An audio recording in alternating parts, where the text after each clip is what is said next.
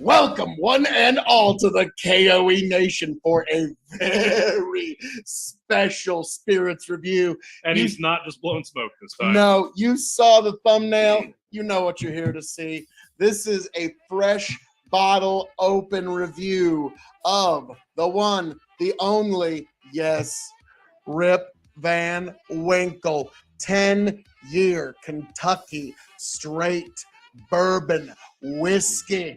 Yes, this is it fair to say a touch sought after? Just a wee bit. Just a wee bit. This is one of the pinnacles of the Buffalo Trace Distillery. And here we go, folks. I am about to break the seal. No going back from here. I am merely Tony fucking G. Like, share, subscribe. And I am super. Yeah, I didn't even really get into the intros. I am Phil Yeah, he K.O.E. doesn't care. K.O.E. Nation on YouTube, Twitch, and TikTok. This is Tony G, Tony the Rod 2.0 on TikTok. That's how excited he is. Usually he stalls. Yeah, If he's not stalling, but here there's we a go. good reason. No going back from here. Ah! Oh, yes. Ugh. And now, here we go. Soft, subtle, Soft. sweet. Mm. Oh, God. It's happening. Oh, my God. It's happening.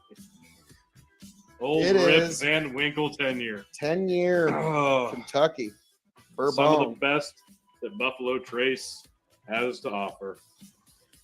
Let's find out for sure. So let's let hear that sit in the glass for a moment. But asleep many years in the wood, 10 summers old, old Rip Van Winkle, handmade bourbon, Kentucky straight bourbon whiskey, genuine old line sour mash from Old Rip Van Winkle Distillery. Alcohol 53.5%, volume 107 proof. So, goodness gracious. This is a remarkable whiskey for memorable occasions. It is mellow aged naturally in mountain oak through 10 summers of our marvelous Kentucky sunshine. Its unusual proof has come through natural causes and contributes to its great character. You may be assured that in our family's 3 generations of distilling experience, we know of no bourbon more intriguing to the taste. This is why I have to set my family name upon it. And it is P. Van Winkle the fourth proprietor, distilled, aged, and bottled by Old Rip Van Winkle Distillery, Frankfort, Kentucky. So, folks, there it is. We've allowed that to mellow a bit. This is a unicorn, folks, and it's going to be amazing. Let's hope. I've been waiting a little bit for this. Let's see how it hits nose. Oh, that is strong. Strong, sweet. Oh yeah, but I mean, it's just not the alcohol, but the aroma is just intense. There's a there's a candy that I'm trying to think of that I always kind of equated with being like a rusty, like sweet butterscotchy. I cannot think of what kind of candy it would be, but this is, yeah, it's very, very candy-like. Very sweet, not necessarily just caramel, but there's definitely caramel there. It's almost like if you took caramel and those Christmas little strawberry candies. You know what I'm talking about? Those little hard candy, like strawberry wrapped. Yep. Hard I candies. couldn't remember off the top of my head. I know I'm going to get just roasted for this, but I couldn't remember if Van Winkle is a wheater or not because I'm getting a lot of wheat. Yeah, grain wise, that makes sense. Not just but like that kind of sweetness and that kind of Sure. like tart apple and. This is a marvelous. This is A+ nose. Really nice. Just really, really nice. It's not overbearing with alcohol, and it's 107 proof. And I've smelled much, much higher proof than this that were either softer or less delightful. Well, the Weller Antique 107 is also 107, and I like this nose a lot better. I agree. This is delicious. Light, crisp apple. I'm not getting a lot of caramel or vanilla. I was to be gonna say honest. like a yellow apple. I Yeah, can see that. So, well, let's see what we get on the palate. See, I've kind of good legs teased this too. out. God, you're right.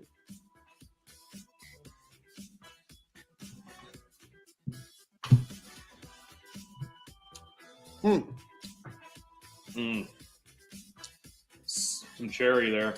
I was about to say, it starts off oak, but then the red fruits start to come out. It's not raspberry. I was thinking raspberry. I was going to say not raspberry because it's like you said, it's more like cherry pie. Oh, my God. Wow. That's, well. Golly gee. That's fucking fantastic. Holy shit. Whew. That's good.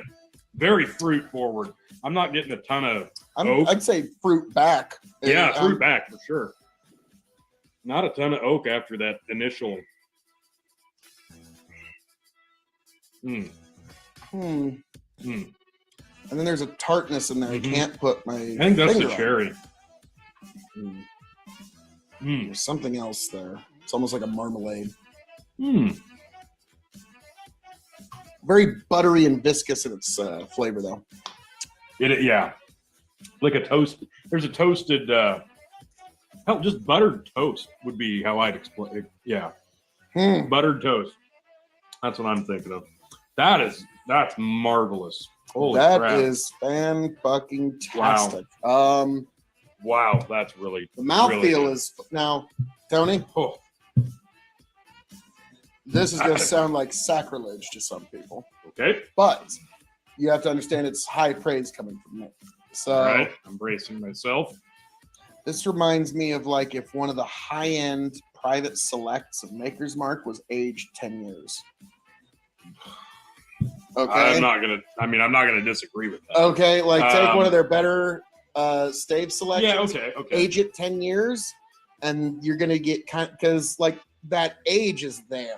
Like I don't know how else to put it. Like you taste every year of it, and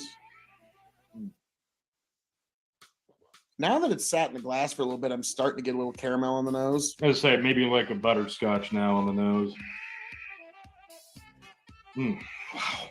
Initially it was kind of oak up front, but then it kind of subsided everything else. This is just stupid good. So this is like basically the opposite of Elijah Craig 18, where it started off with a few little flavors and then just evaporated in just oak. You know, it's really not fair to even mention that while discussing this. I know, but I had to know. They need to know. They need to know. You know what you did. Yes. So, but yeah, tonight is this amazing bourbon's night. That's what I love about these weekend cans. You can put them right on top of the bottle.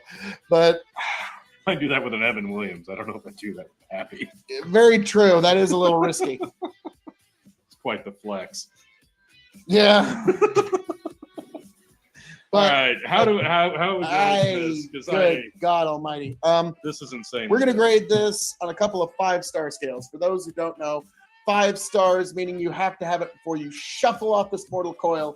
0 meaning pass it on by. The K.O.E Nation has advised you well. So Tony, we're gonna do this a little different. We're gonna do this on 4 5-star scales. Okay. It's shelving. And for those new to the show, the secret 6th question. So, on a 5-star scale, we're going to grade this as a Buffalo Trace release, as a bourbon, as a whiskey, as a cask-aged spirit. It's shelving, and then the 6th question. So, Tony, as a Buffalo Trace release, as a Buffalo Trace.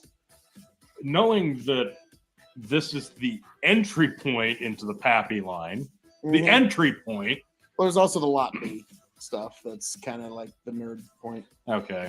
But like that's what some nerd is going to say in the comment. Some whiskey, like, well, what about the lot B? Like, But anyways, this is kind. Yeah. But I've also heard a lot of people say this is the best one because 27 is getting a little old. I was going to say, once you get past like 15, really you're just getting more oak. So this becomes just more charred caramel the longer it sits in my glass. It just gets better.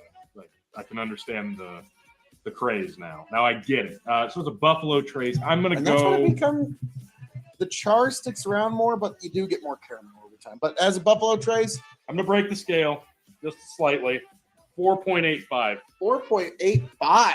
Because I know there's probably room for improvement, but I don't have the capacity or knowledge just yet to compare it. Well, I'm going to give it 4.75 because William LaRue Weller exists.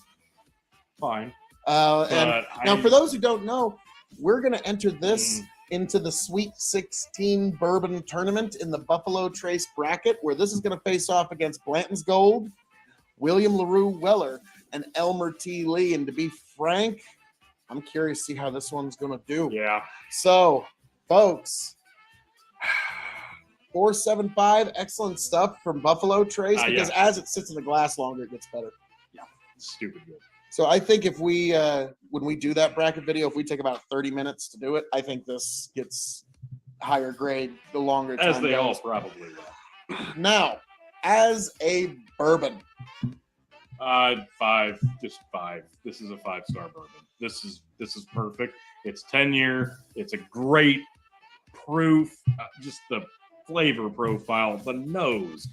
Literally everything about this is the pinnacle of what bourbon should have tried to achieve. Like, this is a 5-star bourbon. Disagree with you, but only just. And I'm gonna give it 4.75 again as a bourbon. Wow.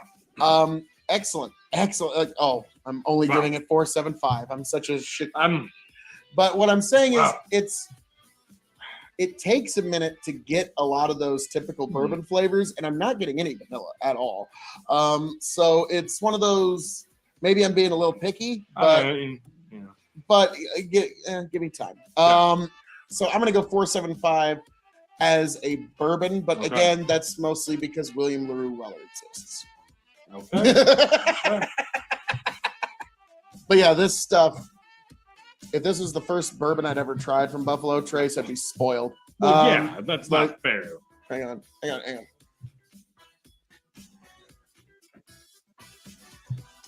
You talked me into it, 4.85 as a bourbon. There you go. Did you see all that persuasion you did for me? It's really mostly in the glass. As a whiskey. As a whiskey, gosh.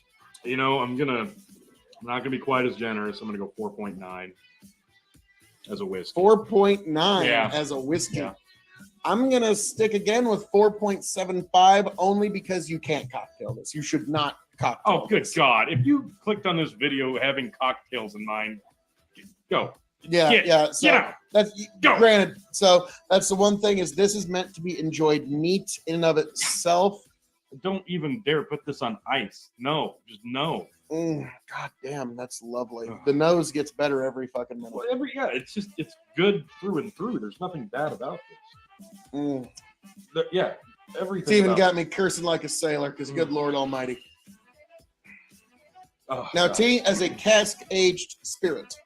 They hit the nail on the head with 10 years here. Like, they found gold, and they just claimed that field because, wow, like, there's really nothing more to achieve here by doing any less, doing any more. Like, this particular recipe is just ideal. I get it now. I understand the allure. I'm gonna go 5. 5, Tony? 5. You know, 5 as a cascade. You raise an interesting argument there, because 5. 1 would be just a crime. Yes. 2 would be a travesty. It would. 3 would be a tragedy. Yes. 4 would still be an understatement. 4.5 would be underselling it. Yeah. 4.75 still just not quite adequate, and that's why 1, 2, 3, 4, bam, 5 stars as cask aged spirit. Yes, this is another one of those instances where I call it art in cask aging. And the extra years here really make it. So this is ideal. I can't. 5 stars. I can't even imagine an 8, a 7, or I was harsh up front, but I got better in the tail. I just can't imagine this recipe doing 7 to 8 years. Kind of like this bourbon. Yeah. Hey! Thank you. I'll be here all night. I think they hit the exact right formula here. So yeah, this is stellar. And I bet once this one gets past the shoulder and it oxidizes in the bottle a bit. Yeah. Holy hell, this is gonna be just A+. Like, stupid good. So we're gonna get some data off of this bottle. This bottle is gonna be entered into the bourbon tournament. Also, if it doesn't win the bourbon tournament, we're gonna put it in a 10-year challenge of other 10-year bourbons. But if it wins, like, yeah, this thing's gonna get depleted over the tournament. Let's be kind to this bottle. We will. But why do you think I bought the Weeglen carrots? Okay, to be kind to these bottles. But now, Tony, this is gonna be a really tough question. Probably the toughest one in the history of KOE Nation. Right. Are you prepared? I'm prepared. All right, brace yourself. Okay, raised. What shelf would you put this on? I mean, The top, the middle, or the bottom? It'd probably sit between like my God, this is tough. I'm gonna say probably like right next to like my Hawkeye shit. And I'm kidding. This doesn't even get to the top shelf. It's gonna go to the separate shelf with probably like the Infinity bottles, just away from the rest of the stuff. But yes, it's clearly top shelf. Like when this bottle's empty, this will probably be what I use to make a bourbon Infinity bottle. Mm. Just because why not? The last few little drops on the side can still be integrated. Yeah, but yeah, it all. Yep. So this is definitely top shelf. It's a brag bottle. Yeah. This is the one that you show off to flex. Yeah. Okay. Like, what you got now, motherfucker? There's that. So there is that. Now the secret fifth question. Sixth, actually. The sixth, actually, yes, math, folks. It works that way. Normally, it's the secret fifth question, but I added an extra one. So the secret sixth question. When this bottle runs empty, will I seek another one? Yes. Damn right. Now, I did not pay secondary for this bottle. Hell no.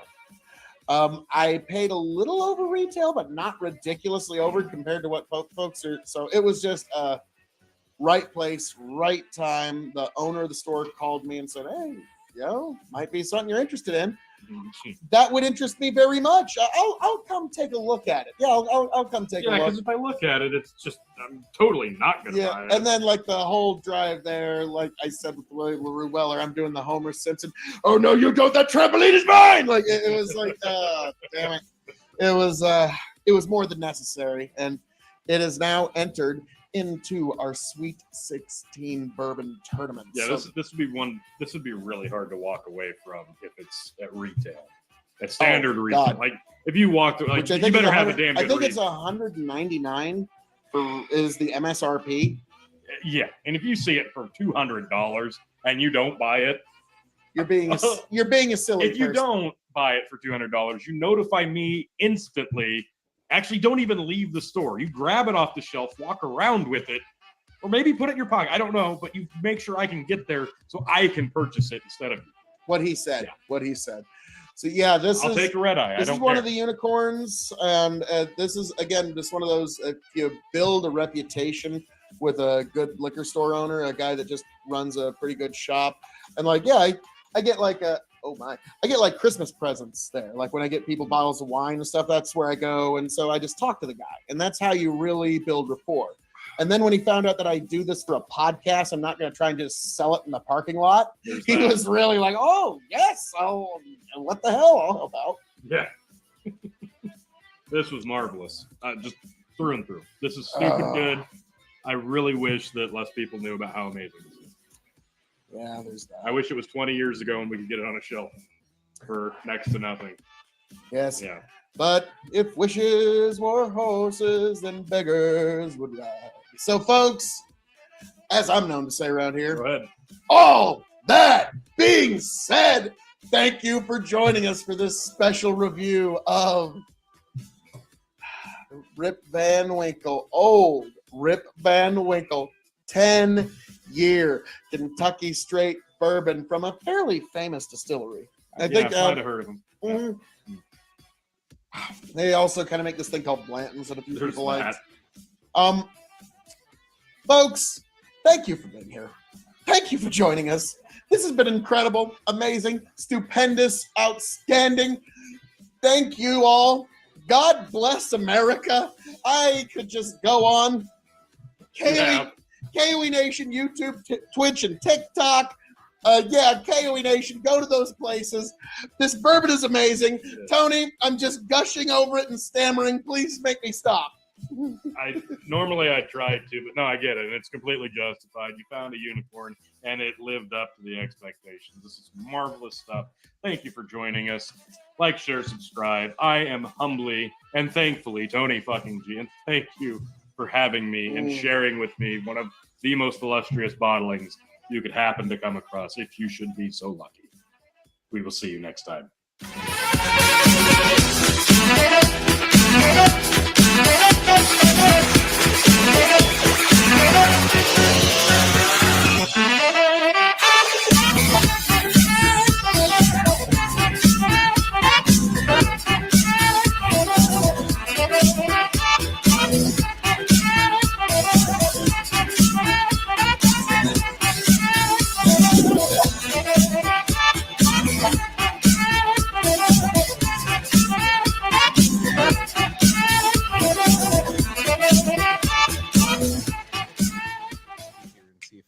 Smooths itself out. Tell you what I'll do if I ever get back.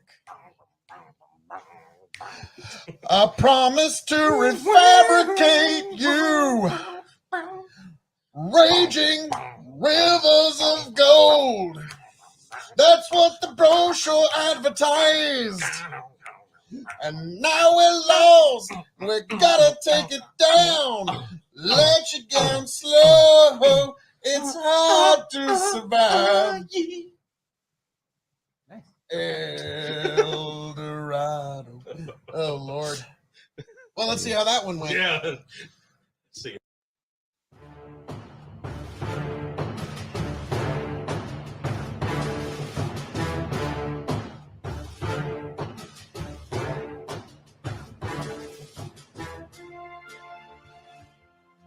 Welcome, one and all, folks, to a very, very special, anticipated.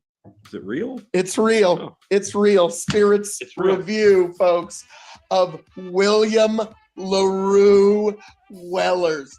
I am your king of extreme, Phil K.O.E. You can find me at K.O.E Nation on YouTube, TikTok, and Twitch. You can find this guy over here at Tony the Rod 2.0 on TikTok. But folks, you're here this evening for this incredible bourbon and its review, and we're about to fresh crack the seal. And I am joined by my indomitable broadcast partner, the one, the only, The just baffled, bewildered, befuddled, if you will, Tony fucking G. Like, share, subscribe, and this is going to be just, I still can't believe you have acquired such a unicorn and are going to open this bad boy right here, right now. well, I decided What a first drink of the day. yes, I figured while our palates are fresh, let's get into this. But in the words of the great Ernest Hemingway, and it's words I've been living by, never hesitate to kiss a beautiful woman or open a good bottle of whiskey. And so in that particular vein, we're going to get into William LaRue Weller. Big shout out to the store owner who let me know this is coming in town. You know who you are. God bless. So this is 62.65 alcohol by volume, 125.3 proof. Baby. To date, this will be the highest reviewed bourbon ever reviewed. The highest proof? Yes. Really? I think we've had some higher proof other spirits, but this will be the highest proof bourbon ever reviewed here at K.O.E Nation, and it's William LaRue Weller, folks. It's happening. So, yep, I'm breaking the seal. It's happening. No going back. It's open. Oh, my. Lovely. I was about to say Lovely. soft and subtle. Is that a synthetic or is that a real cork? That's real. Real cork? Oh, my. Oh. Yeah. Quite excited for this. And a perfect use for wee Glen Karens, to be frank. This is not one you want to do a Russo pour on. No. And we'll be using these for when this is entered in the Sweet 16 Bourbon Tournament this year. It's going to be having some pretty stiff competition. Van Winkle 10-year, Elmer T. Lee, and Blanton's Gold. Wow. Yeah. See, yeah, 125 proof. I thought, had we not done 127? Wasn't that a Booker's? Maybe. You might be correct. I think you might just be. barely. A Booker's just beaten it out, and maybe one other. But yeah, I mean, this is Well, you know, folks, much higher than K.O.E. Nation super fans, be sure to let us know in the comments. But uncut, unfiltered, limited edition barrel proof Kentucky straight bourbon whiskey. William LaRue Weller. Oh my goodness. Well, that breeds. and while we breathe. Yes, while we breathe. Born in 1825, William LaRue Weller was one of the early whiskey pioneers of Kentucky. After serving in the Louisville Brigade during the 1840s, William LaRue Weller remained in Louisville and continued his family heritage in the whiskey business. Weller was famous for his Kentucky straight bourbon whiskey using wheat instead of rye in the mash bill. As one of the most distinguished of his time, William LaRue Weller spent many years educating consumers about the different styles of bourbon and the special flavors that wheat imparted to his whiskey in particular. William LaRue Weller also believed in the importance of aging his whiskey, and to this day, Weller bourbon continues to be aged longer than most. The combination of exceptional aging and the use of wheat in the mash bill produce a whiskey with a very mature, rich, and exotic aroma.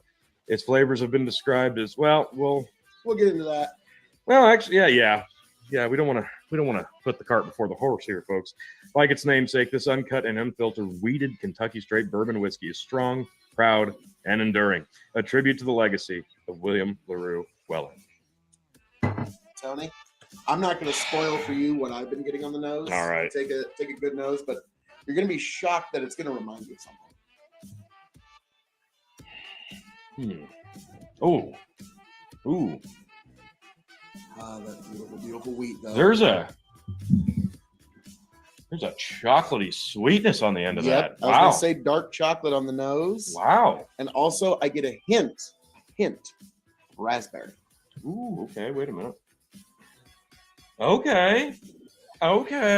Because, all right, now, Tony, we haven't tried it on the palate yet, but just on the nose, this is going to sound almost like sacrilege to some Buffalo Trace lovers, but you're going to understand this is high praise from me. All right. Okay.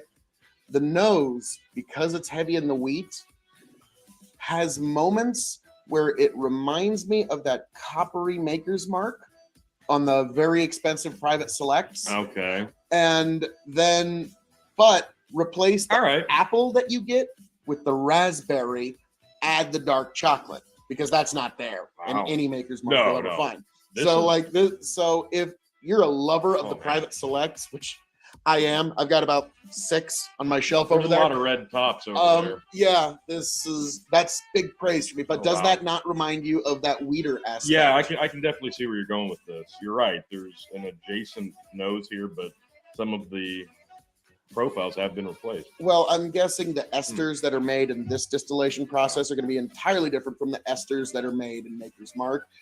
Because now, I just always bring this up as a little trivia fact. For those who don't know, esters are the chemical in fruit that gives it its smell. And in some distillation processes, those same chemicals will be made in the whiskey. So that's why you smell certain fruits. This is a fantastic nose. Now, granted, this is a very, very sought after bottle. Expectations are high, but so far, just on the nose alone. Oh yeah, this is a 5-star nose. If we were grading whiskeys only on their nose, this would be up there. This is lovely. And this does not smell like 125. No, I remember that 1792 store pick, and that was like, it smelled every bit of it. Every bit of foolproof. This is the life. I would like to get this in a car air freshener if I could. If you didn't know what this was, what would you guess? It's proof, just on smell. Let's wait till we get to taste. I would say 95. I was gonna say 93. Yeah. Wow. A little over 90, but not much. Yeah, this is delightful. Yeah, this is a pleasant bouquet of nose smells. This is beautiful. And they all match together too. Like we've had some noses where it's got all this stuff all over the place, but it's all instead over of shooting out in different directions, they're all uniting. Looking together. at you, Scotch. It almost seems like a shame to drink this. It's kind of like you want to have your cake and eat it too. Yeah. But this is for science, okay? It's for science. These are the sacrifices we make for science and you, the K.O.E. Nation. My God.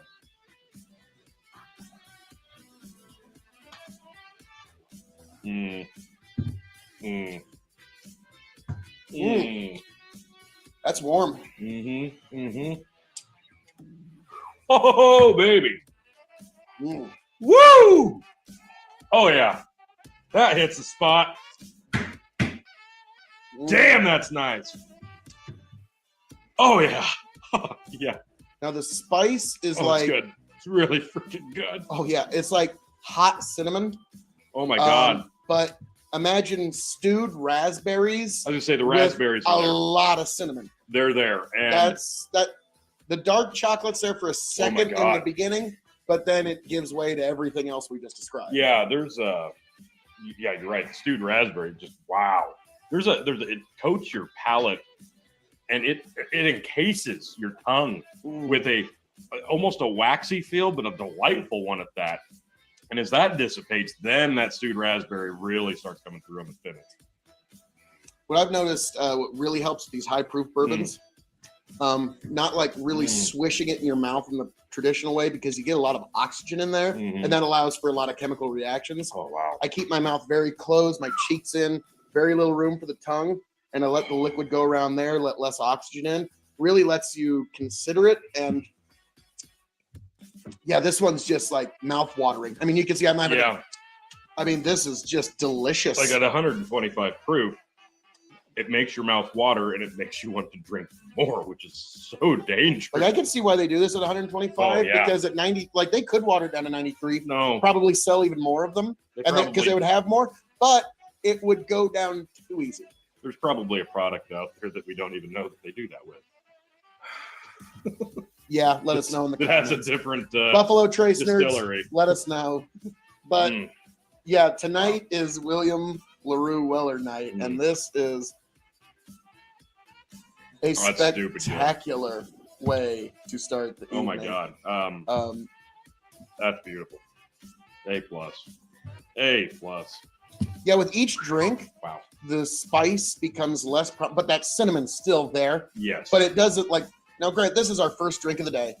This is because I figured let's just do it right. But after you get past that roller coaster spice cinnamon ride of the first taste, it becomes just marvelous raspberry. Because I'm guessing there's quite a few esters in here that would match a raspberry ester or some red fruit, and it's just gorgeous. Like I can see why this is the head of the William LaRue Weller line. And Tony, I think I'm just going to go ahead and call it right now. This is now officially an entrant into the 2022 Bourbon Tournament. That's the a heavy hitter. And it's going in the heaviest hitter of brackets. Like I mentioned earlier, folks, this one will be going up against Van Winkle 10-year. Elmer T. Lee, we've already reviewed that one, and it's gorgeous. Blanton's Gold, we've already reviewed that one, and it's gorgeous. So, folks, we'll see if this one makes it to the Final Four. But before we get there, we need to get to the grading of this particular bourbon. And, Tony, you know it. But for the folks at home, we grade this on a 5-star scale. 5 meaning you have to have it before you shuffle off this mortal coil. 0 meaning pass it on by. The K.O.E. Nation has advised you well. So we're going to grade this as a bourbon, as a whiskey, as a cask-aged spirit. It's shelving. And for those new to the show, the secret 5th question. So, Tony, as a bourbon on a 5-star scale, what would you give this? 5. It's 5-star bourbon. That's outstanding. Like this is a 5-star bourbon. All right, now, Tony, here you go. I'm going to disagree with you. Oh shit. Except actually, I'm not going to disagree with you at all. 1, 2, 3, 4, 5. Bam! 5 stars as a bourbon. That's magical. This is what bourbon should be. Yep. That's an achievement. Tony, this is the only bottle that has surpassed barrel 450 Blanton's. Okay?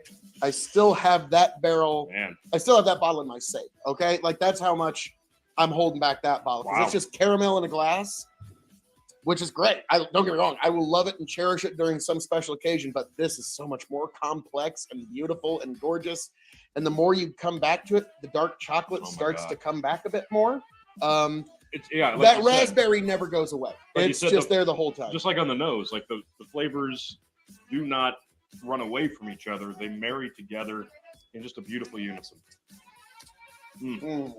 Yeah, 5 stars bourbon. But yeah, that end still has that heavy cinnamon spice. So I'm sure There's a little extra spice there. you're That's, just that's hating not just cinnamon too. There's another spice there. I Yeah. can't put my finger on. Well, that's what I'm saying. Heavy cinnamon, like Yeah. because I can't quite like it's not like a curry punch. I can't think of Wow. what it is. But you're right. There's a like. Yeah. I remember one time I made a comparison of if you muddled cinnamon and allspice together. Mm-hmm. But with that drink we were drinking, put in more allspice and cinnamon. This one, reverse it. More cinnamon than allspice. The spice must flow. Oh wow. The 3 Dune Beautiful. fans in the audience are just losing it. But so that is our grade, 5 stars as a bourbon. Now, as a whiskey. As a whiskey, I'm gonna say 4.5. Easy 4.5. It's a high proof. It's definitely spicy, which some beginners might not appreciate. Like if you're just starting in whiskey, this is something you work your way up to. I was about to say, You start out with this, it's gonna ruin whiskey. I for you. wanted to go 4.75, but you're right because this is not a beginner's whiskey, and this is not something you should cocktail with. If you cocktail this, yeah, no, you're getting a slap. You're getting a slap. Gotta slap you like this. Yeah, Slappy, Yeah. slap. In a video game. allegedly. But yes. All right, we got that in. All right, now we move on to cask aged spirits, and I think we're both going to say the same thing, aren't we? Depends. What are you doing? Because you've gone off the rails before. I'm gonna going to say 5.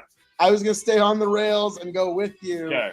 5 stars as a cask aged spirit Yeah, the Because- ingredients here, the mash bills here, and they do it perfectly. because this is art in cask aging. Yep, this is It's beautiful. Cannot begrudge this in any way. When you This is get the beautiful. flavor profile to connect in such a way and just be beautiful together and be able to still pick out different flavors, that's perfect. And they're not fighting each other. They're together. Again, it's just a perfect unison. Oh God, this is This gorgeous. is amazing. The rest of the evening's reviews are going to be disappointments. Mhm. Mm. Now, is there Mm. really any dispute? Like, this isn't going to even go on my top shelf. This is going to go into my secret whiskey vault that most people don't know exists.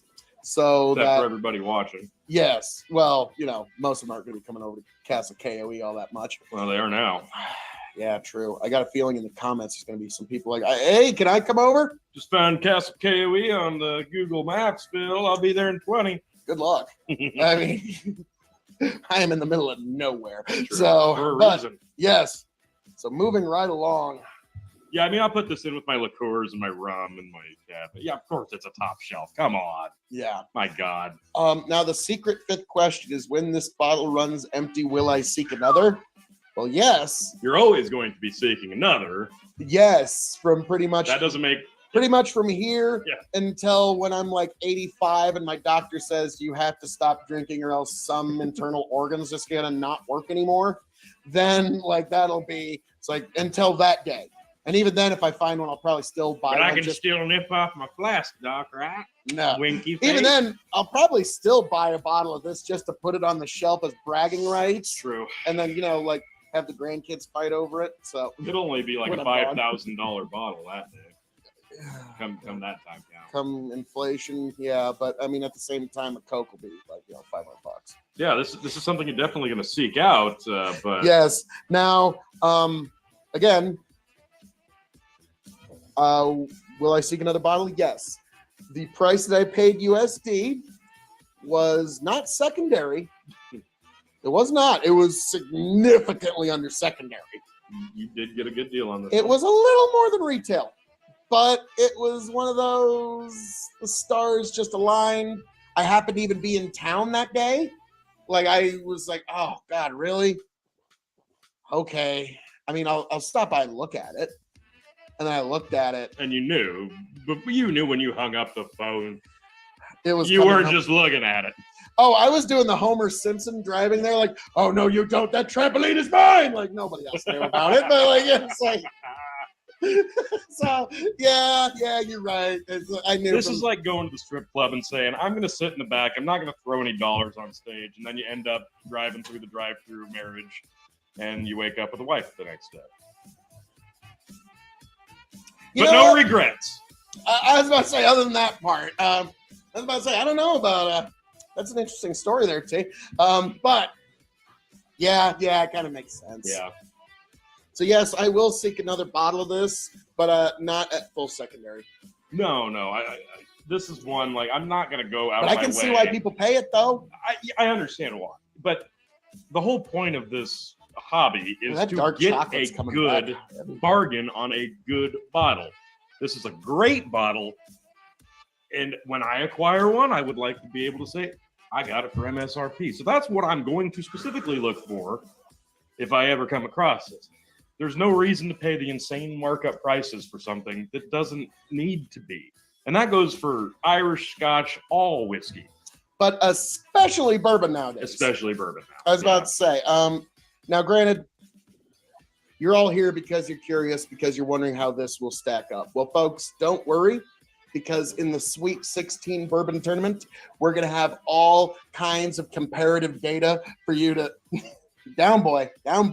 Wow. Okay.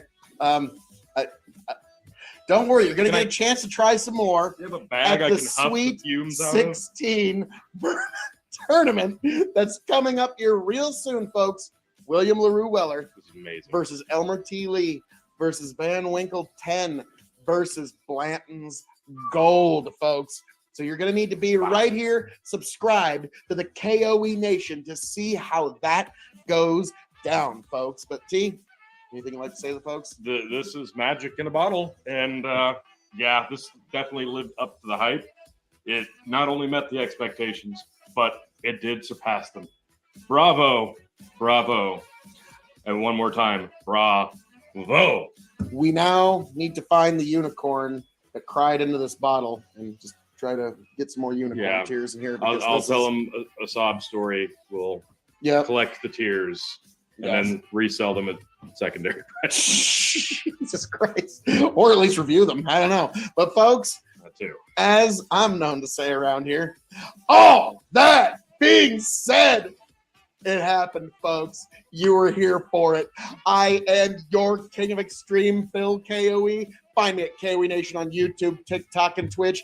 Find this guy at Tony the Rod 2.0 on TikTok and the Revolutionary Wrestling Podcast on YouTube and Spotify. Thank you for being here. Yeah, I'm a little flustered, flabbergasted. Thank you for being here. Thank you for joining us. God bless America. Yes, thank you. I'm really happy to have gotten to do this, folks. Thanks for having me. Yeah, this was fucking awesome. God bless every last one of you. I hope you make it back here happy, healthy, much the wiser. T, take it away. I'm just babbling now. Thanks for stopping in. This was amazing. Thank you again.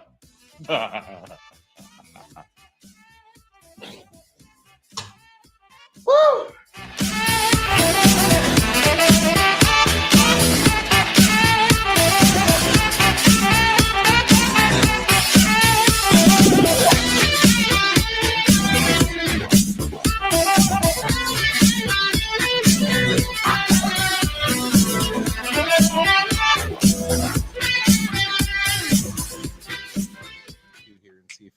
Smooths itself out. Tell you what I'll do if I ever get back. I promise to refabricate you, raging rivers of gold. That's what the brochure advertised. And now we're lost. We gotta take it down. Let you down slow. It's hard to survive. El Dorado. Oh, Lord. Well, let's see how that one went. Yeah. See.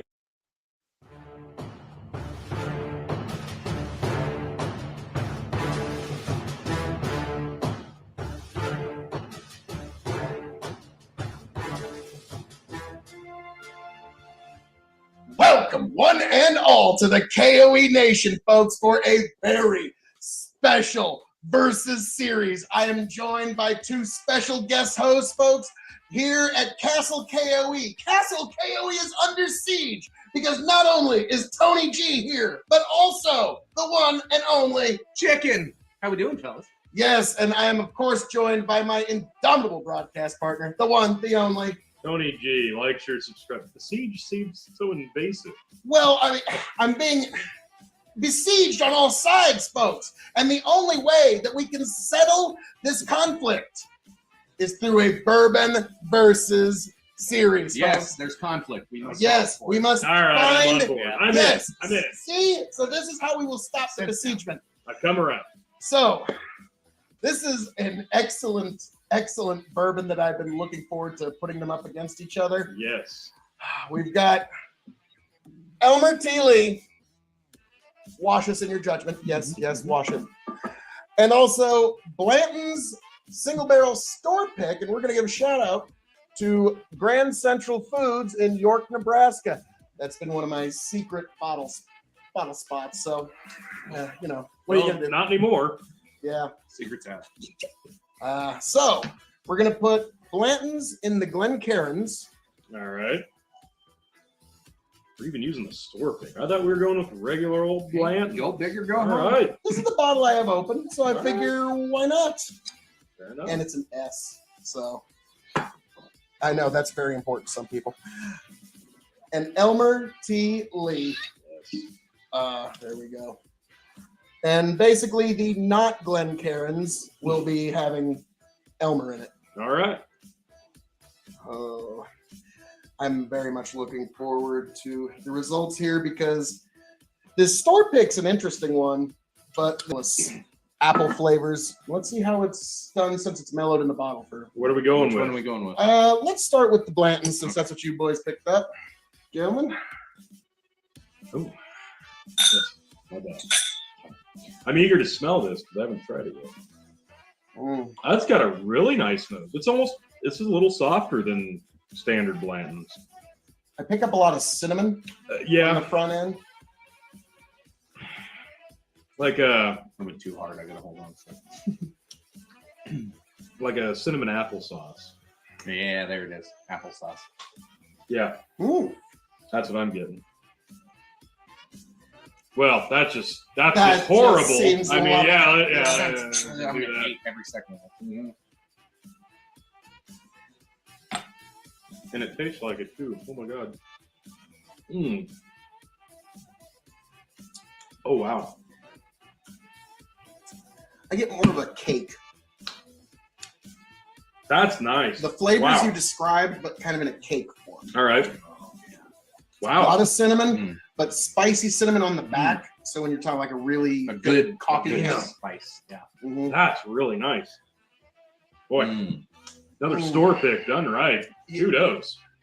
Well, Blanton's doesn't make anything that's awful, and it's from the legendary Warehouse H, which I don't know what it is about that warehouse, but like Lord protect that from tornadoes because that's where some great bourbon comes from. That's good. I'm loving that. Oh wow. Oh yeah, this is really Now, Dylan, you realize now you must take up Elmer T. Lee. Oh no. Shucky darns, right? This has almost got. I'm trying to remember when we did the full review. This is We like were a little- sweet green apple to me. Underwhelmed by the nose. I was gonna say the nose on here is not nearly as powerful. No, it's not nearly as strong. I I remember will the give you palate that being much more because, powerful. Well, yeah, this one really struck, and that Yeah. one. Go back to that nose, and the Oh, caramel wow. is gonna. Oh, Chicken's like, sorry. I didn't waste any time. Wow, Nose is good. that's really nice. Mm. Yeah, this is a fine nose. It's just not nearly as. Well, intense. let's see how the palate hits, because I remember that being a bit more of a roller coaster ride experience. Mm. Mm. Oh yeah. Mm. Oh, and there it is. Takes a second for the Mm. finish to really expand in the back of your mouth. But man, There's a lot going on. That's it is subtle yeah, spices, Wow. baked green apples on the front. The back is a subtle spice that doesn't burn the esophagus on the way down. Which I almost is, got like an apple pie-ish, like without the pie, but like, Yeah. like the filling of an apple it's still pie. got like that just leathery. stewed baked Yeah, apples. yeah.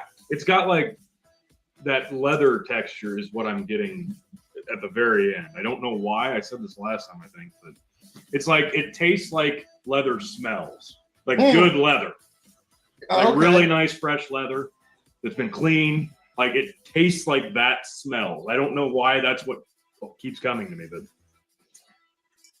and it's. I mean, this in a completely good way. I don't know why that's the first thing that comes to my mind. Yeah, that's marvelous stuff. So, gentlemen, you've now had the pleasure of trying the legendary Elmer T. Lee and a Blanton's single barrel store pick. This is a versus series. Now, Chicken, this is your first time having both. Yes. I have had both of these whiskeys before previously, and I am torn, but I think I know where this is going to go. So, I think since you are the current champ, I will let you give the first pick. Which one do you vote for as the superior whiskey? Elmer T. Lee or Blanton's single barrel store pick?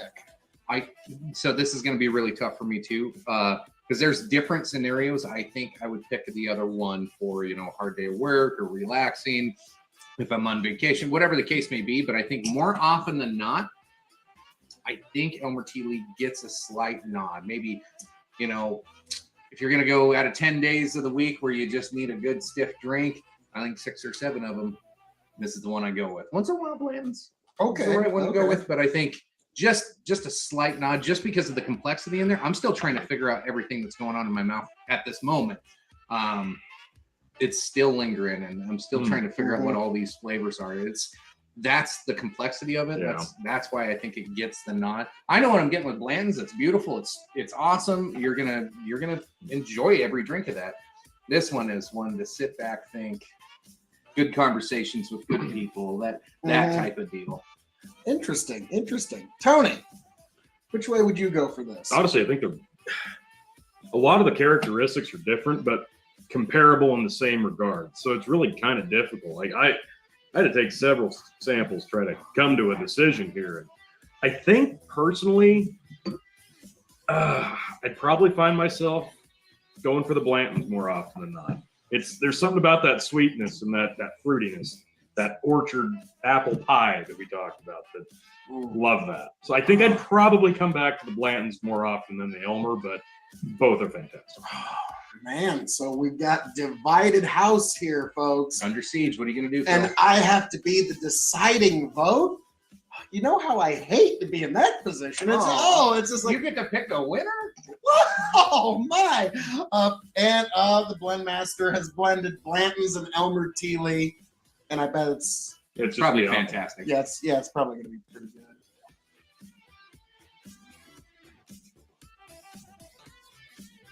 B plus. B plus. All right. The blend master gives that blend a B plus. The Elmer definitely cuts through though. Okay. Yeah. Okay. Oh, this is tough. Very difficult because I figured you two are going to be in consensus on the Blantons. And I was going to be the contrarian to give it to Elmer. But we've got divided house, but I'm going to give it just a barely small edge to Elmer T. Lee. Now, keep in mind, Blanton store picks. Beautiful. Yeah. I mean, and guess what, folks? Guess which one you have a much more likelihood of finding out there. And yeah. Like considering this is the first and probably only bottle I've ever had or will ever own. But now, Chicken, you've never had this. Just curious, and we'll just do just bourbon. On a 5-star scale, how would you rate Elmer T. Lee? Still got a little bit in your glass there, sir. I'm gonna go with the straight 4. I want to give it a 4.25. I really do. Fuck it, 4.25. I really love this. This is one I'm gonna be It's a little chasing more after. oily than the Blantons. Like Yes. the Blantons is just kind of like sugary brown sugar Yeah, cinnamon. That's probably sweet. why I get that leathery idea in my head. Marvelous, marvelous stuff. So just by the hair of its chinny chin, Elmer, you win again. So, gentlemen, anything you'd like to say to the people at home? No, fantastic stuff. Here. Grab yourself some when you see it. Don't let it pass you by. Yeah, never pass up a store pick if you're sitting there. See it. Come on. And yeah, this is just another confirmation that store picks are some of the best values you can find in spirits. Yes. So, folks, as I'm known to say around here, all that being said, thank you for joining us for this very necessary matchup of Elmer T. Lee and Blanton's to see which shall reign supreme. Elmer by the hair of his chinny chin. I am your King of Extreme, Phil K.O.E., the man of the hour, the man with the power, the man that makes the other podcast cower. You can find me at K.O.E. Nation on YouTube and Twitch. You can find this guy at Big Fucking Empire on YouTube and Facebook. You can find this guy at Tony the Rod 2.0 on TikTok. Gentlemen, take it away. Cheers, folks. Yeah, cheers. Love it. Woo-hoo. Good stuff. Here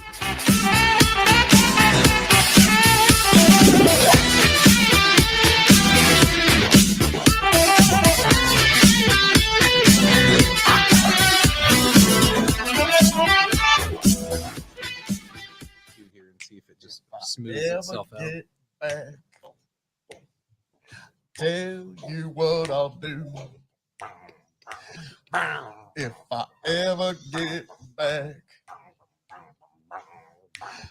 I promise to refabricate you raging rivers of gold.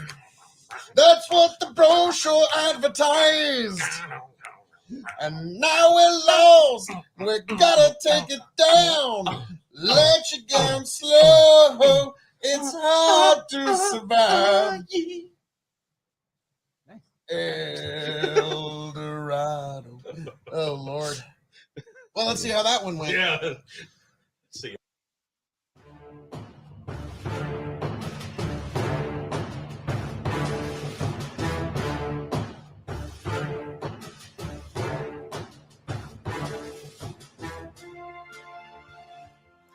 Welcome, one and all, to the K.O.E. Nation for a very special Mystery Spirits review. I am the elated, excited, and somewhat in anticipation Phil K.O.E. of K.O.E. Nation on YouTube, Twitch, and now TikTok, folks. My kingdom expands.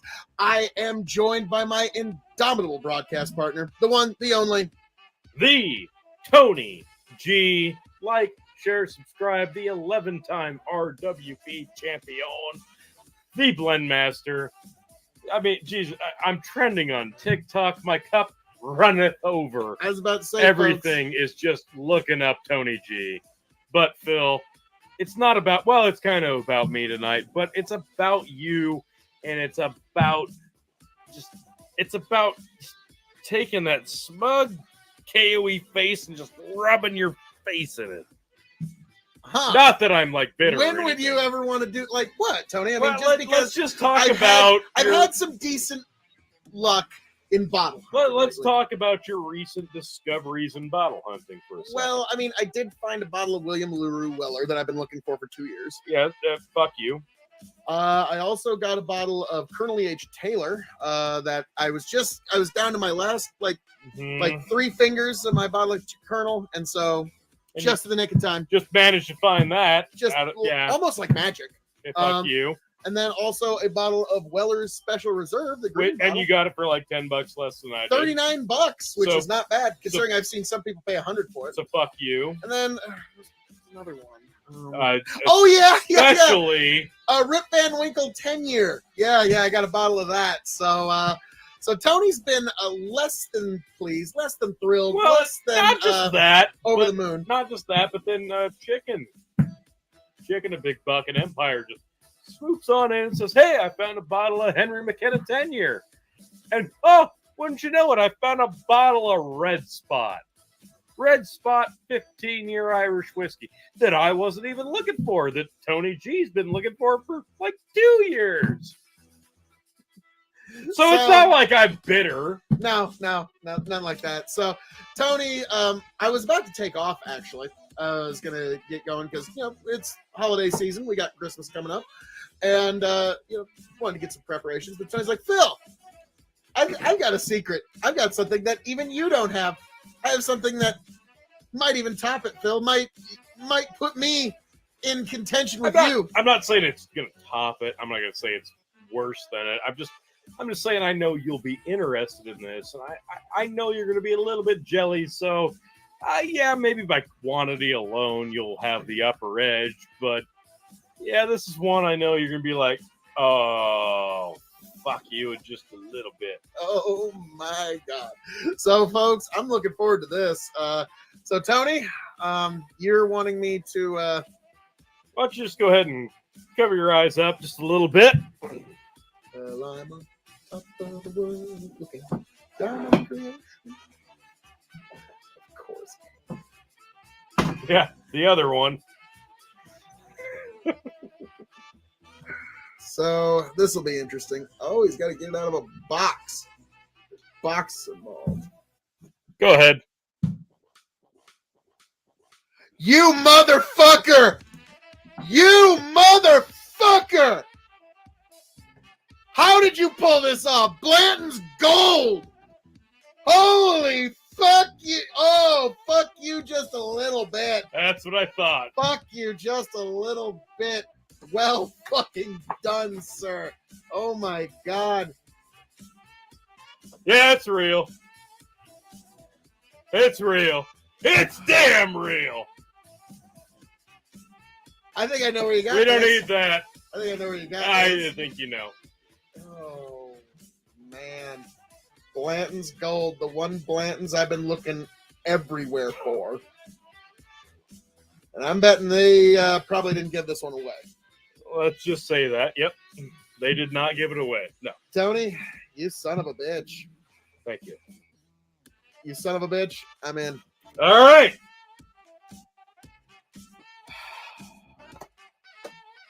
This is my surprise face. Blanton's gold, folks. It happened. We're here. Bill, go ahead. Open it up. I mean, I am. I know you want to. I am the Blanton's bottle opening expert amongst us. I mean, I do it a lot. Yes, the wax just flew off. I'm maybe a little. All right. Make sure all the wax is off. I don't want none of that getting in there. Look at that golden horse, that golden steed. Yes, golden stallion. Just for the record, it's an S, by the way, a golden S.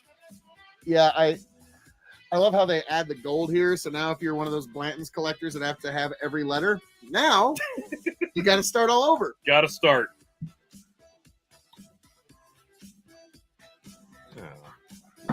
Well, that was disappointing as shit. I don't feel like the liquid inside will be as disappointing as the cork pop.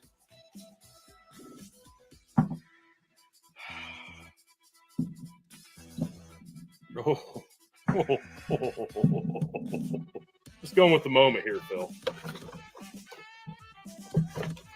I didn't feel like I was going to be able to, keep this secret for nearly as long as I wanted to, so we're going with the moment.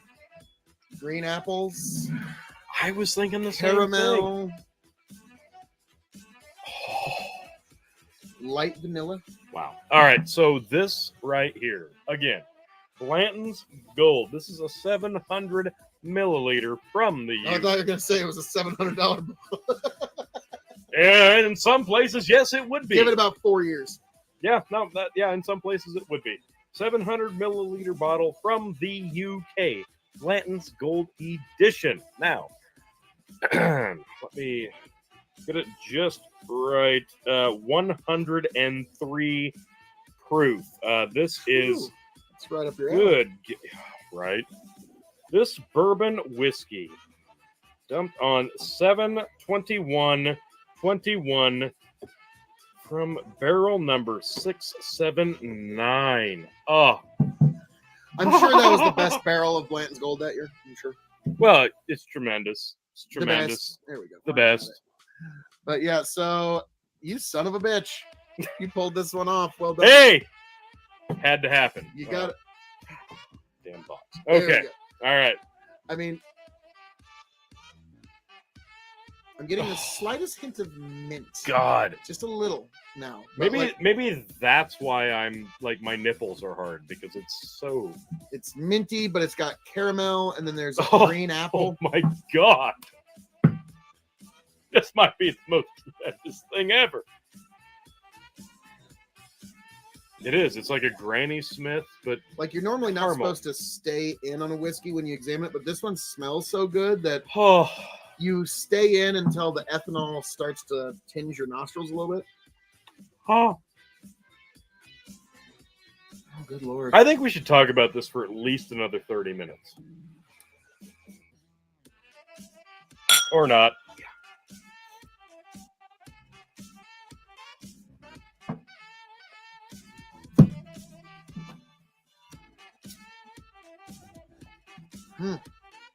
Mm, Spicy brown sugar. holy God. So you're Everything we just said about the nose, does that not apply to the taste? the apple doesn't come through very strong. I was gonna The no. spice is much stronger, and the brown Wow. sugar that was just faint on the nose is prominent. If you are a lover of brown sugar, this is just Oh my God. No, yeah, caramel apple. 100% of the way. Wow. Oh my God.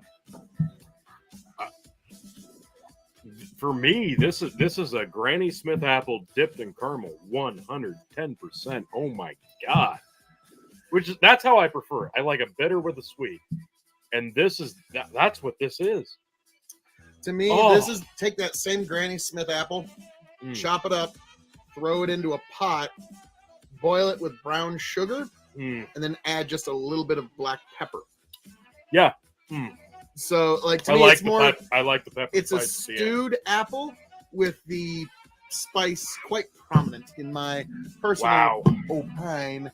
So, Oh. I think this is the best way for it. There we Yeah, go, that folks. works. That works.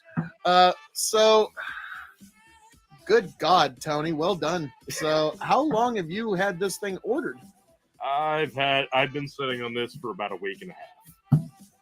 Okay, but like, how long? Like, I know this website. It takes like 6 years for the package to actually get No, to this you. one took like 4 days.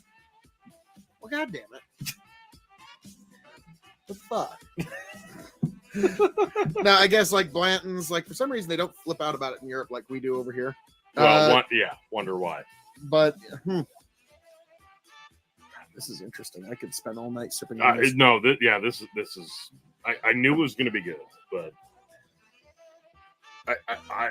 I'm blown away because this is 100% a Granny Smith green apple dipped in caramel with some like Christmas spices or peppered spices on top of the caramel, which it just sounds horrible. Yeah, doesn't this it? is just incredible. We love Blanton's.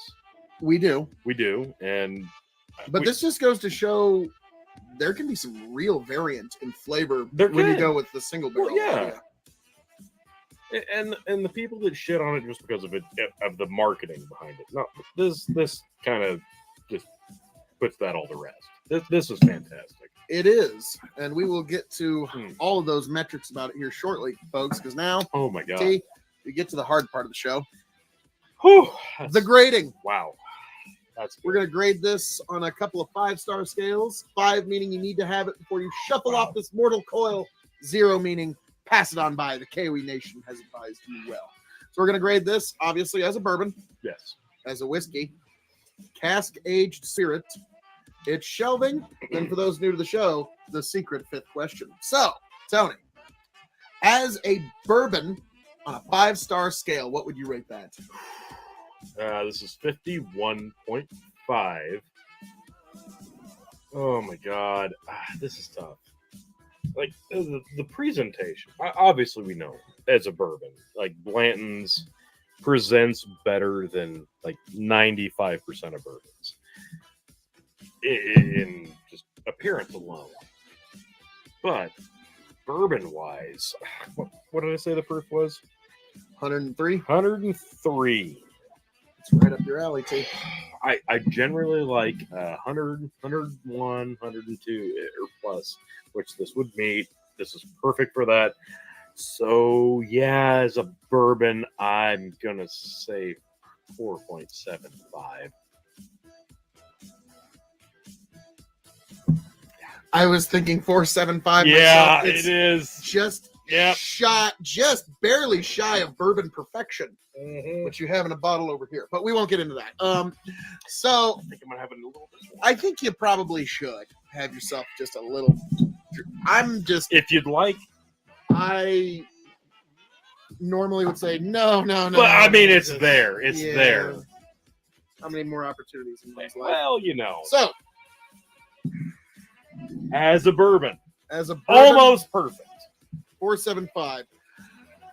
As a whiskey, Okay. this one you got to be a little more honest about because Again, it's 103 proof. you're gonna just like almost want to slap me. It's but It's 51.5% ABV. It is Buffalo Trace, which, for better or worse, does carry a bit of a stigma. or it carries with it several fanboys. Well, I mean, you can't even comprehend thinking about this as a cocktail. You can't put this on ice. You just know. It'd be great. Now this is No, actually it wouldn't be great. This neat is great. okay. T, I was gonna Everything say, besides you're gonna that. slap me, but I think this would be prime candidate.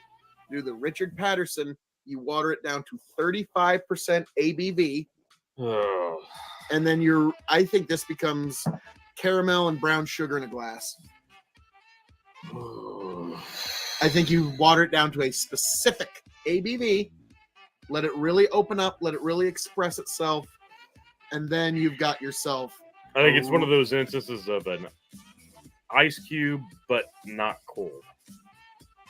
You water it down to the ice cube ABV, but let it mellow to Like not one chilled. of like Yeah, one of yeah, those yeah. like round ice cubes that have the core in the middle. Yeah. Like you let one of those Yes, melt. Yes. That's probably about 'Cause three-fourths of that you put in. Because the colder 1 ounce. the colder it gets, the more diluted it's going to feel, and this should not feel diluted.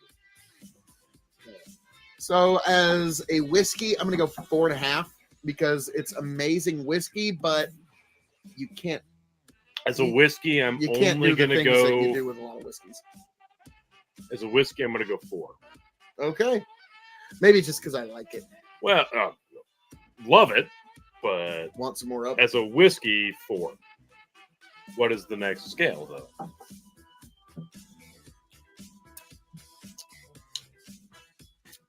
Sorry, I was enjoying it. By all means. Cask aged spirit.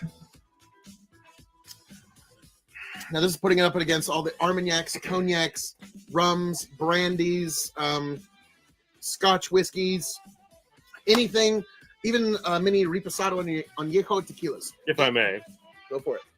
The finest bourbon in the world comes from a single barrel. And it is never blended with whiskey from any other barrel. That is the way Colonel Albert B. Blanton first bottled his private reserve bourbon nearly a century ago. And that is the way Blanton's is bottled today. It is a costly, painstaking way to produce bourbon, where a bourbon's peak maturity varies from barrel to barrel, and only a master distiller can determine the exact moment the whiskey has extracted enough flavor from the wood. Thus, he vigilantly monitors each barrel until it is aged to perfection and is deemed worthy of the Blanton label. That is why our bottle carries no age statement, just the hand-marked information you see here. That is why Blanton's is to bourbon what the finest single malts are to Scotch and rarest cognacs are to brandy. A sour mash whiskey of a body, bouquet, and character unequaled by any other. Blanton's is available in limited quantities at select stores. Very select stores, by the way. This is another one of those bottles I've been hunting for a good long while, and son of a bitch, you found it. Now, what's fascinating is you got it in a 700 milliliter bottle. So this is a UK exclusive, yes. Imported by Gordon and McFial, the same people who do my 14-year-old bourbon cask. Yes. They're the folks who imported this. Yep. So, to Mr. Gordon and Mr. McFial, thank you. Mm. Now, Cask aged spirit, and I know we didn't.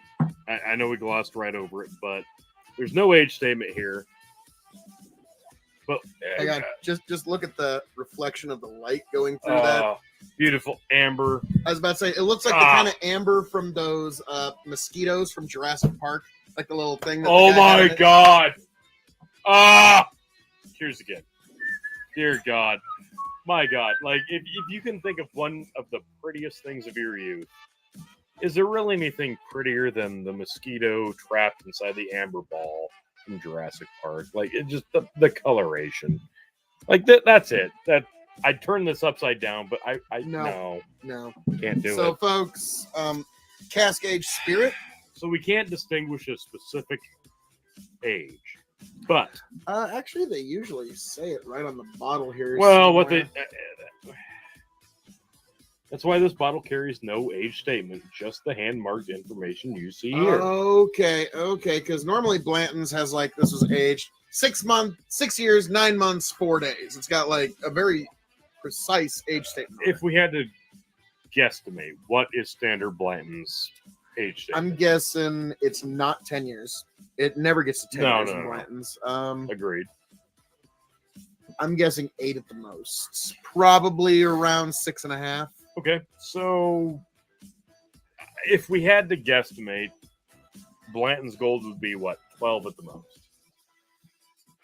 What do you mean by that? If we're guessing like minimum or maximum 8 for standard, minimum would probably be like 6 to 8, right? Yeah. Okay. I'm saying there's no way it's older than 8. Okay, so I'm guessing like 8 to 12 here. Okay.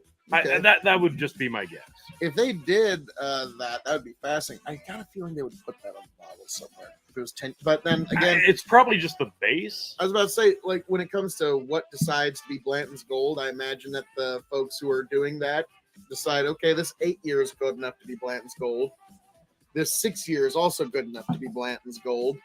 This 7.5 year is not. It will be standard Blanton's. I get a feeling now. How would you like that to be your job? That'd be horrible. God, what a terrible. Not all heroes wear capes. So feel for you. Star scale though, as a Cascade spirit, we've been dancing around that and haven't been able to decide. You want to go first? You want me to rip that Band-Aid off? Yeah, go ahead. As a cask-aged spirit, because it does not carry an age statement, but we can tell some exquisite. It comes from the vaunted, the well-known, the world-renowned Warehouse H. Unrick 34. Clearly the best Rick. Well, from barrel number 679. Rick C137. The best Rick.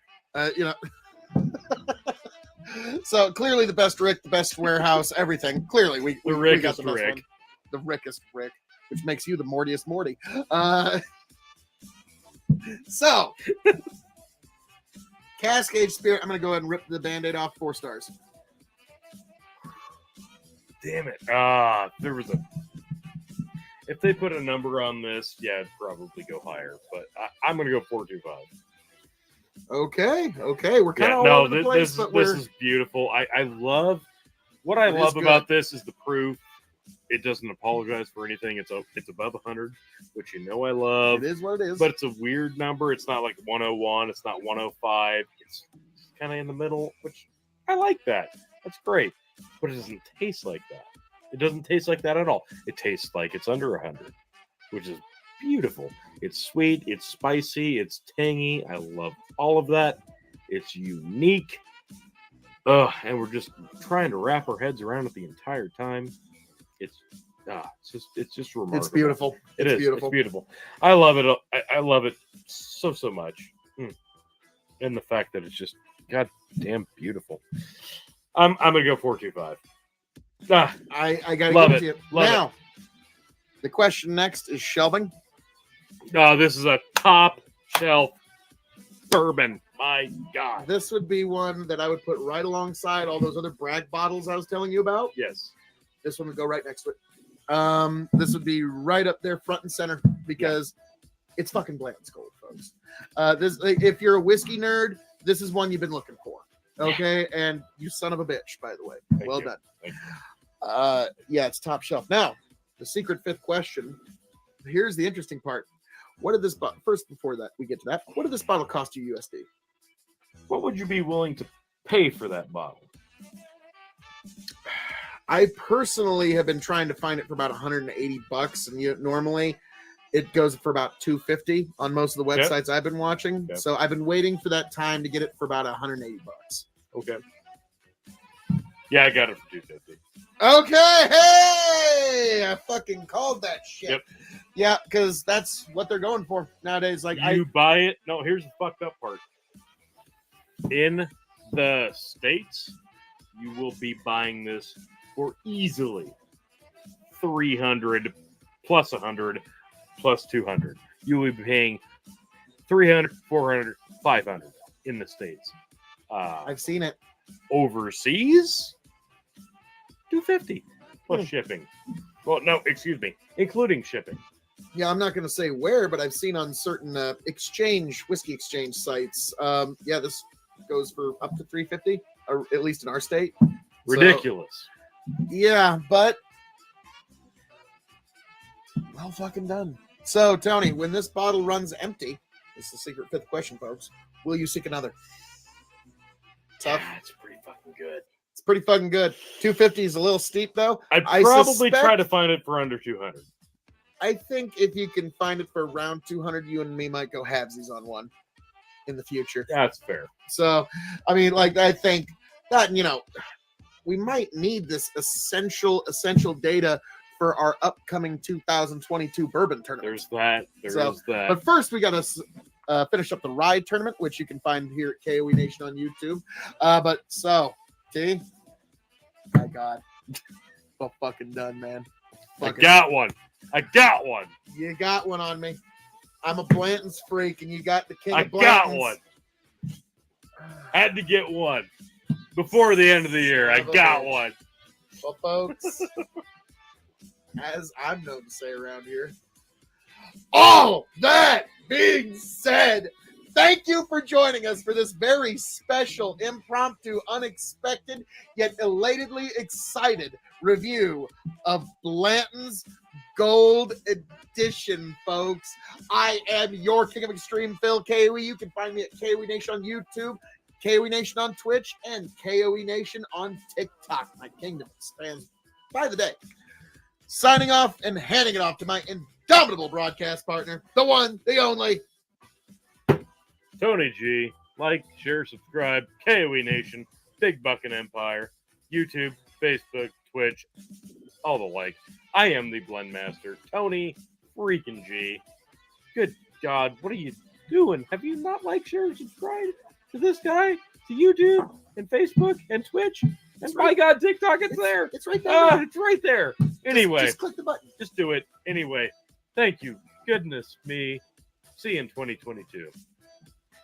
Cheers. Son of a bitch. Well done, T. See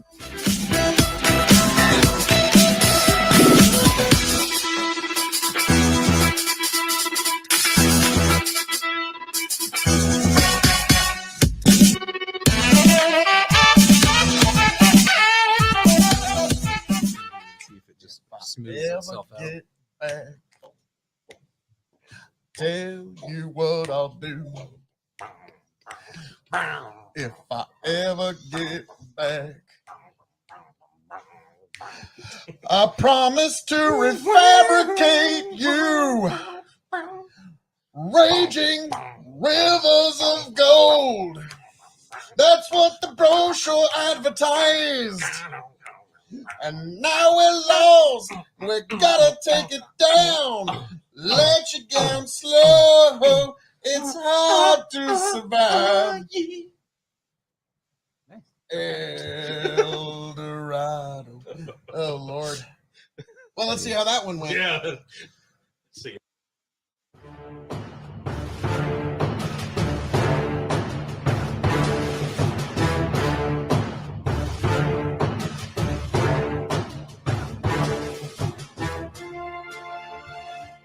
Welcome, one and all, to a very special Buffalo Trace edition of the K.O.E. Nation. I am your King of Extreme, Phil K.O.E., joined by my indomitable broadcast partner, The Blend Master, Tony G.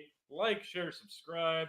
This is a very exciting one. We are going, we're lots of hitting good stuff. a lot of bases here from the Buffalo Trace Distillery, Sazerac.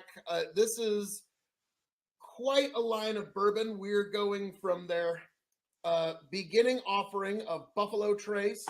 Pretty good stuff. Yes. You and I have never had No, Eagle Rare. I'm very excited. Aged 10 years. I've heard nothing but good, and it comes in a glorious looking, almost like a wine bottle. Yes, it's a little tall for my liquor cabinet, Yeah. so it only fits on the top shelf. So we will see if that's where it shall remain. Well, that's not exactly something to live up to. So hope you're ready for the challenge. Oh, I was about to say that's quite a there's quite a bit of heavy hitters there, and something that did make it to my top shelf, Colonel E.H. Taylor Small Batch. As you can see, folks, I have enjoyed this whiskey thoroughly. That's a nice one. I like that one a lot more than I expected. But last but certainly not least, Blanton's single barrel bourbon. I've had a little bit of this, the original single barrel. This was barrel number 450. The best barrel of that particular batch, obviously. Okay. This was bottled 3/10/20, warehouse H, obviously. Rick number 51, the best Rick that year, obviously. And yes, this is really good stuff. And I actually have another bottle of this same barrel. So interesting stuff, folks. Some people call Blanton's overrated. I call those people can't find a bottle of Blanton's people. Oh, snap. Now, personal disclosure, full story. My grandmother loved bourbon. And this was one that she actually thought was just kind of a neat little interesting treat, was Blanton's in particular, before it really got big. Now, she would only order bourbon press, third bourbon, third 7-Up, third water. That's all she'd ever order. And so she would be very interested in this one. All But right. we are going to get the pours going here, folks. We've got some Buffalo Trace. Yes. Starting off with the entry level. Now, this is a very nice, affordable bourbon. You're going to find it most places. Some places a little more scarce, depending on the month. But, you're paying about $25 a bottle for that, right? I paid like $27. Okay. So, yeah, you're pretty In the close. ballpark. And I'm sure there's somebody that has paid some ridiculous secondary market price. Fair. I don't know why. But yeah, there's times I even have a hard time getting my hands on this. Yeah. Just plain old. Bourbon is a fickle creature. Yeah, especially now. Yeah. What about the Eagle Rare? What's that going to run somewhat? God, it used to run like about $27-$30, and I'm seeing it creep up to $40 to $45. Wow. We'll see. It does present nice, but yeah, I can't help but think sweet red wine. Yep, it really. But yeah, the bottle, it just presents so handsomely. It does. Like Very it nice. does lead you to believe you're buying a premium product.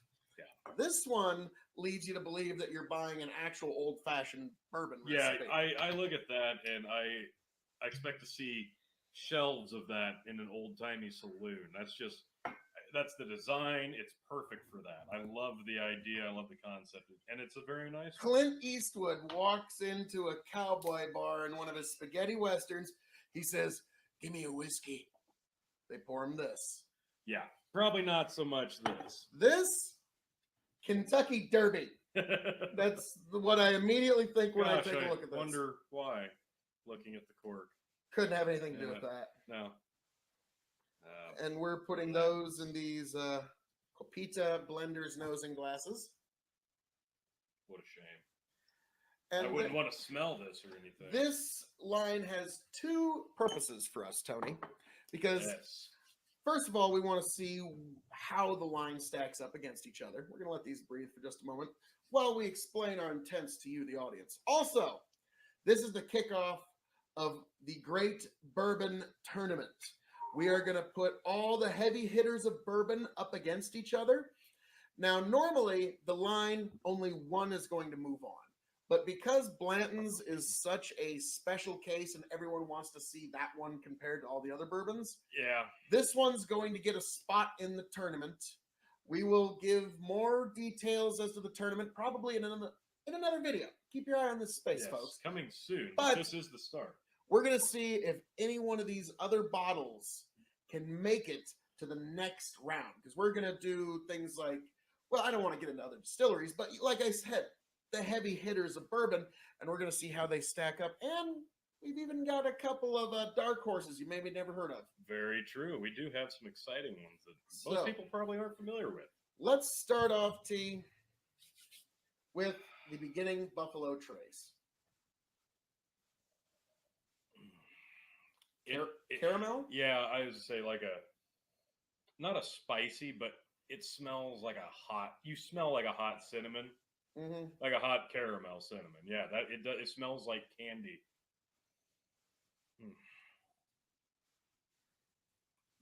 The heat comes through in the palate for me. Mm-hmm. The sweet is in the nose. Yes. And we've reviewed this before. Unfortunately, the video didn't quite come through. Yeah. So while we're here, your general grade on this, T. You know, it's so like you said, that nose is really nice, but you know going in that you're about to drink some booze. But I think the nose being as sweet as it is, that heat on the front of the taste, it almost gets more intense to me on the back end. Yep. I don't want to call it a mintiness, but the way it lingers on the back of your tongue could be compared to that of a mint. like it's almost like cinnamon challenge. Yeah. Like very heavy, like Yeah. shaved fresh off of a cinnamon stick. Yeah. Cinnamon. No, it is. That is just So- a great affordable bourbon for typically under $30.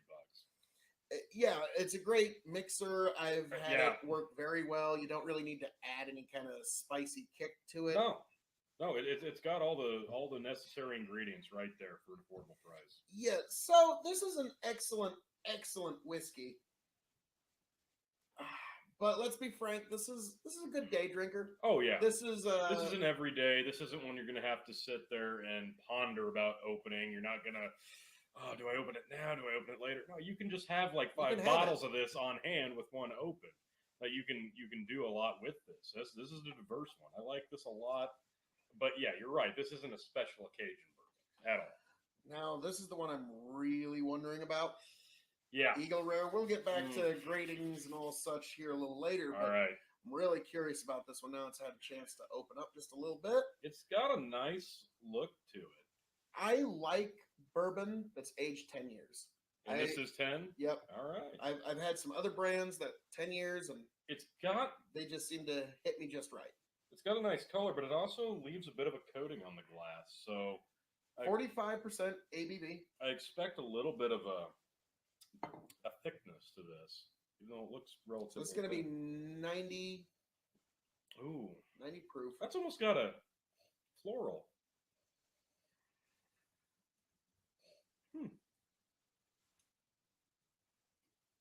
Very smooth on the front, but it does have a spice kick Here it on comes. the back. It's not. That's not cinnamon. That's It's a peppery allspice. I was thinking, yeah, I was gonna say peppermint, but yeah, no minty sweetness on the back. It's all Yeah, it's a very it there's the texture. Oh yeah. the spice, like it immediately just makes me think of like spice traders in some like Mediterranean market. Like Lots of different spices going on here, but honestly, In look alone, it reminded me of red wine, but there's a feature there that almost reminds me of a bittersweet red wine. Maybe in the texture it leaves on your tongue. It's not quite tannic, Right. but it's like tannic parallel. Yeah, Like, yeah. it even like kind of sucked some of the moisture out of my mouth. But very smooth right on the beginning. Yes, you're right. Excuse me. I don't know what I expected. That definitely wasn't what I expected, but I'm also pleasantly surprised. Yeah, that's a spicy meatball right there. That is very, very spicy in a good way. I suspect, like, not much sweetness. Just because I know the kind of palates that you like you love the Macallan in Scotch, which is overly minty. Like this one has some powerful spice on the back. Yes, and I think this one is probably one of your. I'm liking it a lot. I mean, the more I try it, the more I like it. At $40, is that one you'd spring on? You know, I think I would. As many people as I see rave about this one, I can see why now. Yeah, you're right. Like it shouldn't be quite $40, but I can see why people would pay that and more if this is a flavor you really like, which I'm very interested. I picked it up, it was $27, or yeah, it was about $27, and I just been sitting on it for months now. Yeah, and I've been eyeballing it for months. I just figured it'll probably be like a slightly better version of this, but no, very different. Which the two of these I hear have a very similar, if not the exact same mash build. Really, which does show the quality of their cooper and cask making. Like that's because a lot of Buffalo Trace, there's only a very select few mash builds, and then it's all how it's aged, the casking, and just where it sits and how it interacts with that Kentucky summer heat. And that's why you're getting such vastly different flavors. But notice that the spice is still on the back end for both of them, which does point to them having the same mash build, in my opinion. Oh, wow. It's so much more powerful on the nose now, the Eagle Rare. Yeah, it definitely stands out harder on the nose it's like now. A nutmeg or something. There's something and like there. A cooking vanilla. Yeah, there you go. Because the sweetness, it's not very sweet, but you're right. The sweetness that would be there would be that of a cooking vanilla. It lingers. It's very potent. Very nice. I'm surprised. I'm actually now, since we've never graded this one before, Okay. Tony, and we have graded this one. All right. We'll get back to this one, and we might just cut in our grades and an audio. I don't know. We'll figure it out in the future. Tickled my nose hairs. So, as a bourbon, how do you grade Eagle Rare? I'm gonna give that on a bourbon scale. I'm gonna say 3.5. 3.5. Yeah. Okay. Why do you give it that? Because I think it's unique enough as a bourbon that it doesn't just fall into line with what you expect the default flavor profile to be. It's got a lot of uniqueness going on there. It's not overly sweet. It's got some burn. I think it's really not, but I don't know that you would do a lot of typical bourbon cocktailing with it. Not standard cocktailing. You could do some unique cocktailing, not your standard cocktailing. That's, I guess, would be my opinion of it. Yeah, this wouldn't be one that I would just mix with just a plain old soda. Yeah, that's exactly what I'm thinking. Like, you could do it, but why? That's why I'm going to give it. Like, do that with Buffalo Trace. Yeah, I'm going to to give it 3.75. Okay. As a bourbon. So we're about in the same wheelhouse. Now, as an extra quarter star because you're a bourbon guy. Maybe. And I'm a fan of the distillery. What can I say? Fair now, enough. As a whiskey. As a whiskey, oh man. I think that's a 3.75. 3.75 as a whiskey. I really think that's unique enough that stands on its own. Aside from the distillery line, that I really enjoy it. It's not quite 4, but yeah, 3.75. I understand what you're getting at, but it does stand on its own against I immediately because I know what I'm getting with these two. I immediately started talking about single malt scotches and how it can stand up against those in its own way. So I'm gonna disagree with you slightly, and I'm gonna even slightly break the scale at a 3.8. Ooh, okay. So All it's right. a fine whiskey. So I'm right. You just don't want to admit that I'm right. That's fair. That's fair. Never. What? No. Now, as a cask aged spirit. I'll go 4 on that. Damn, stealing my thunder. I think I was that's- gonna do the same. It's a 4-star. Yeah. The casking is actually quite extraordinary. Yeah, that's impressive. There's also, I think it's Eagle Rare 17. Oh. Now that's one of those real unicorn bottles. That's Not gonna see that in just everywhere. All right. Nah, but that's the one. Don't put it on your grocery shopping list. That's the one that a lot of folks are chasing. So Okay. I wonder what gets expressed more in those 5 years difference. Like I imagine there's some spice Okay. extra All right. because there's really no caramel here. No. But so, all right, I think you were right with the vanilla shelving extract. on this one, Tony. Oh boy. I'm gonna say this is definitely a middle shelf bourbon. I would normally say that, but because Doesn't it's fit. too tall and I found a perfect little corner, it's going to go on the top shelf for easy reaching. Okay. All right. And yes, it's going to be it's a weekend drinker, but it's not like a Christmas or a Thanksgiving weekend. It's just I've had a rough weekend and need to unwind. Fair. Should we go back and do the Buffalo while we're grading? You know, yes, but now Tony, $40. Will you seek out a bottle of this? Depends what else I've got on my shelf for bourbon, but there's not else that I can think of that would be comparable to that exactly. So, yeah, I think I would. All right. I think I would. Yes, if I can find a bottle of it, when this one goes empty, I will refill it. Okay, so Buffalo Trace, the original. The original Buffalo Trace. We're going back, folks. So as a bourbon. As a bourbon, I'm going to say 3.5. I was going to go 3.25, but I'll go 3.5 because I think that one's got just the right amount of spiciness, and it's sweet to the right extent. Some get way too sweet, some get way too spicy. I think this one's got a nice blend, so I'm going to give it 3.5. This one's approachable, where this one's complex. Yes. So I'm giving this 3.75 again. Okay. So they're both 3.75 just as a bourbon.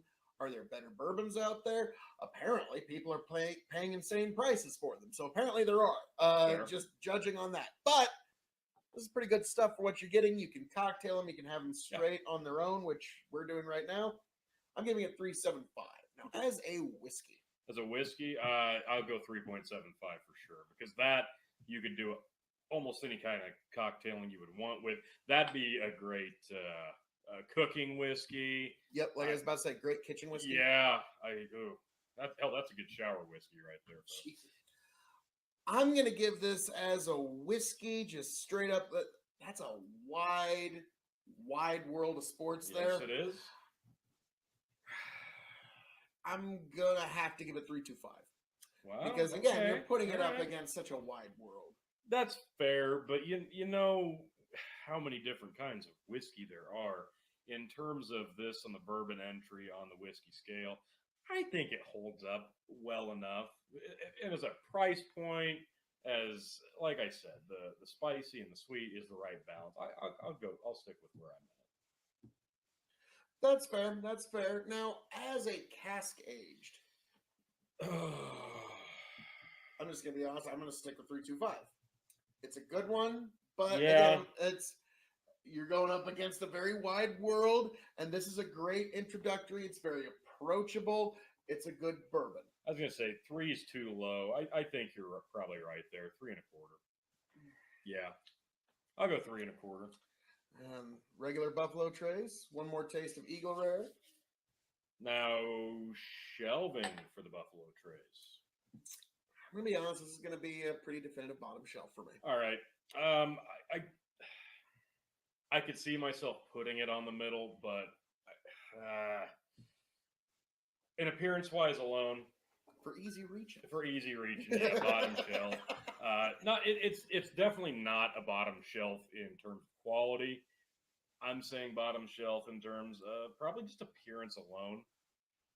I think that's what downgrades it. That's Just my a touch. way of, it's not a very complicated whiskey, but I want to complement it in a way. Yes. It's like it's on my bottom shelf for easy reaching. Yeah, oh, yeah, purposes. yeah. But Makes So- perfect sense. $27. Are you gonna? Yeah, I absolutely. Yeah, I'm I'm gonna picking up a try bottle and of keep this. one in stock, and this will probably be, if I can keep it in stock, one of my main mixer. Yeah, no, bourbons. absolutely. It's So- great for that. We move on. The Colonel. Colonel E.H. Taylor small batch. All right, this has been sitting for a little bit. It's a Sweet, lot. sweet caramel, Yeah, it's a lot Candied lighter apple. on the nose. candied apple. I'm not getting a lot of fruit, but yeah, I was gonna say if it's fruit, it's orchard for sure. And it's I'd candy almost say- like caramel apple. Yeah, all right, I can see that. I was almost thinking like pear. I could see it. All right.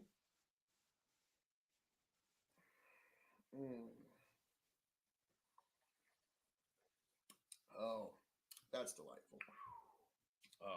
It's very smooth on the initial palate, and then the spices begin to flourish, not explode, but they just kind of tingle outward, and it's really nice. 100 proof, Mm. bottled in bond, which is very important to some people. Mm. So that's one of the things for it to say bottled in bond. It has to be at 100 proof. Yep, it's hot, but Very it's hot. not finish. overwhelming. No, like it's not. it's not like again, hate to bring them up again, but it's not like the Macallan where it's like, okay, can I get off this ride now? Like this is a little much. It opens you up though. This is a. Is it think right? of like apples that were baked in like heavy cinnamon. Yeah. It clears you out. Oh, that's nice. That's really nice. It's so light and crisp, but once it starts to expand on your palate, boy, there's a lot there once it opens up. Yeah, I remember. I like and that a lot. check out on K.O.E. Nation my review of Colonel E.H. Taylor. You know it's the right thing to do. So you can get our full grading. But this is one of my favorite bourbons I've had in a while. Yeah, I really like the way that this expands. The more you sip on it, the more you enjoy it on your palate. I really like this one. Yeah, that last sip I took was just easy, sweet. Like it was just like sweet grains, orchard fruits. That was my first thing. caramel. It's got a lot of sweet corn. grain. Yeah, the sweet grain for sure. Yeah, This I was one's thinking amazing. grains, but that's when it exploded on my mouth. Yeah, That's it, really it tends nice. to do that. It's really nice. I'm a fan. This is one I want to definitely pick up a bottle of sometime. Now, I've utilized this strategy before in poker. I'll sip on cognac because one little drop expands onto the entire palate, and so I don't have to get up and I can just stay playing all night and survey the table. This whiskey could work in much that same Okay. way. Just a few drops just explode onto your palate. But it's easy drinking enough to where you could drink a little more than you'd want to, or need to. As I have. Now this is small batch, which I really am a fan of small batch. Yeah, whether it's bourbon or whatever. For some reason, that seems to just round all the edges out. Sure. Like in a lot of places, like single malt's the way to go. In Japanese whiskey, they view blending as the highest peak of engineering. So That's it just an honor to depends be on blended.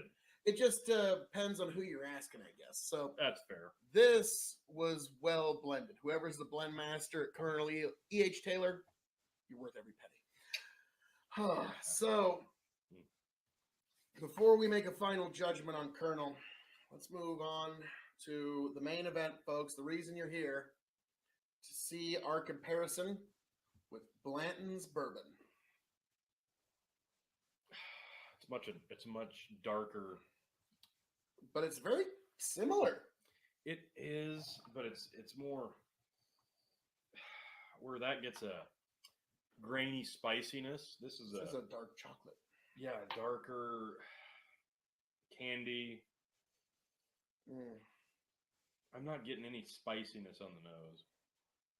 Oh, there's a little, but it's just a baking spice. Yeah. It's not anything like we got from the Eagle Rare.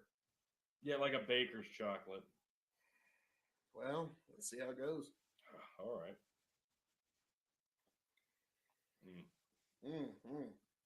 Rich. So smooth. Wow. There's a little bit of spiciness. A little. Like. Yeah, I mean, it's so subtle. Yeah, that's amazing. God, that's good. Like, I mean, I know some wow. people say it's overhyped, but it's for a reason. Yeah, it's so hyped good. up for a reason. It is actually like the contents of the bottle are actually good. It's not just a pretty bottle. No, yeah, and that's something you don't see a lot. Like, yes, the bottle is quite fancy and it stands out and it's unique, but yeah, the contents are very pleasant. Yeah, just the nose is very clean on it. Just a little bit of it doesn't linger. Vanilla, some bit of toffee. I was just about to say toffee because mocha's the wrong word. But I can it's not coffee, but it's like a coffee adjacent, like it's in a parallel to coffee. Yeah, it's there though, and it's not.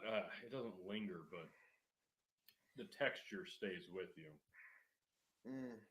Oh, that's yeah. Nice. Now again, in terms of cocktailing, the only one that I think is like people will even allow you to do is mint julep. I think that's like that's acceptable. And now, I know a lot of people are going to be just like, "How could you say such a thing?" But would this not make one of the best Irish coffees you ever had? I don't think that would still qualify as an Irish coffee, but yeah. Am I wrong? No, that would go good in a coffee cocktail. flavored cocktail. Yes. Now, I'm not saying do it. I'm just saying it would be great. Yeah, actually, I think that is necessary. That needs to be tried at least once. It's almost too perfect once in for our that. life. So, Tony, it's almost too perfect for that. We've gone through this lineup here, and we've already determined Blanton's is moving on, of course. Moving on into the tournament because it just it's got to. Now, it's an enigma of sorts. So now let's come back to Buffalo Trace, the standard line.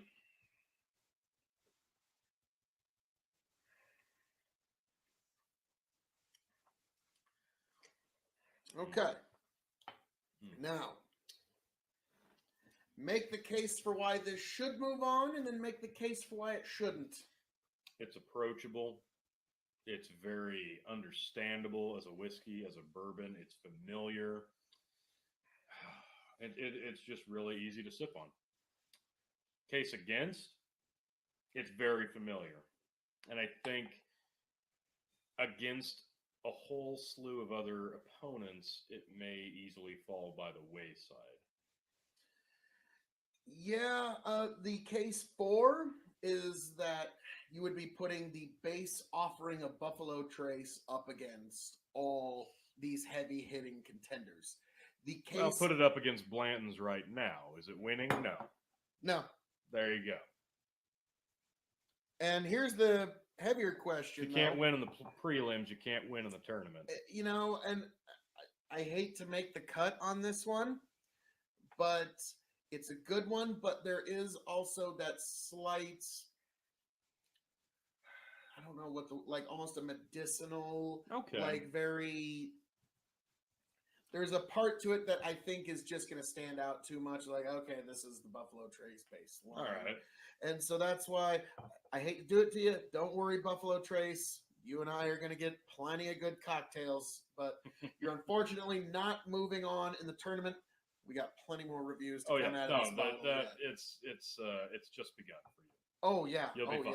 Yeah. Like you'll come back. We'll be putting this guy up against Jack Daniels number 7, all kinds of crazy stuff. Wonder who will win that. Yeah, that won't be a tough one. Yeah. Now, Eagle Rare. Okay. That was your Buffalo Trace. Ah, yes. I'll put Eagle Rare up against your Blantons here. All right. Hard to believe. Oh my gosh! Hard to believe there's that different. And it has opened up a little bit. There is a candy there that triggering Candy something. cane.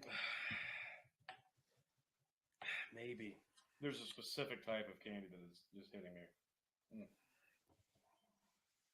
Okay, case 4. That is so unique, so smooth, and actually, after having a few other kinds, it's not nearly as spicy.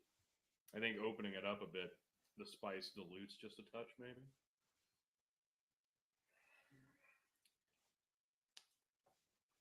It's still there, but it's a lot softer. I think we've just primed our palates. That's a little probably bit. fair too. I don't know. The case against this, I can't think of a lot other than this is more of a niche type bourbon, and it will definitely stand out if it makes it to the next round. Yes, that is the case 4 is also the case against. Exactly. It's so different as a bourbon. Like there is, I don't know how to say, there's kind of a weird nuttiness to it that is not present in the rest of the line. No. And this is, and the flavor profiles aren't the same, but this reminds me of the Willet in that this is something that you get a very specific friend of yours. It will either be their favorite whiskey in the world or they will never want to touch it. Like, it's just, I don't know how else to put this, though. I like it. Yeah, where Willet was Christmassy, this is like Christmas in the South. We'll go with that. This one, I like it, but I'm going to be honest with you, T. It was a 3.75. I just don't think it makes it. All right. Or do you disagree? I think it was obviously going to be between the Eagle Rare and the Colonel, and I think the Colonel has to move on. Well, that was going to be the question. Does Colonel E.H. Taylor... I think it has to, because it does stand alone aside from the line. I was about to say, like, this one still has that candied apple. Yeah. This one has that dark chocolate from the Blantons. So Colonel E.H. Taylor... I think you're getting the best of both kind of sides of a coin of bourbon on these two specific entries. And So... Oh, that's, yeah. You know... I think so. Colonel. Yep. Colonel E.H. Taylor, the rest of this bottle is going to be dedicated to proving yourself against the world of bourbon, because I can't find another bottle. So I'm using the rest of you for science. Yes. These are the sacrifices that we make here. So we have determined that, I think we've determined there's going to be 16 spots in the tournament. And, 2 8 whiskey videos. So we'll put one of these in each of the 8. So we got a little bit of a difference there. So there is a potential for a Buffalo Trace clean sweep. That is true, but... Or we could split it up into 4 whiskeys, 4 videos. A lot of different ways we could do it. We could probably go a few different ways, but there is something that has to happen now, I'm afraid. You know what that is. Blendmaster Tony. Blending away. So just a smidge of that left. I'll take a nose of that, but... So he's mixed Eagle Rare, Colonel E.H. Taylor, Buffalo Trace, and just a bit of Blanton's, because he is the greatest blend master.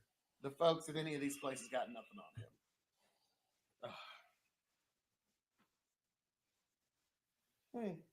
Does seem to mellow it out on the edges. A little. I'll just stick with my Blantons here.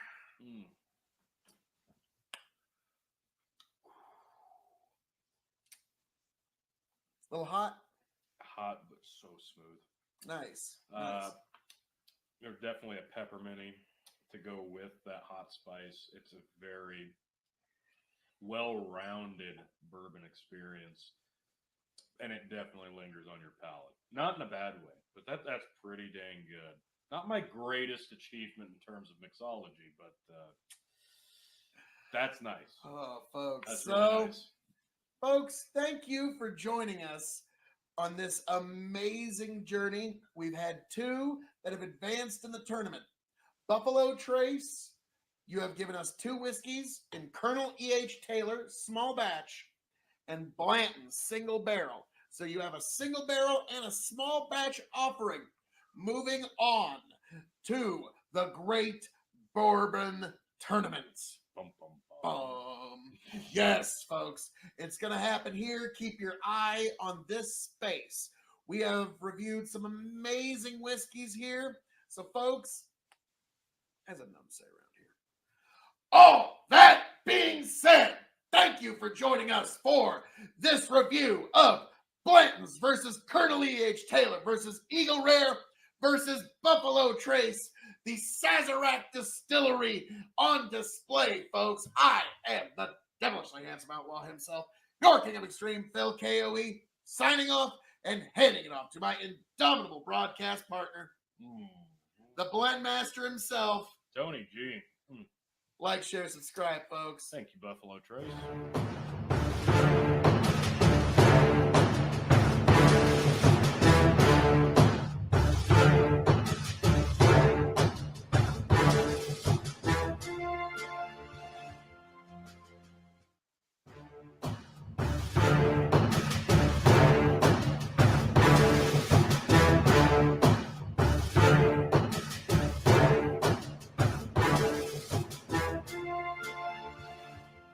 Welcome, one and all, to a premium spirits review here at the K.O.E. Nation. I am your king of extreme, Phil K.O.E., joined by my indomitable broadcast partner, the one, the only, The Blend Master, Tony G. Like, share, subscribe.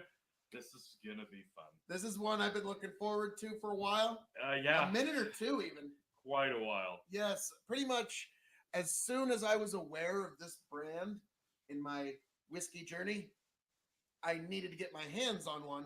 Weller's Antique 107, folks. It's here. Original wheated bourbon. This one has become quite popular because this is the same warehouse that they select barrels of Pappy. It's the same juice. Okay. So this one is got quite a bit of interest as of late, and myself included. Clearly. And yes, I'm getting right into it because why not? That's lovely. That's satisfying. Love it. Oh my goodness. It even sounds delightful. Yep. Let it breathe. Let it breathe. Smells good. This is another offering from the Buffalo Trace Distillery, which is one I'm a big fan of, as you know. The Buffalo Trace has their hands on a lot, and this is definitely one that's been on a lot of people's must-have if I find it lists. Strong caramel. Oh yeah, like not like a candied, but like a liquidy. Yeah, caramel. the vanilla's on the back. There's a little bit of like caramel apple. Okay. Yeah. Oh yeah. It's reminding me of my grandma would make caramel apples. Sure. And it's that kind of caramel, like you said, kind of liquidy. This is 53%, 107 ABV. Wow. 107 proof. I guess that's why they call it Antique 107, huh? Yep. That could be. I think I made a connection there. Well done there, sir. So, Antique 107. The other thing that I've been looking forward to, I was this close to getting my hands on a bottle of Weller's 12, but it slipped away before I could get it, and that is the blend for Poor Man's Pappy. And I know the blend master here would have not been able to resist. No. I don't think we would have even gotten in an individual review of each. It would have had to been immediately. Just do that. Let's just do that. I think we would have tasted them first. Okay, that's probably fair. That's fair. That's fair. I think so. All right, this has been breathing for a couple of minutes. What about the nose now? maybe slightly less. You're caramel getting a little and- more wood. Yeah, I was gonna say like less caramel sweetness, definitely a little bit more of the barrel, but not. I mean, the nose does not scream 107 proof no, at no. all. Like you would not guess that this was such a high ABV. Well, sir, I think it's It's time. long enough. You're right.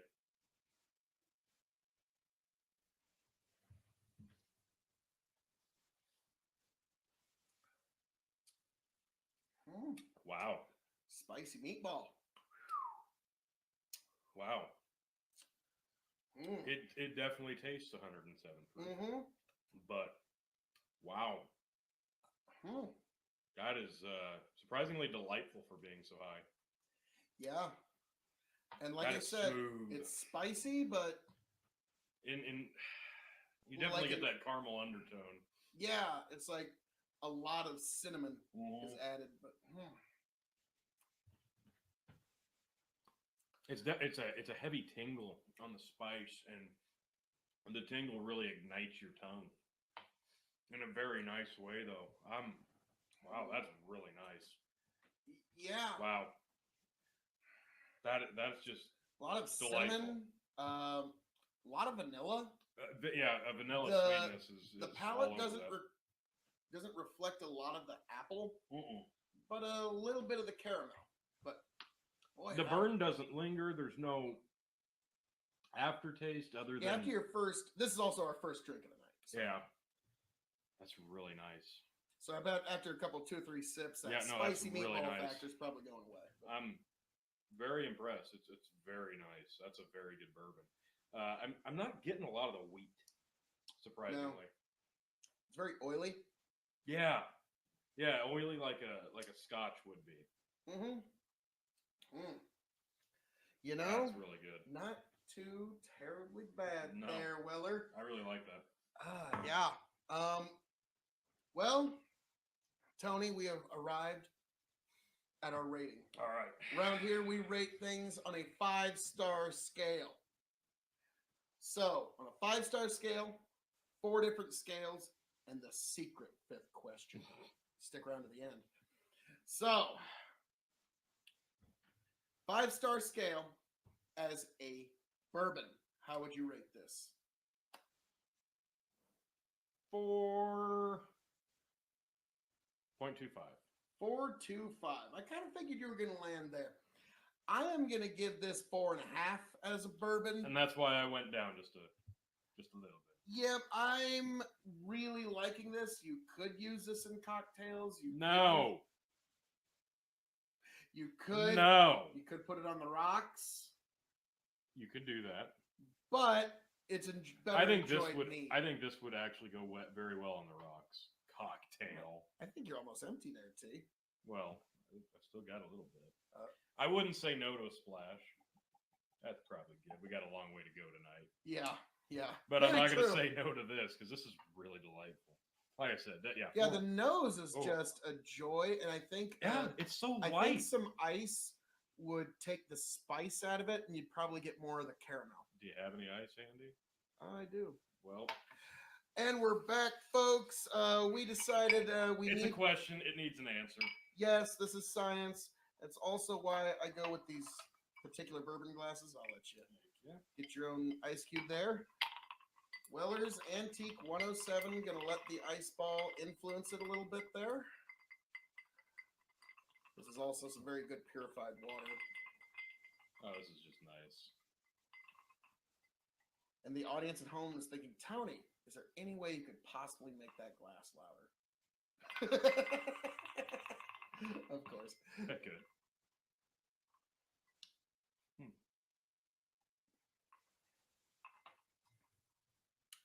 Cuts a lot of the spice It out. does cut the spice It down. stays oily. Yeah. You're getting a little bit more of the sweetness, but it's not the fruit and it's not the caramel. I get the wheat now. Yeah. The cold and the water seem to open up that wheat a little bit. Mm-hmm. Yeah. So That's really nice on the rocks as well. as a whiskey on a 5-star Oh, scale. as a whiskey, I'm gonna say a solid 4. 4 stars. Is a Yeah, whiskey. it's really nice through and through. It's just I'm so impressed by the nose being so light and the palate being so intense, but the finish being so clean. Easily a 4. I think this is actually the first on the rocks review of KOE Nation history. Yeah, So it's been a minute since we've done a this rocks. is a good way to start, folks. But Really nice. I'm gonna Oh, disagree wow. with you here, T. And as a whiskey, I'm gonna give this 4.25. Fair enough. We're in the same wheelhouse. it's- We're doing good. It goes very well on ice, Does. shockingly well. I'm still not picking. I was with how good it was on the nose. I was so ready for that apple, but it's just not there. But No. I can still deal with this. Oh yeah. Now, as a cask aged spirit, is putting it up against rums, reposados, putting it up against scotches, bourbons, Japanese whiskeys of all kinds. I'm gonna go 4.5. 4.5. I am actually going to agree with you in total. It is Okay. 4.5. Yeah. Just a marvelous, I marvelous can't say whiskey anything all bad around. about this at all, and usually that one's hard to please for me. But no, this nails it on a Cascade spirit level. Now, in terms of shelving, That's top shelf. I pulled it off of my top shelf, and it's going right back to the same spot in the middle of my top shelf. Yeah, it's just marvelous. That, and if you can find one of these, it's kind of a flex whiskey. It's kind of a brag whiskey. Yeah. Like, I was able to get one of these. Anybody who knows anything about whiskey is gonna catch that out of the corner of the eye, and they're gonna be looking at it the rest of the night. Yep.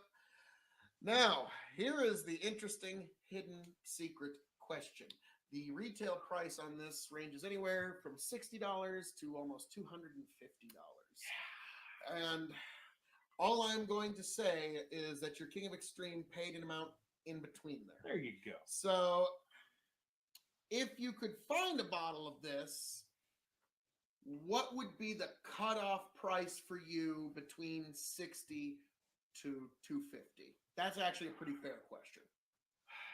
You got to take the resale value into consideration, because at some point people are going to be so hard up for this. They're going to pay that upwards of $600, right? Well, what I've got on my shelf right now, I don't need any more super spicy bourbon. I got a bottle of Booker's now.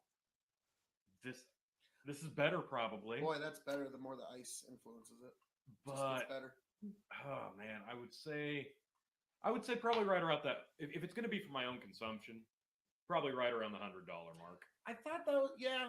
To me, if I were to get another one, yeah, about that same. But then again, if you get a little bit over 100, you'd be like, well, it's basically 100, and pretty soon you're talking 125, 150. 50. Yeah, we've played this game before. Yes. But I've got it for basically 100. Yeah. Come on, what are you talking about? Yeah.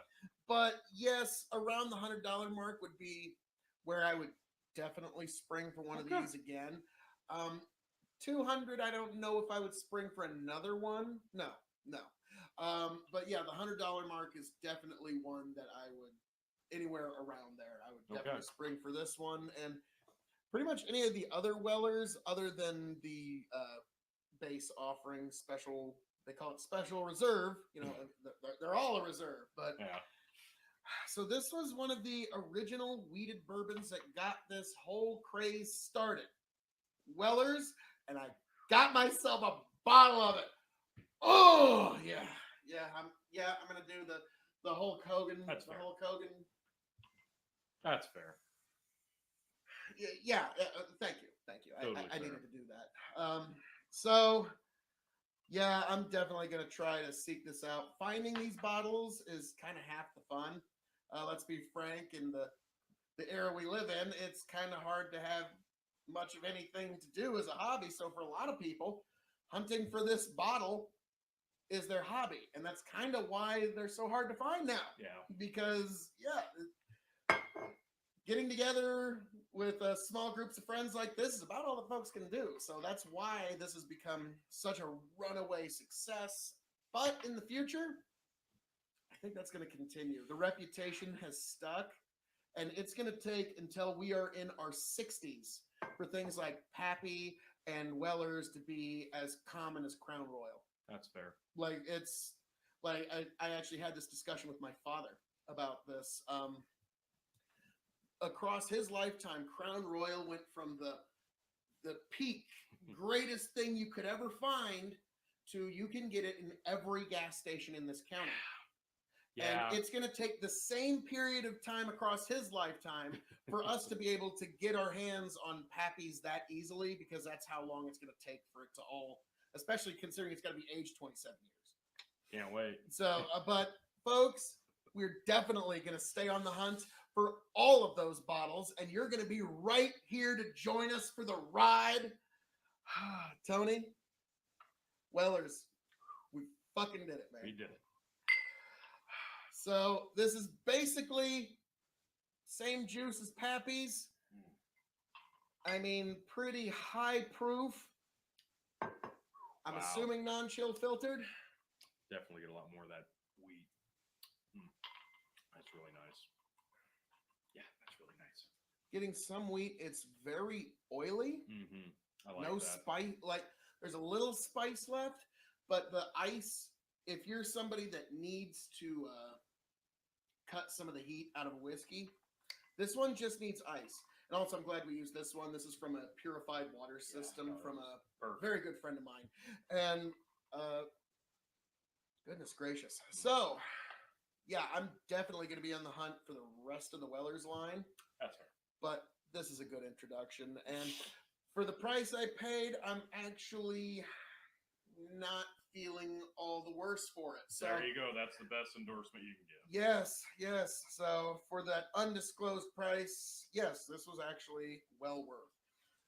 But actually, on the way out, let's read the back of the bottle. I mean, my goodness. A true whiskey pioneer, W.L. Weller is credited by many for being the first to produce Kentucky straight bourbon whiskey using wheat instead of rye in his mash bill.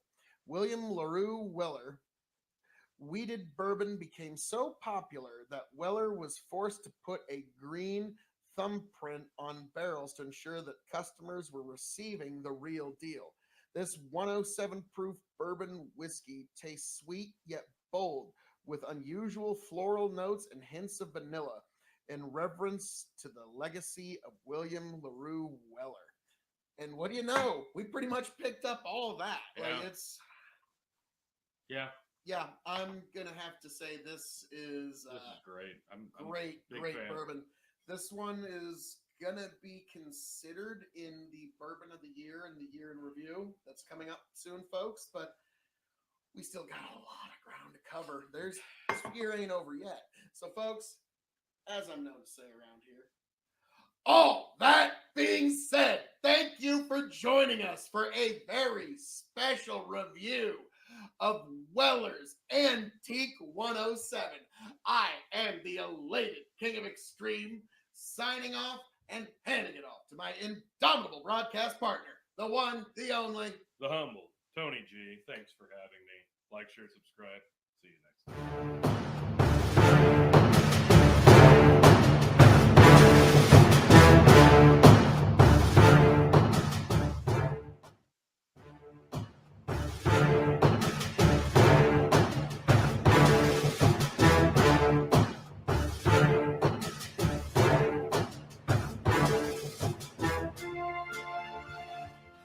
Welcome, one and all, to the K.O.E. Nation for a very premium spirits review of Weller's Special Reserve. I am your King of Extreme, Lord Phil, King of Extreme, Lord of the Scottish Highlands, the conqueror of the ethereal, Phil K.O.E., joined by my indomitable broadcast partner in inebriation, the one, the only, the Blend Master, Tony G. Like, share, subscribe. Whoo! Here we go. Oh, yes, this is something I've been looking forward to. Somehow, Indeed. This lucky little scamp here was able to get his hands on a bottle of Weller's Special Reserve, and it's not nearly as impressive as the 107, but just as rare at the moment in our territory. Yeah, we shall see. I will allow you to thank you. Open the bottle, This sir. is not a corked bottle, but it is a twist off, which doesn't bother me in the slightest, if you would. Marvelous. Oh. Hooray. Finally. This is yes. It's been staring at me for a couple of weeks now. I've been, I'll be honest, a little curious about this. So Yeah. I Let's do, go with curious. I do appreciate you sharing this with the newly christened and titled Lord, thanks to this guy and Chicken. Hey there, man. Like, share, subscribe. Dog and Chicken Show. I kid you not. I am now an officially titled Lord, so I am now definitely not going to overuse that, especially when I'm on the farm with my brothers. Not at all. So, Right. back to Wellers. So let's nose this. I really like it. Muted, It's but it's subtle, but you know you're smelling bourbon. There's a sweetness there that's not like a sugary I was sweet. about to say, like, I want to say an orchard fruit, like Yeah. an apple or a pear. Yep. But It's like I'm not- somebody's taken a bite I'm of not getting a lot of caramel. I'm No. not getting a lot of vanilla, but I'm just getting that sweetness that you Yeah. do associate with Weeders. Yep, I agree. Yeah, it's a very light nose, which is not shocking. This is only 45%, 90 proof. Yeah, it definitely doesn't burn the nose. It's Well. actually pretty inviting. So here we go.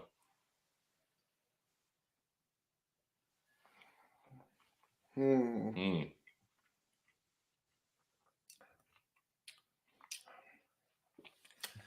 Oh wow. That finish is nice. That's all heat. Yeah. I'm not getting a lot of sweet. No. I'm getting wood and heat. That's a hint of vanilla, but only just. Yeah, just enough. But that's all wood and heat there, folks. So I'm a fan. I really like the way that finishes. yes, it's an excellent bourbon. But there was a friend who offered me a bottle of this for $173. I am kind of glad I didn't pay that. I'd say it's not worth that much.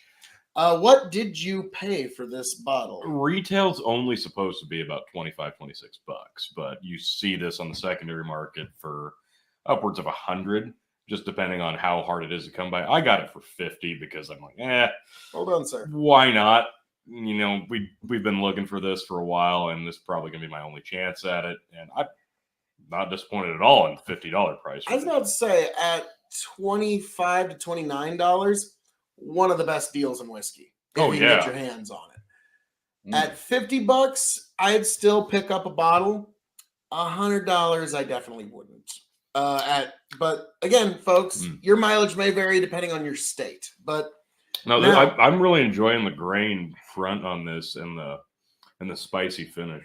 I'm getting a lot of wood. And that's really about it. Like, and I know, usually do. If there's a heavy wood flavor, I'm usually picking that apart. But on this one, I think it's subtle enough that it's not overbearing. I kind of like this a lot. I'm a little surprised. I think it helps. The flavor profile of this, I think, helps to be a little cooler. I have this in my basement, and my basement tends to run a little bit colder, and the bottles down there stay a little bit more chilled than yours do on the main floor of your house. So there's a disparity between the temperature of the bottles that we both have on our collections. Yes, I keep mine close at hand up here, top floor. I keep the cupboards closed most of the day just so it stays as is. But I do understand what you're saying there. We have had Antique 107. Check the review. It's up now, folks. I would say Antique's a lot more spicy. Yes. But there's also a lot more sweet there. Yeah. That if you were to water it down a little bit or put it on the rocks, which we tried. This, if you could get it at these prices here, it's a good mixer. It's just a good whiskey. This is a solid whiskey through and through. So let's rate this bad boy. All right. As a bourbon, as a whiskey, as a cask aged spirit and then shelving. And then for folks new to this channel, the secret fifth question. So, Tony, as a bourbon on a 5-star scale, what would you give this? I'm going to give this a 3.25. I think it hits in the right spots for a bourbon, but like you're picking up on the wood, I'm picking up more on the spice and the that initial flavor and the finish. I really like that. The middles, I get it, a little wooded and a little not nearly as complex as you want it to be, so I can understand that. But I think 3.25 is fair. You know, I'm going to be a little less generous than you, and I'm going to give this 3 stars as a bourbon. I like it, but you know, honestly, if this is a unicorn bottle for you, don't pay the massive, insane prices. No, definitely not. The price Tony paid, that's more than reasonable. So I'm going to stick with 3 as a bourbon. Okay. Now, as a whiskey. As a whiskey,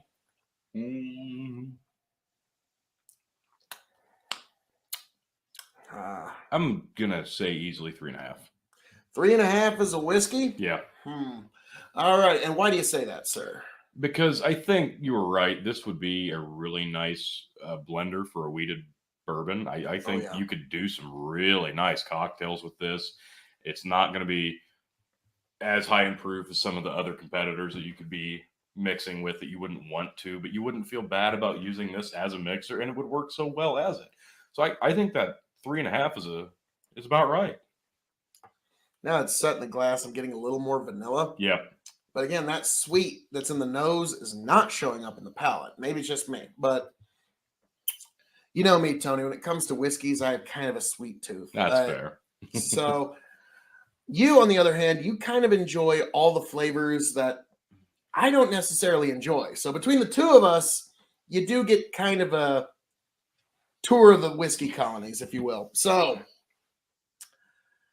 as a whiskey, I am going to be a little less generous, and I'm going to give this 3 stars. Okay. All right. Okay. It's 3 stars as a whiskey. I could cocktail this. I could do a lot with it. Okay. I would usually enjoy it neat or on the rocks just because of what it is. Yeah, I would do its rarity. I wouldn't be doing any mixing with this. I'll be drinking it like this. Now, this is a great line. I'm straight up stealing this from Whiskey Tribe, so check them out if you ever get a chance. They said that in whiskey, price is more of a reflection of rarity than necessarily quality. That's fair. So now in Scotch, that applies a little bit more. The more you pay, generally it gets better, but even there's a point of diminishing returns. Oh, yeah. But so keep that in mind, folks, if you're jumping on the secondaries. As a cask-aged spirit. This is their entry level, and I'm really kind of curious. We've had the 107 now, and there's the 12. There's the full proof. Yes. I also want to get the CYPB. Oh, yeah, of course. That one, I have a funny feeling, might be one of the better ones. I think you're probably right. So I think on cask age, I'm going to be less generous. I'm only going to go 3 on that. Get out of my head. I was going 3 because here's the thing. The nose is amazing. It's just so rich. I just wish one tiny little piece of that sweet came through on the palate, and I bet you it probably does in the 12-year or the CYPB. That's what I was thinking, yeah. And it does in its own way, in its own spicy way, in the Antique 107. So if you really grind this on your palate, you really get the wheat. I mean, it really pulls through. So not for in a bad me, way. it's a 3-star whiskey the whole way Across through. the board. Okay. And it's just across the board 3-star. Not bad. So, shelving. This would be a middle shelf whiskey, but I'm probably going to keep it in company of the other hard to come across bourbons right now. And until I have another bottle of Weller's that would beat this one out, I'll put it back on the top, but it is a middle shelf. Now this, keep in mind, this is coming from a man who has a bottle of Weller's on his top shelf right now. this would be a definitive middle to bottom shelf for me. Like it would probably sit on the bottom shelf next to my Bullet Bourbon, my Maker's Mark, Jack Daniels, and Standard Buffalo Trace, because that's what it's intended to be. Yeah. But it's rarity, because when everybody figured out this is the same juice they make Pappy out of, when they figured out that this is the same barrels that they make Pappies, they just have the Van Winkle family come in and they select the best barrels. That's when Weller's really took off and it became really hard. And then the other thing that really made it take off was the internet legend of Poor Man's Pappy, a mix of Antique 107 and Weller's 12 year. And it's almost like Pappy. And I know that enthralls this guy over here. So now we move on to the secret question, Tony. When this bottle is empty, if you could acquire another one for $50, will you? For 50, I would definitely consider it. I really like it. I think it's a very suitable drinker. It's one that the brand is at least impressive, and it doesn't matter that this is their entry level at all, because if you're introducing somebody to a weeded bourbon, this is a really great introduction. I'm not going to go out of my way to pay an outrageous price for this. I'm more than likely going to look in the stores, and if I see it at the retail price, I'm going to grab a bottle of it. Because A, I like it, and B, somebody else out there has probably never tried it and would pay the $50 that I did to acquire it and try it as well. Exactly. So this one is definitely on the try list, folks. Yeah. But again, we're here to give you the real perspective. And I don't think this is a wildly controversial statement to try to pay the manufacturer's suggested retail price on a product rather than some ridiculous secondary. Yeah. But this is the world we live in right now. So if you want to get some of these bottles, you got to talk to the secondary folks. So, you know, at one hand, folks curse you, but at the same time, God bless you. I don't know what to say. So it's an unfortunate reality that we live in. So I will definitely look for a bottle of this at $50. I would definitely, just for collection flex. That's fair. Like, it's a brand that you'd like to show off. Yes. And especially this bottle. Yeah. I would pour drams of this for people that came over before I'd necessarily pour a bunch of drams of my 107, if you get what I'm saying. So, oh no. Is it over here? What are you looking for? The 107? No, it's up there. It's on the wall. Okay. We'll get there. We'll get there. So, folks, as I am known to say around here, T.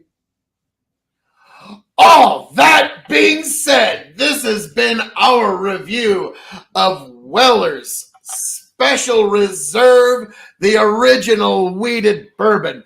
I am Lord Phil, your king of extreme, signing off and handing it off to my indomitable broadcast partner, the one, the only, the Blend Master, Tony G.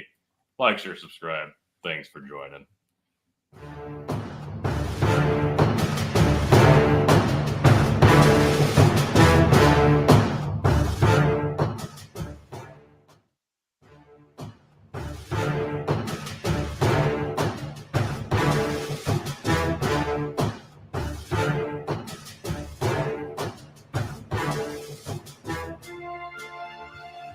Welcome, one and all, to a spirits showdown here at the K.O.E. Nation. I am Lord Phil, the King of Extreme, here with my indomitable broadcast partner in inebriation, the elated and excited Tony G. Let's do this. We are comparing Weller's Special Reserve with Weller's Antique 107. And this is one Tony's been anxious. Yeah, let's call it anxious. Very. Yes. And this is one I've been having to go far and wide to get my hands on these bottles, but we finally got them. So yes, folks, shower us in your jealousy. We've got 2 bottles of Weller's here. Now, to be fair, for the sake of continuity, we did just do our review of the Weller Special Reserve. We've done the 107. That's available on the page. Check it out. So, to do this, There you go. You get the whole glass coated with the whiskey, and then you just... like, honestly, I think the sweetness of the Weller Special Reserve, it's so inviting and so pleasant. Like, it's not in the slightest bit offensive. Like some bourbons, you come in hot and it's just nothing but fire in your nostril. This is very inviting. It's very sweet on the nose. The 107, I do like the nose on this a lot, but it does bite. You do get a bit of a tingle. If you get in there. There's a good apple there and a warmth.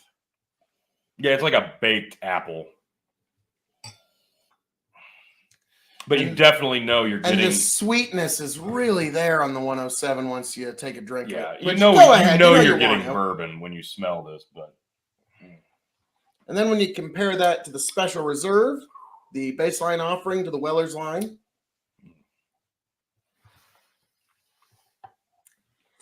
it's a bit more oily. There's not a lot of sweet there. Where the sweet is here, the other one kind of disappears. So now, Tony, let's be frank. You and I both knew going into this one, the 107 was going to take this. Sure.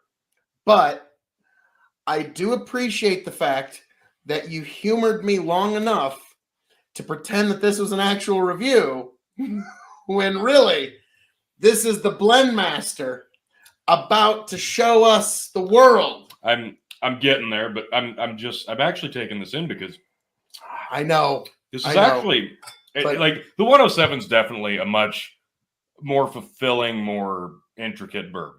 Like, we're not joking about this. Like, the Weller Special Reserve, very nice, very approachable, very drinkable, but not very deep in terms of a flavor profile. Where the 107, there's a lot there, and it's much hotter. Obviously, it's a higher proof. You get past that after one or two drinks. Yeah, the first time having it, the first couple drinks, it's going to be hot. Get past that, then dive into the flavors, and it's actually pretty marvelous. Yes. So, I'm really glad that I've got a couple of bottles of this stashed away. This is good, but again, it's suggested retail price. Go for it. It's happening. Yep. So, folks, you've heard of Poor Man's Pappy, which is Weller's Antique 107 and Weller's 12-year. This is tragically poor, like Oliver Twist style, like just... we may not get our hands on a bottle of 12 for some time. And we got to try Charles Dickinson novel, tragic Poor Man's Pappy. So this is Charles. You're not going to do it? I'm going to wait. I'm going to wait for the blend master to make sure that the blend is proper. So, excuse me. So, we wait for the blend master's official review.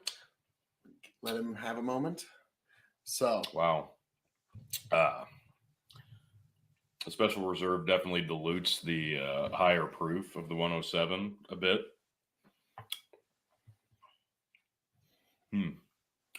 Yeah, that's a really nice blend. You're going to want to do that. Boy, you're going to want to do that. You talked me into it. You're going to want to do that. He twisted my arm. You saw it, folks. I mean, on the nose, honestly, I'm getting that hotness that you get from the 107. There are people that are watching this that literally want to just like throw tomatoes at us. They're just like, God. That's okay. They can be wrong. That's why I'm the blend master and you are but a pawn. Oh, ouch. I really like it. I was about to say it rounds out the heat on the nose. Let's see how it hits the palate, though. Oh, it's pretty nice.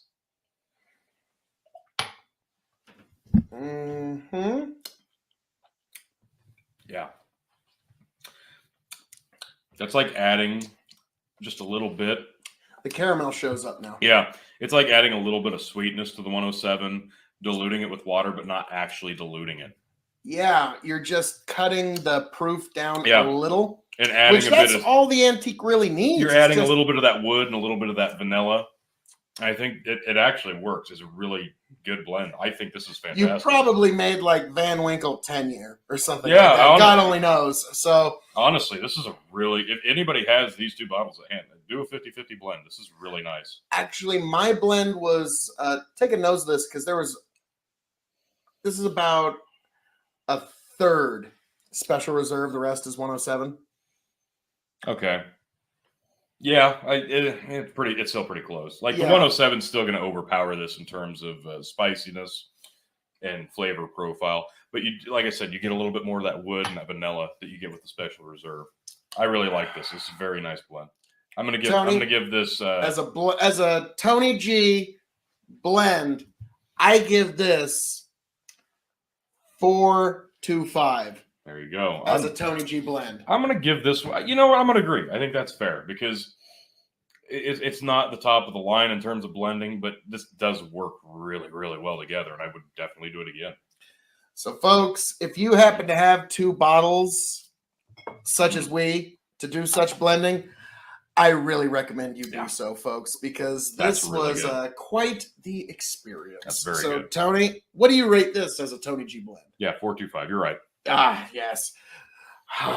So, T, we were here to do it. You've been wanting to do this for a while. We finally blended them together. Yes, our powers combined. So, folks, as I'm known to say around here, all that being said, this has been the creation of Poor Man's Van Winkle. I don't know. We will have to see, folks. Keep your eyes on this space. I am the devilishly handsome outlaw himself, Lord Phil, the King of Extreme, signing off and handing it off to my indomitable broadcast partner, the one, the only, The Blood Master, Tony G. Thank you so much.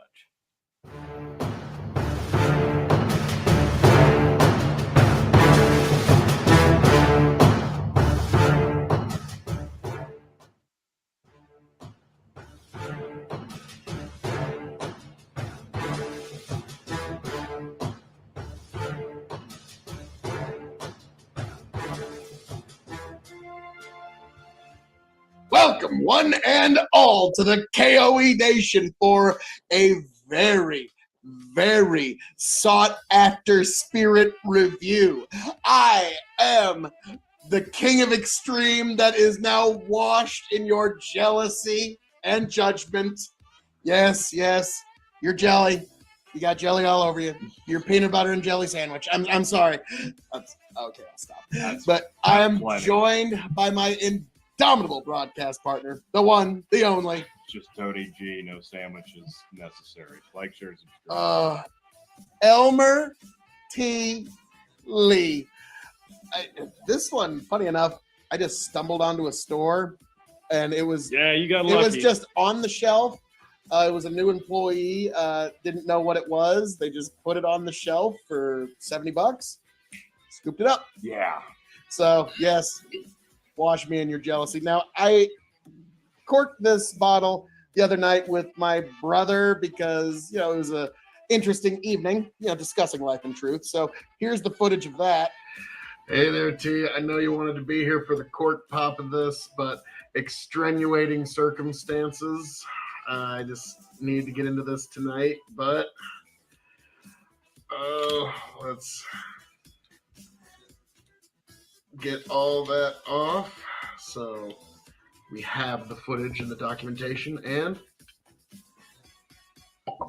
oh, that was satisfied. That was satisfied.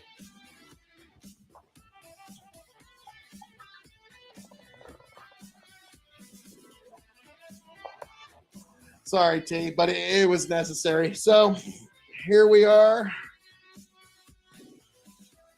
Couple of pours of Elmer T. Lee. Been looking forward to this one. The highly Heard sought a lot of good after. things. Yeah, Elmer T. Lee was actually the master distiller of Buffalo Trace. Ah, So Elmer T. Lee produced some of the finest bourbons ever bottled. This single barrel bourbon is a tribute to him. Now, back in the day when Elmer was alive and the bottles that were bottled while he was alive, those are very valuable. He himself I can would imagine. decide which barrels became Elmer T. Lee. Now I believe it's his descendants that do so, which is perfectly nice. Smooth nose. Wow, I expected this to be a little bit spicier on the nose. It's kind of soft apple, little Yeah. slight, 45 ABV, 90 proof. barely any vanilla, a lot of apple, some caramel, but Wow. not much. I'm mostly getting green apple. I was gonna say, yeah, more orchard fruit here. Yeah, like a caramel Granny Smith. Mm-hmm. Wow, Yeah, this is excellent. Really I can nice nose. see just on the nose why this is sought after. absolutely. This is delightful. And this is another bourbon from the legendary Buffalo Trace Yeah. Distillery. Like they don't need my help.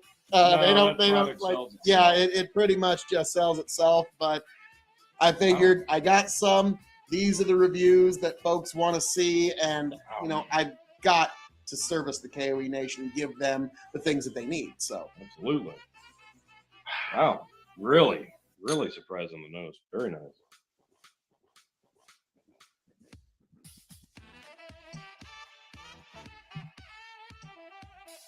A little spicier on the palate.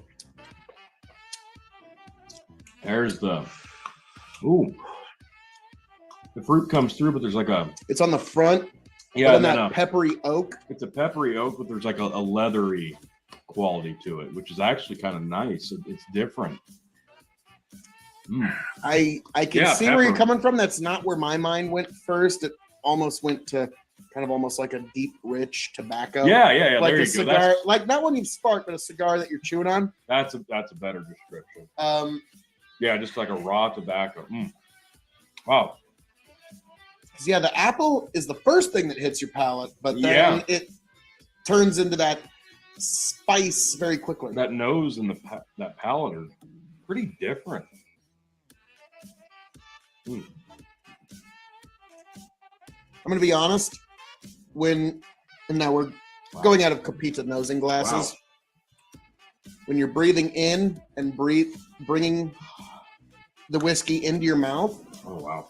the palate and the nose match. Okay. Like that, in that moment, it Sure, matches. sure. But then as you allow more reactions to happen in your mouth, Yeah. that's where it just shifts to this It's- oaky spice and, like you said, that leathery tobacco, Yeah. which It's different, but it's really not. I mean, it's not overwhelming I'm at not all. really finding vanilla there, but I don't think that's what There's this a was meant to sweetness feature. there, and I'm not thinking vanilla. I'm thinking more like a very like a buttercream frosting maybe, but it's very subtle. Well, now that you said it, I Yeah. can't not like, and that's the power of suggestion, folks. But that because yeah, like you said, I'm thinking vanilla, but there's not a lot of vanilla there, but like not like an overly sweet like wedding cake frosting, but just a very smooth like buttercream frosting that's very subtle that doesn't dilute the cake itself, if you will. Just something that actually accommodates the cake instead of overpowering it. Oh, wow. This is impressive This stuff. is really I can, good. I can see why people go nuts Wow. for this because, like I said, I paid $70 for this. I could justify paying twice that, but I don't know how. Like, Wow. I've heard it goes way more than that. So, Wow. Really nice stuff. yeah. So this Very is impressive. Elmer. Wow. They make some good whiskey. I don't know what else to say. Now, Tony, now we get to the point of grading. Now we're going to grade these, for those who do not know, on a 5-star scale. 5 meaning you have to have it before you shuffle off this mortal coil. 0 stars meaning pass it on by. The KOE Nation has advised you well. Now we're going to grade this, Tony, as a bourbon, Naturally. as a whiskey, Yes. as a cask-aged spirit. It's shelving, and then, for those new to the show, the secret 5th question. So, Tony, as a bourbon, putting this up against all other bourbons on a 5-star scale, what do you grade this one as? Simple. This is a 4-star bourbon. I mean, it's unique enough that this is definitely something that's not going to be expected. I definitely didn't expect the palate here. The nose is so vastly different than the taste itself, but it's so different. But it's it's a little intrusive, but it's not overwhelming. Like it's so inviting with the palate. It's hard to describe exactly. Like it kind of punches you, but it's not like mean about Maybe it. like a jab. It's a friendly, It's a sparring it's a jab. friendly hello jab. It's like, a just get your spar attention. jab. It's not like Falcon punch. Yeah, and like there's no lingering aftertaste that's off-putting at all. It's very mellow and nice and pleasant. The You whole know, way I through. generally don't gravitate to spicy whiskeys. It's Mhm. not generally my like. This one has spice, but like you said, it's not intrusive. No, it's the right and amount. It's complementary to the sweet, Yeah. which is just mwah. Yeah, if you can find that balance, and this one has, like, deserving of a 4-star for sure. As a bourbon, I think. As a bourbon. I'm gonna give this 4.5. That's fair. This too. is up there with any That's bourbon fair. I've had. Now, Buffalo Trace does know how to make some fine bourbon. They are they've- familiar. Yeah, I think they've made a bottle or two. I would go with, well, bottle or two, like on one of your shelves. Yeah, sure. Yeah. Yeah. So, anyways, I'm gonna go 4.5 for my Buffalo Trace bourbon Or like 8 bottles on another. for Elmer T. Lee. That's so. Now we move on to whiskey. Okay. As a whiskey, this is putting it up against all the world of whiskey, Canadians, bourbons, ryes, Japanese whiskeys, Let's not put it up against Canadian. Scotch whiskeys, Irish whiskeys, all the wide world of whiskeys. 4. 4 stars. I think as- that's fair because it's going to be different enough than most of the other regions of the world that this isn't something that's a standard flavor profile. I was about to say, if you were going to put this in, like, you know, how we do our 32 rye tournament, the Sweet 16 bourbon tournament, if you were to put this in just a whiskeys of the world tournament, Yeah, and people didn't know, like, is this going up against it's going to Japanese? stand out. It's such a unique, like, it is an exemplar, but also transcends Yeah, I don't think anybody. the category of bourbon. I don't think anybody confused it for something besides bourbon, but it stands out enough that people would remember this flavor profile. Yeah. So this one, I'm going to disagree with you, but only just. I'm going to give this 4.25 as a whiskey. I think this is Very ascendant, and not just because of its rarity. I'm trying not to factor that in too hard, and I'm just considering the juice here because that's what you come for here at the K.O.E Nation. Now, we move on to cask-aged spirit, putting it up against all the cognacs, armagnacs, rums, brandies, reposado, and añejo tequilas. I mean, anything aged in a cask that's over 40% ABV when it gets bottled. So, what would you rate this as a cask-aged spirit, T? I'm trying to find a reason not to give it another 4, and I can't think of a good one, honestly. Like, there's nothing about this that doesn't justify a 4-star rating, and that's what I'm going to go with. So this is I think this is 4s across the board. so in any category, however you'd want to look at Yeah. it, all the sundry of category. I don't get to use that word enough. You would go with 4-star. It's just right. It's Yeah. not like 5-star. Oh my God! It just solved all my problems from drinking it. But That's it's not actually right true, damn folks. up there. I Please mean, drink this, responsibly. and I'm just thinking about, like, this would be one that I would love to see, like, finished in like a sherry cask. Just add some little extra pizzazz Now- just to throw. Tony, you and I would love that. Well, yeah, we would. But there's people listening to Yeah. words you just said who just want to shove a cream pie that's through fine. their computer I think- right into your face. I think you could do some fun stuff with this in terms of finishing, and it wouldn't hurt it no matter how you did it. This. Oh, is you just a could great finish base. this, but it's already such a sought after product Yeah. that Buffalo Trace is like, why experiment? True. Which is unfortunate, but I think this would be heavenly with a Madeira cask finish. Yeah, exactly. Oh my God. Like sherry'd be amazing, but some of our finest whiskeys Yeah. have had Madeira finishings. So Yeah, this would go really well with that. So yes, but What would? we're dreamers. I'm gonna agree with you on cask aging. 4 stars. This is ascendant stuff, and gosh, I'm really glad I have a bottle of it. Now, Tony, now we move on to shelving. This, Top, middle, bottom. this is a top shelf bourbon. I mean, people even remotely familiar with bourbon are probably going to recognize that name and that label and go, "Oh, wow!" And if you have that on the middle shelf, and you're not putting this on the bottom shelf. I'm trying to think. It's a show my brother really likes, Justified, where one of the villains goes, "Why don't you pour me a 4-finger glass of some Elmer tea?" And so, yeah, like it's also got that television association. Yeah. Like it's seen as a classy, high-end bourbon. Yeah, and it presents very nicely.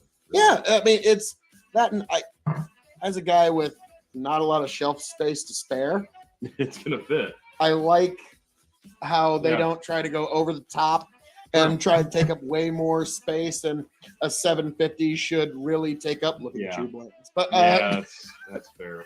now, granted, we love the bottles of Blanton's, why we're complaining. But anyways, moving on. Yeah, this will be my top shelf. Now, the secret 5th question. Now, Tony, this cost me $70 USD It's probably gonna cost you twice that if you find it. at least. Yeah. And it's probably going to be at some Hy-Vee raffle. Yeah. So it's probably going to cost you 2-3 times. But if you could find it, we'll split it in 2 questions. $70. Obviously, we would both Yeah. jump at it. 100%. Now I've seen it going for almost 280, Oh. 300 on some of these weird secondary forms, and that's I don't think so, just because that justifies the reasoning of that needing to be something. Let's get away from the stigma that we need to pay 4 or 5 times what retail like is. the secondary market, or even just like the retail of Blanton's is still at Yeah. about 100. Yeah. So like, I would say that they're completely different in their flavor profiles. Yeah. There we go. Yes.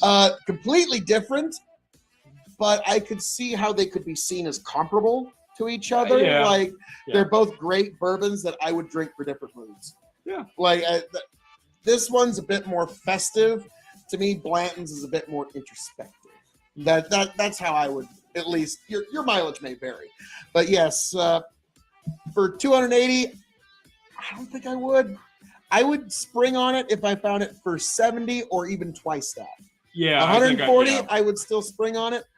But I think just knowing the market out there, I would probably pay 140 for this. And depending on how hard up I was for a few other bottles, I'd probably try to haggle my way into something else. But even then, this is really nice. I'd be really tempted to open it. now, Tony, here's the problem. I want to enter this into the next Sweet 16 bourbon tournament. You and I both know this bottle might not survive That's that true. long. Yeah. This is too good of stuff, and I can already tell, like at Christmas, if I still have this, Yeah. I'm gonna be having my family give this Yeah. one a real try. Yes, I don't think that one's gonna make it to the bourbon tournament, Probably not. but we'll see. We will see, folks. Yeah. But well, goodness gracious, Very good stuff. Very Elmer T. Lee. I Yes, can't believe I'm even Yes, saying Internet. this, but if this was readily available, wash like with if your this was, jealousy. if this was as available as like Buffalo Trace, this would make a really good mixer. Ooh, It would. whiskey fix. Yeah. Like If you don't know what a whiskey fix is, 2 ounces of whiskey. Some people, whatever whiskey you prefer. 1 ounce lemon juice, 1 ounce simple syrup, stirred. Don't shake that Yeah. one, and serve it over a full glass of crushed ice. yeah. This would be a heavenly Yeah. whiskey fix. Yeah, you can do that. I'm trying to, and of course, like you got your old fashions and that kind of stuff. It would all be good, but this one, I would say an ice ball would work I think too. you could do that.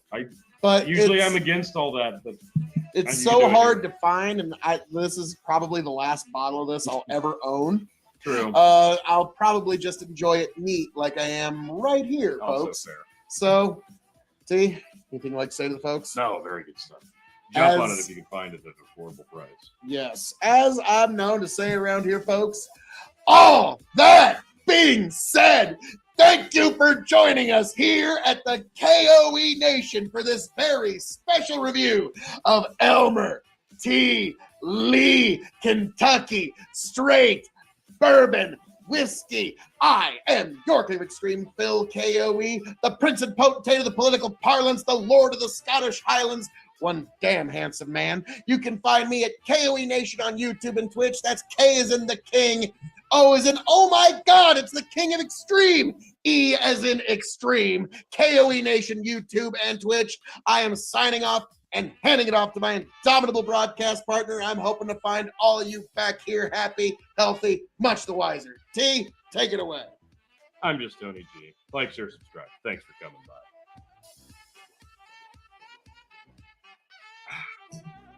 That was delightful. That is really.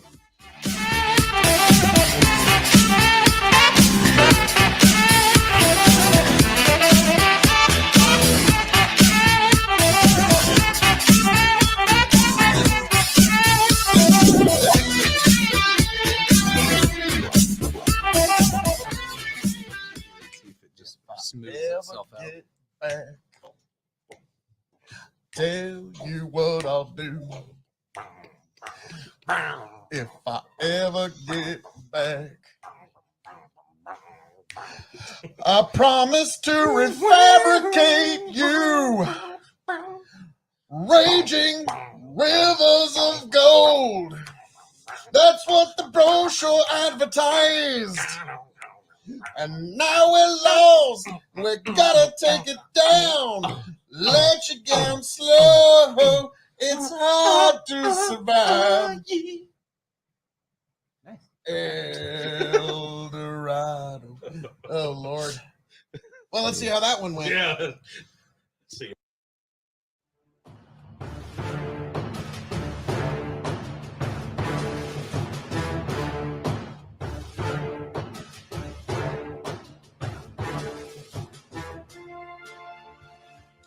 Welcome, one and all, to the K.O.E. Nation for a very special Spirits review of Buffalo Trace. Here at the K.O.E. Nation, I am your King of Extreme, Phil K.O.E., the Lord of the Scottish Highlands, the conqueror of the ethereal, the Prince and Potentate of the political parlance, the Emperor of the big fucking empire, and I am joined by my indomitable broadcast partner, the one, the only, The more than honest, the excited Tony G. Like, share, subscribe. So how has it taken us this long to get the Buffalo Trace? How have we had That's a fair question, but an honest one, and here we are. Well, nonetheless, it's time to get right to that. Yeah, there's it's time to rectify the situation. This has been a long time coming, and yeah, honestly, we're sorry it took this long. Yeah, so Buffalo Trace, the base offering from Sazerac, a very famous the world over brand, and there's times you can't even get this. And as you can see, I'm stocked up because there's times you can't get any. And I was gonna say, it looks like you're well stocked on the BT line, Phil. Yeah, I'm thinking about gifting this one, but I had to get it in on the big video. So, but yeah, I am a big fan of this whiskey. I'm a fan of a lot of the stuff from the Buffalo Trace Distillery, as are a lot of folk, it turns out. They knock it out of the park more times than not, and this is the base offering. So you really can't go wrong with it. Honestly, there's really nothing I can say bad about it from all the experiences that I have had. Yeah, it's just a good, approachable daily drinker, and if you can find it, it's not going to be all that expensive. No, you can get it at the right price. Now, let's be frank. Right now, there are people that will gouge you for it. So do not just don't fall into the thinking that this is a unicorn bottle. I'm gonna agree. If you find it for retail price, it's excellent and it's worth that amount exactly. But Tony, what we are going to do is we're going to grade this whiskey. We're going to grade it on a 5-star scale. And we're going to grade it on 3 5-star scales. Okay. It's shelving, and then the secret 5th question. Okay. So, We're going to start off with the 3 scales, which are going to be bourbon, whiskey, cask-aged spirit. So, first, before we get there, folks, we got to give our nose very light caramel. It's delightful. Subtle. It's there, though, but this is a very floral pattern for me, and I can see what you mean. Like, there's no specific flower, but like when you're walking through a florist shop and you're just kind of getting this general floral pattern. Yeah. I can see what you mean there. Now that's what I'm getting here, and there's really no other sweetness other than that faint caramel. Like, that's what I get. It's very inviting on the nose. Don't get me wrong, but this is not one that's going to like just tractor beam you in terms of what this brings on a scent scale.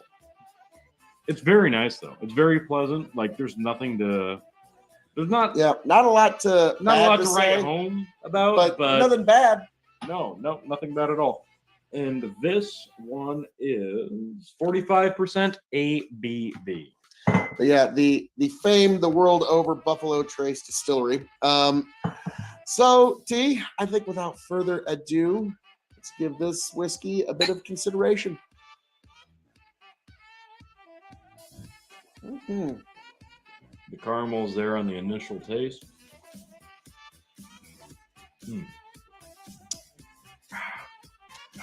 Oh yeah, caramel's pretty well there.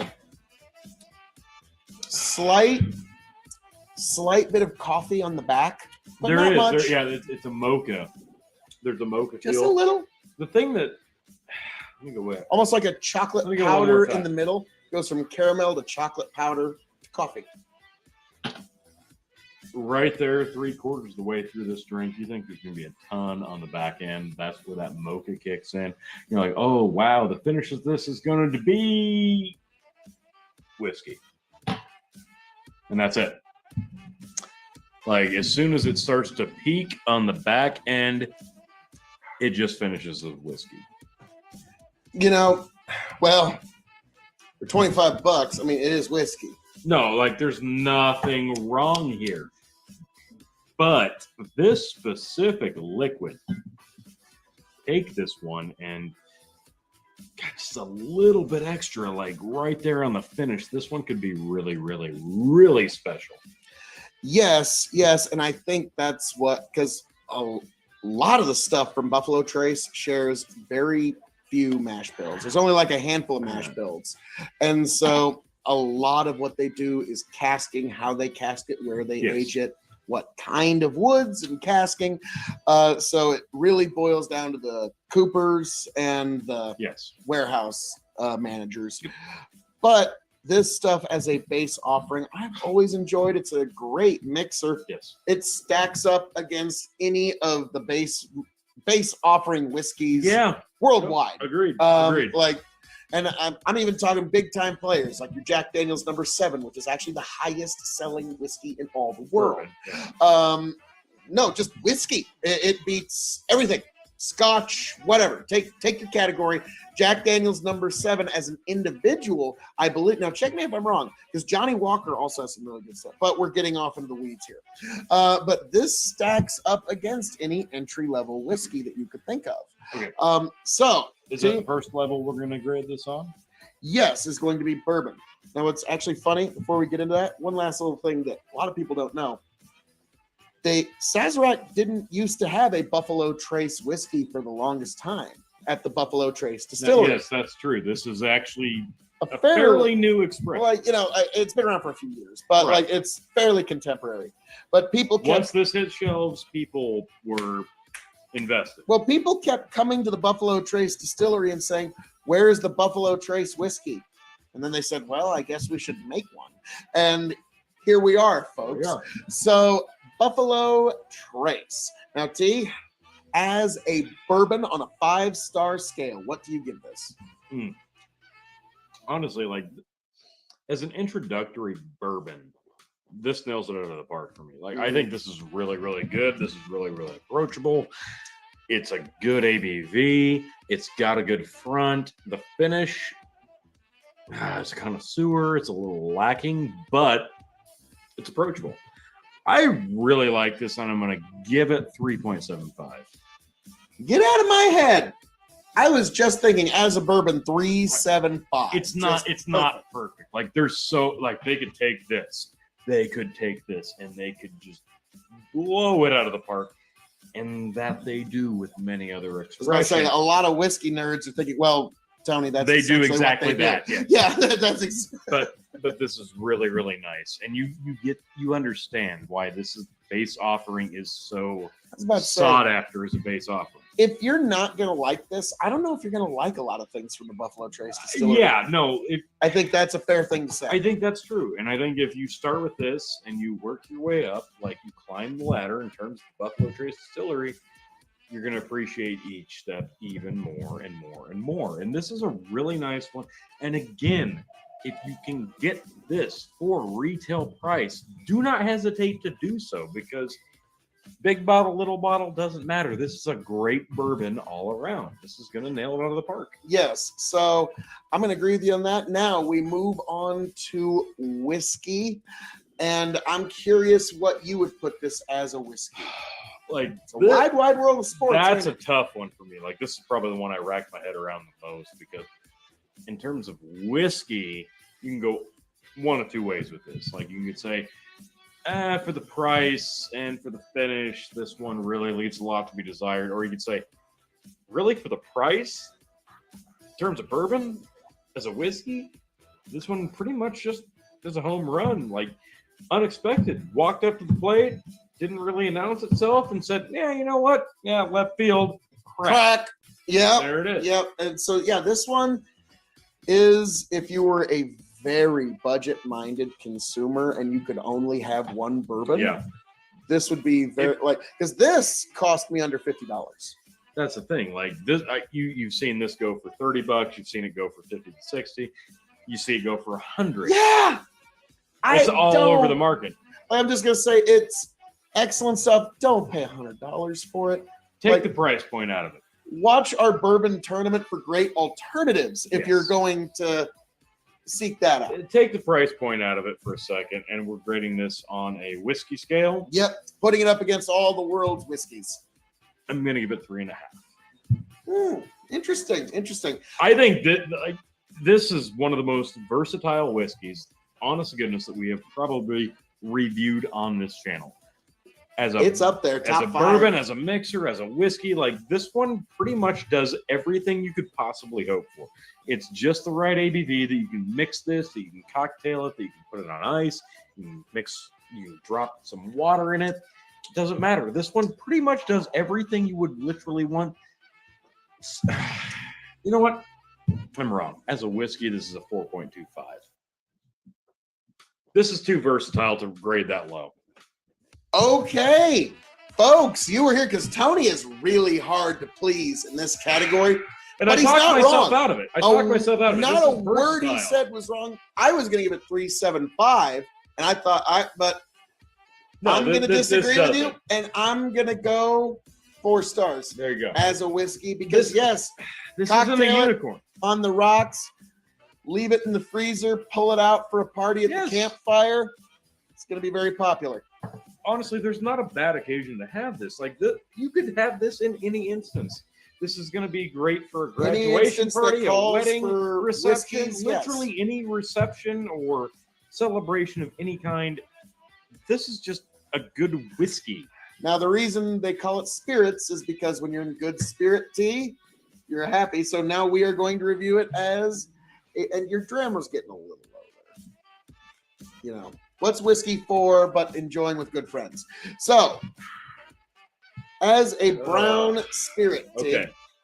This one, again, this could go either way. And if you're a fan of the K.O.E. Nation or the Revolutionary Wrestling Podcast, and you know my history with this specific category, he's tough to please. I'm very tough to please. And again, on the very back end of this does leave a bit to be desired in terms of a finish, because again, with the mocha, the coffee, like you're right there, you think it's going to be a climax, and then it just kind of dissipates, and you're left with just a whiskey feeling. Yeah, but there's some people that do kind of like the fact that there's a start, middle, and end, and there's not this, like there's some whiskeys that it's too complex for some Right, but people. this isn't so spicy that the spiciness or the overproof completely overtakes. No one thing stands out so much that it would alienate people. Yeah. Very mainstream palate. A lot of people that aren't familiar with bourbon, that don't really understand exactly what bourbon is, might be off put by this. And I completely get that. And I've talked to people who've specifically tried Buffalo Trace. Like, oh my God, bourbon's disgusting. No, that's not a good representation of bourbon, but actually it's a perfect representation of bourbon. So it's almost that limbo of bourbon. So for me, in terms of a brown spirit, I would cocktail this. I would cook with this. I would put this on ice. I would splash some water in this. And I would clearly enjoy this neat. As we are. So, T, what would you give this on a cask age spirit scale? On a cask age brown spirit scale, you're throwing me for a loop here because I could just as easily give this a 2.75, and I could easily give this a 4.5. Like this one's all across the board for me. So I'm gonna give it. I'm gonna break the scale. 3.85. 3.85. Yes. Tony had to break the scale because it wasn't quite 4 and it was just a little better than 3.75. I understand that entirely. I've had to do it myself. And this is a scale that would call for that. And so you called it 3.85. You know what?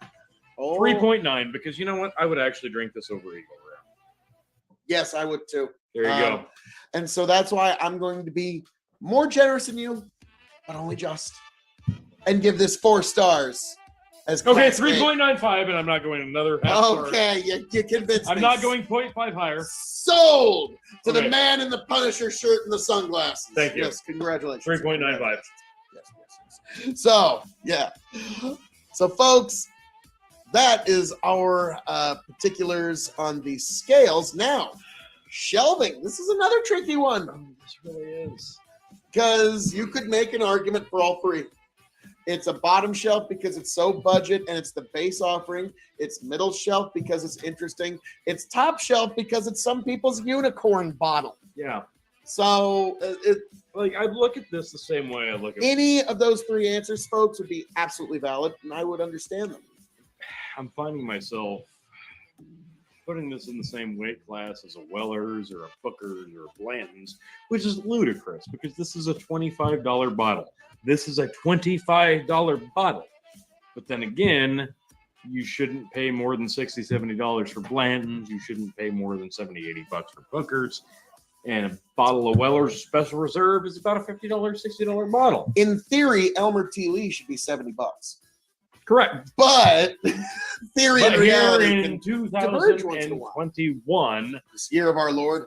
this is one of the stranger acquired bottles. So it's the base offering. I'm sorry, no matter how much I'm raving over this and enjoying it and telling you that this is so spectacular that you can drink it neat, it is actually still a bottom shelf bourbon. And that's where it sits on my. But don't take that the wrong way, because Wild Turkey 101, one of my favorite whiskeys, one of my Is on favorite your- bourbons, is a bottom shelf. Yeah, it's bourbon. sitting on your bottom shelf as And we speak. This is right there. Well, yeah, I pulled this off my bottom shelf because also for easy reaching. But you know, And you got 3 bottles of it. yeah, there's that too. Well, 2 after a while. But regardless, yeah, I saw this, figured I better get it. Tony's like, yeah. See, folks, that's the problem. That's what happens the minute they show up at stores. People just pick it up. Now, the reason is, Tony, all the things you said. You can drink it neat. You can put it on the rocks. You can mix it. You can cook with it. You can put a few drops of water. You can treat it like it's a high-class drink. You can just drink it down because you're in one of those moods where you just want to feel different.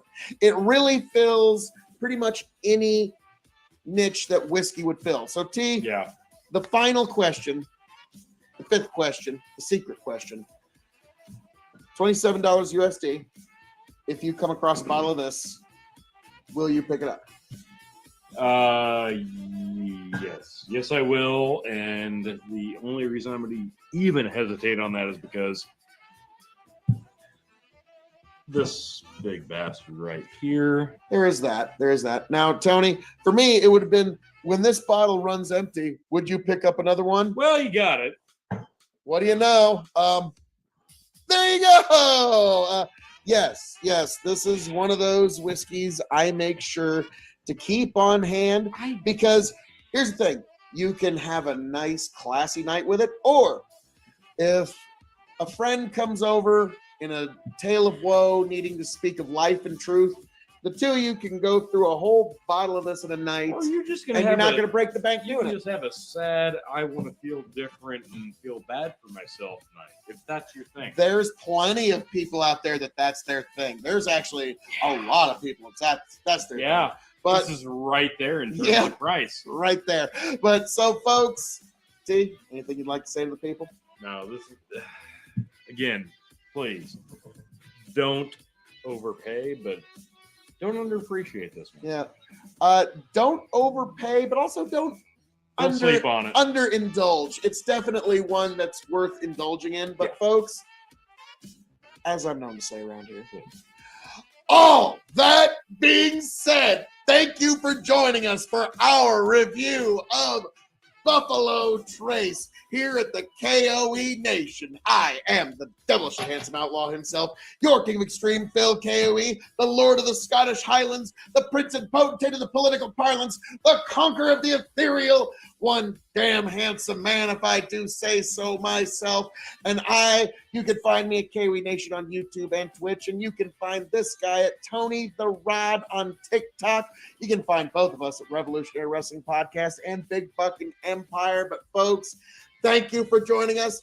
Thank you for being here. Raise a glass to yourselves, and I'm hoping to find all of you back here at the K.O.E. Nation, happy, healthy, much the wiser. Tony, take it away. Thanks for stopping by, and thank you, Buffalo Trace. Cheers.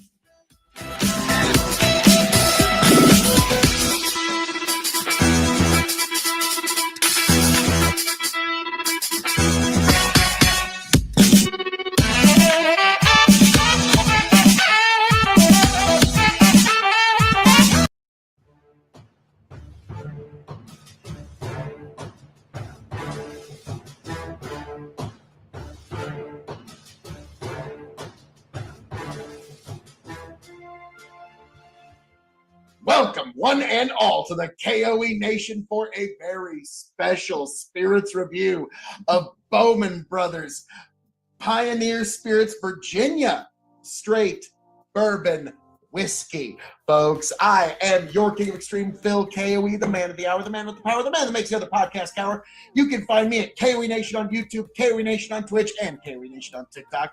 Yes, this is all very on brand. And I am joined by my indomitable broadcast partner, the one, the only, Tony fucking G. Like, share, subscribe.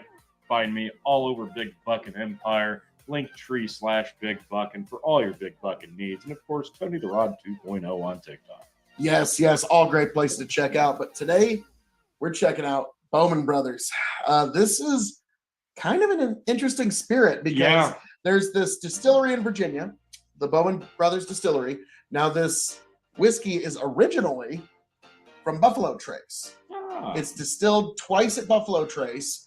It's taken here to this distillery in Virginia, distilled a third time, and then bottled and distributed. So if you're a fan of Buffalo Trace, you're probably going to like this, but it's going to be kind of a new take on it, a new twist. Fantastic. So I keep seeing this all over online. So this is one I've actually been really kind of looking forward to. I'm curious about this. yeah, and when I found out the backstory to it, I was like, well, now I have to. Yeah, it's going to be marvelous. 90 proof, product of Virginia.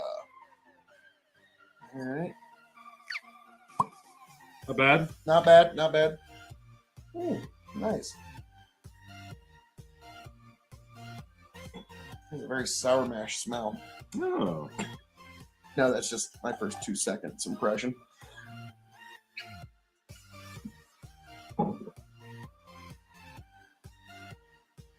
Oh my. Nice legs on it. Wow. That's like a sweet candied apple. Yeah, that smells nice. That's delicious. Very inviting. Whoa. Wow. Yeah, very nice sweet nose. Mm. Yeah, I'm getting apple. I'm getting sugars. I'm getting. That's Yeah, delightful. you got to get a little deeper in to get a feel of bourbon here. Yeah, you're right, because the nose initially is so floral It and is. fruity and just. Oh my. I have a feeling this one's going to be decent. Yeah, it's probably gonna be a pretty good one. Very soft. Mm-hmm. Hint of spice on the back, but not hard. Yeah, no, just the right amount. Oh, very nutty or cashewy finish. I like that. In the front, Caramel so and soft. apple, and yeah, the front's very sweet. Yeah, The back gets nutty, but not offensive. no. Wow, this is really nice. Yeah, that front is like a sour apple candy. But it harmonizes together like a peanut butter and jelly sandwich. Yeah, it's very, very soft, very, very subtle. This is a dangerous one. This is good. Oh, this is really, really good. Hang on the back of the bottle here it says, John, Abraham, Joseph, and Isaac Bowman were Virginia militia officers in the American Revolutionary War. In 1779, they led 30 pioneer families to Madison County, Kentucky, and established Bowman's Station. Later, the brothers helped establish and settle Fayette County. They were legends, admired and respected by fellow settlers for their courage and bravery. This handcrafted bourbon whiskey is a tribute to these four heroic Bowman brothers. Cool. So it's got some interesting backstory to it. And this is unique. Yeah, like you're right. I wonder what it like now. Apparently, you'll be happy to know that apparently it's a very intensive distillery. That it's a what's the word I'm looking for? Intensive distilling process. I don't know if it's a pot still, but it's something similar to that where it does imbue some flavor. Might as well be pot still. It's triple distilled. So I mean, I'm just having kind of a brain fart at the moment as to what exactly kind of still it is, but I remember a lot of people talk about how that does imbue extra flavors, and I can see why Buffalo Trace is even bothering to contract out some of the distillation because they can certainly do it in-house, but I can see why there is a big difference. Yeah, it's a marrying of two different flavors here on the front and the back. This is unique. Very good stuff. Now, T, we get to the really hard part here. Yeah, this will be tricky. The grading. Now, for those who don't know, we grade on a 5-star scale. 5 meaning you have to have it before you shuffle off this mortal coil. 0 meaning pass it on by. The K.O.E Nation has advised you well. And we're going to grade this as a bourbon, as a whiskey, as a cask-aged spirit. It's shelving, and for those new to the show, the secret 5th question. So, Tony, as a bourbon whiskey, how would you grade this? It's a bourbon. This one's actually kind of tough. It's so unique. You really do feel like you're drinking melted candy on the front. And then it kind of skips over some of the standardized bourbon in the middle, and it goes right to that peanutty almond, like almost like an unsweetened hazelnut spread. Yeah, like that finish. So as a bourbon, I'm gonna go 3.25. 3.25 is a bourbon. Yeah, as a bourbon. Okay, all right. I'm gonna disagree with you considerably. I figured. I'm gonna give this 3.75 as a bourbon. Okay. I really like this stuff, but I can understand its flavoring is so unique. Yeah. That you're not getting a lot of those vanillas and caramels and oaks that you're used to in a bourbon, but this is unique stuff. Now we move on to whiskey. This is a whole wide world of whiskey, but at the same time, it can also impress in the world of whiskey. Just kind of depends. Now, Tony, what do you grade this as a whiskey? Yeah, I'm going 3.75 easy as a whiskey. This is delicious, and at 90 proof, This one could sneak up on you, but man, this is so smooth, so drinkable. Very, very good. As a whiskey, I'm going to give this 4.5 stars. Wow. I love this as a whiskey. I could cocktail it, put it on the rocks, could just mix it with cola. And once we get to the secret fifth question, you're going to understand why. Okay. This is one you could do anything and everything with, that you would call upon not just a bourbon, but a whiskey, and it would do it with flying colors. So 4.5 stars as a whiskey. Now, as a cask-aged spirit. It's all in the casking, I think, in my opinion. Like the extra process here to get the unique flavor by outsourcing and relocating this and then distributing it out. I think this is all casking to really get this unique flavor profile. So as a cask aged spirit, I'm going to go 4.25. 4.25. Yes. Now, I was going to disagree because I think that all of this is in that, all the splendor here is in that third distillation. And that's why I gave whiskey such a high mark. For cask aging, I'm going to disagree with you, but only just, and give it 4 stars as a cask aged spirit. It's amazing stuff, but like, to me, I just think all of the splendor here comes from that extra distillation process. Now, here's an interesting question for you. It's shelving. I might be tempted to put this on my top shelf. I know you're going to. I'm going to move it from my middle shelf to my top shelf now. Yeah. And the secret fifth question, folks, are when this bottle runs empty, will I seek another one? What do you think I paid for this USD? $50. $29. Really? Yep. $29 USD for this. Really? Yeah. Really. Okay. $29. So the secret fifth question, when this bottle runs empty, will I seek another one? Abso-fucking-lutely. And this one just moved on up my personal list. Wow. Like, this is amazing stuff. Like, now you see why I graded it so high in whiskey. True. Because it's a tremendous value. Very, very high value. Yeah, amazing stuff. So are there any other offerings in this? There's a port finish, which I'm sure you're just gonna hate. That could be very interesting. And they do it right because you can actually see the back of the bottle. So they actually pulled it out in time. Okay.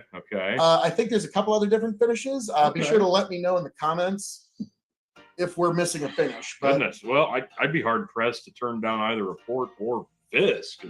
At $29, that's a steal. This is fantastic. Yeah, this is one of your better values in whiskey. I might just get me a bottle of this at $29. Yeah, $29. Wow. What can you really say? But so T, this one shocked the hell out of me. Very good. Well, T, take it away. Say around here. All that being said, thank you for joining us for this very special, very surprising review of Bowman Brothers Virginia Straight Bourbon Whiskey. I am the devilishly handsome outlaw himself, your king of extreme, Phil K.O.E., the man of the hour, the man of the power, the man that makes the other podcast cower, the prince and potentate of political parlance, and one damn handsome man, if I do say so myself. Folks, I hope all of you find your way back here to the K.O.E. Nation, happy, healthy, much the wiser. Raise a glass to yourselves. I can't wait to see you right back here. T, take it away. This is fantastic stuff. Surprised the hell out of me and a great bargain. Definitely give this a look.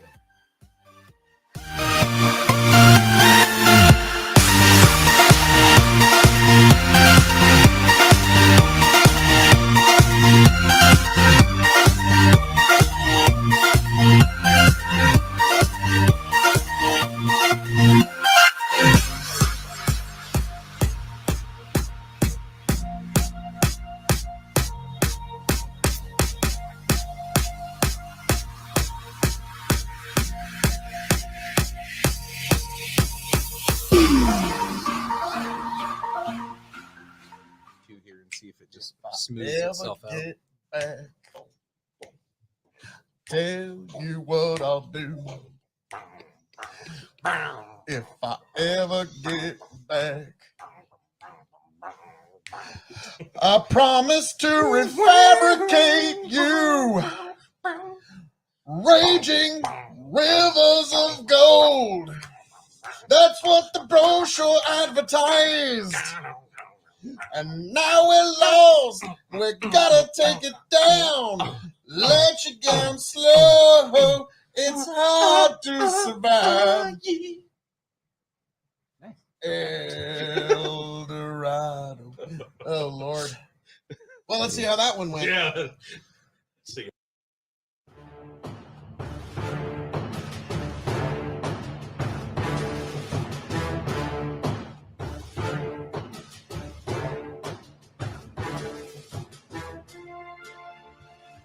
Welcome, one and all, to the K.O.E. Nation for a long time coming spirits review. I am your King of Extreme, Phil K.O.E., joined by my indomitable broadcast partner, the one, the only, Tony G. Like, share, subscribe, and follow us both on TikTok, KOE Nation, Tony the Rod 2.0. It's the right thing to do, folks. Follow us any way you can. And, of course, Big Fucking Empire on Facebook and YouTube. Of course, that is right after you like, share, subscribe right here to KOE Nation on YouTube. But without further ado, folks, I am your King of Extreme, Phil KOE, and I am extremely excited to get into this private select Maker's Mark. This one is a very interesting one. This is one Tony actually was able to find. Yes. This was in a 2-pack with Maker's Cast. Yes, the 46. Maker's Cast 46. 2-pack, A very 375 bottles, and by golly, I was looking for this. I was looking for the 46 cask, and this beauty just happened to be accompanying it. So they both had to come home with me. It's like you go to the pound and you see the brother and the sister, and they both give you the sad puppy dog eyes. You can't leave one behind. You got to take them both home. Little Dan, old Dan, and little Ann have both got to come home. Wow. Well done. Well done. All right, here we go. There we go. All right. Maker's doesn't usually disappoint on the cork. There you go, T. As I pour, I will allow you to get into the All little right. booklet of factoids. So, oh goodness, there's a lot going on here. We'll skip that. One of 1,001 combinations. Our private selection program allows individuals to create a unique Maker's Mark cask strength bourbon by selecting 10 virgin oak finishing styles from among 5 choices. This one in particular. My goodness, I really like how they put it on the front of the bottle now. They actually don't put it on the little booklet. Yeah, as so. opposed to the back of the old school ones. Yeah, I like it on the front. I don't know. Maybe I'm just old-fashioned. I like it the other So way. on this one, it's on the front. They didn't put it in the booklet. Okay, what we've got is 5 baked American puree. We've got 0 seared French cuvee. We've got 1 Maker's Mark 46. A little low, but that's all right. And 4 toasted French spice. There we go. It's high in a couple areas. So we- it's really high. Yeah, just for clarification, 0 on 2 of the stubs, very high on the baked American pure and toasted French spice, and very small on the Maker's 46 base. So this could be interesting. Oh, this is beautiful.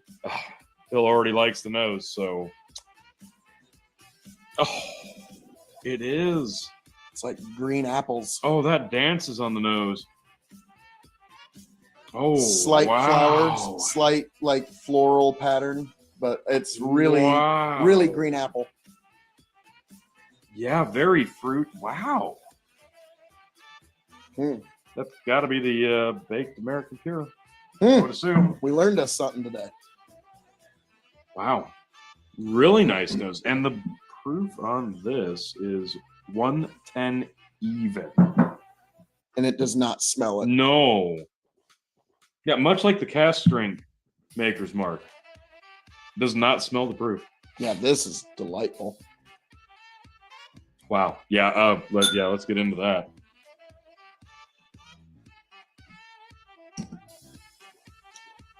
Zesty. Mm-hmm. Woo! Tangy. Oh, man. This one definitely finishes a lot closer to that proof than Yeah. the cask strength makers did. What I'm gonna say Wow, is, this one's sharp. yes, it is. But when you first go in, Wow. at first you get that caramel that's normally so missing from Maker's Mark. Yeah. You get a good significant bit of that beautiful caramel. Yeah, there's a sweetness. And then the spice just overtakes you. And that Wow. experience, and I hate to compare other products, but I'm going to do it here. That experience of the spice ride to me is analogous to like a really spicy minty Macallan, where it's like, wow, I'm on this ride. How do I get off almost? Because it's just, there's so much spice, so much flavor, but it's got this really sweet caramel front. And this is one that I think would, I believe, if you were to put like an ice ball, I think it'd cut the spice and you'd keep the caramel. And that would be just heavenly. Yeah, I think that's worth a shot with this. Wow.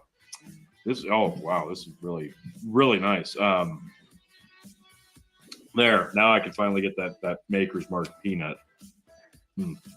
Okay. There's something else in the middle that I can't quite identify. There, yeah, I was gonna say there's something I'm trying to put my finger on and I can't. Something very earthy. Like makes you almost want to think like chewing on a root. Like, Yeah. put my finger on it. Like a raw rhubarb or something. Ooh, it's nice. Yeah, this is all over the place, but in the right way. Yeah. This is now the nose is way more up my alley. True. The palate is right up your alley. Let's be I'd frank. say I'm enjoying this. This is very nice. 110 proof. But oof. Like this gives you a bit of a slap to the face and wakes you up and really you got to go back in and make sure you didn't miss something. Yeah, excellent stuff. That's really nice. So, Wow. my word, God, Heavenly King. So now we get to the very, very difficult part of the show, and that is grading. We're going to grade on a 5-star scale. 5 meaning you have to have it before you shuffle off this mortal coil. 0 meaning leave it behind you. The K.O.E. tough. Nation has advised you well. So we're going to grade it as a bourbon, as a whiskey, cask-aged spirit, it's shelving, and then the secret 5th question for those new to the show. So, before we get into that, just a personal aside. As a Maker's Mark product on a 5-star scale, what would you put it as? 4 1/4. I'm going to disagree with you, but only just and give this 4.5 stars. Wow. As a Maker's Mark product. Really, I keep saying these store picks and any of these like special, like anything like a store pick, some of the best deals in whiskey, and any kind of private select that comes from Maker's Mark, I have yet to have one that I What's so don't enjoy. great about Maker's Mark is they're not afraid to play with the formula they got in there. You've got something good, you've got something good, and you allow yourself to tweak it to see what you can come up with different calculations. More distilleries should do that because just look at all the great offshoots you get from it.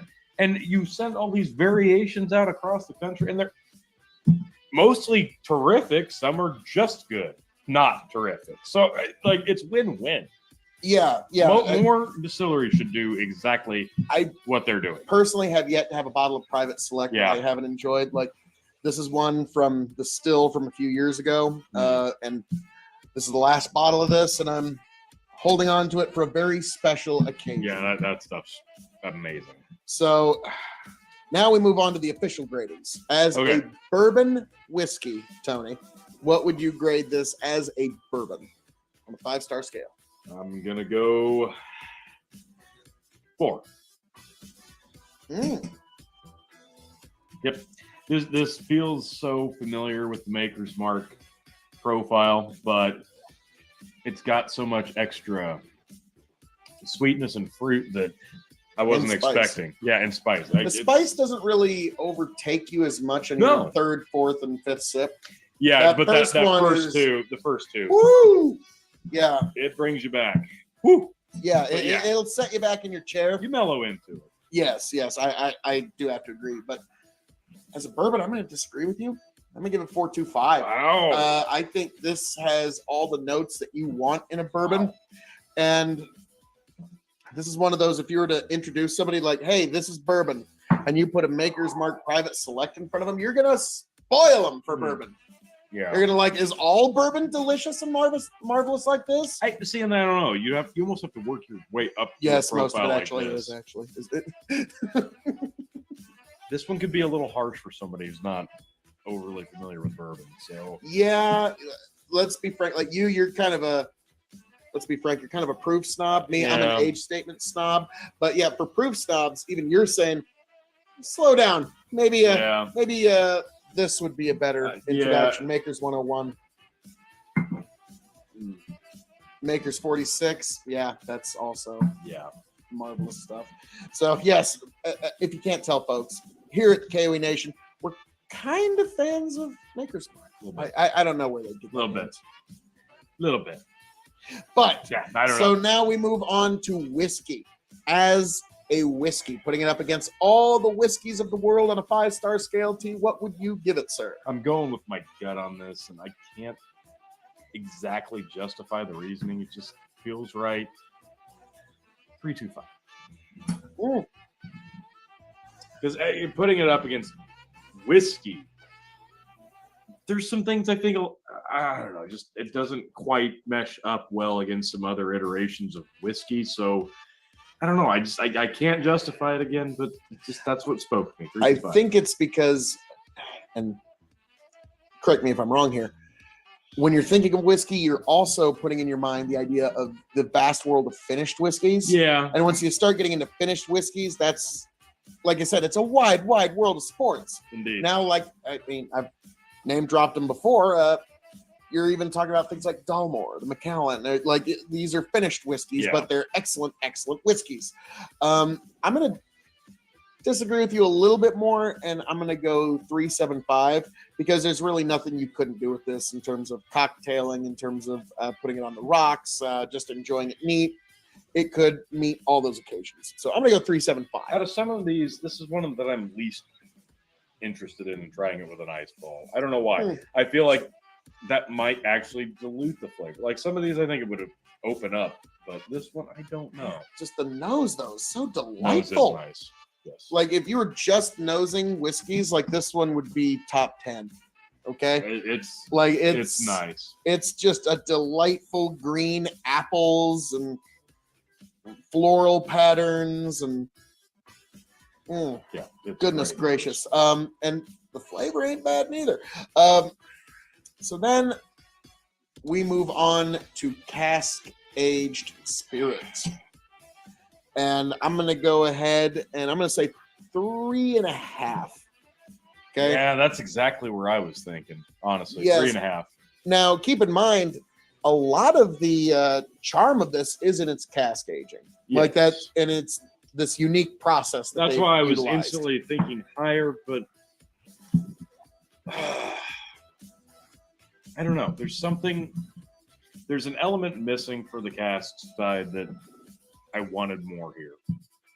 I can't ask for a lot more. Like I'm being greedy even saying that. I but really wish they put age statements on these. yeah. But that's just me being an age statement snob. Like, I'm sorry, I can't help myself. But God, it's marvelous whiskey. Because here's another weird one: shelving. This is a top shelf whiskey. Yeah, it probably could be. Yeah. I mean, Yeah. Honestly. this is going to be Friday night to special occasion Yeah. for you, T. This is your bottle. Yeah. So now that segues into the secret fifth question. Now, to lead into that, what did you pay for this USD for this 2-pack? Do you remember? I want to say it was like, I can't remember specifically, 35 to 50, somewhere in there. Ooh, okay.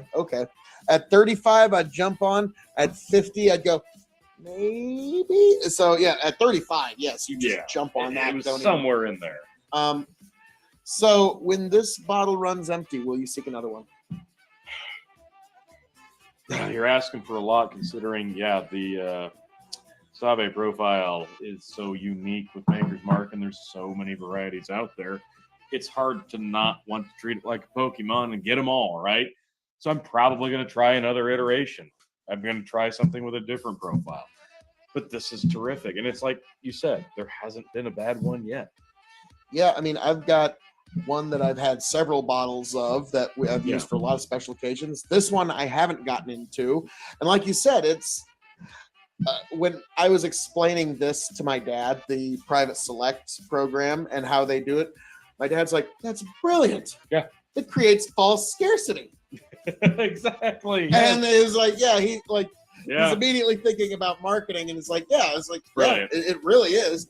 And it, like you said, it's like Pokemon mixed with false scarcity. You want to Yeah, collect because them all, it's not regional, really. and there's 1,001 different with combos. most of these distilleries have the regional thing picked with the store picks, but this, on the other hand, this isn't even handcuffed to regions.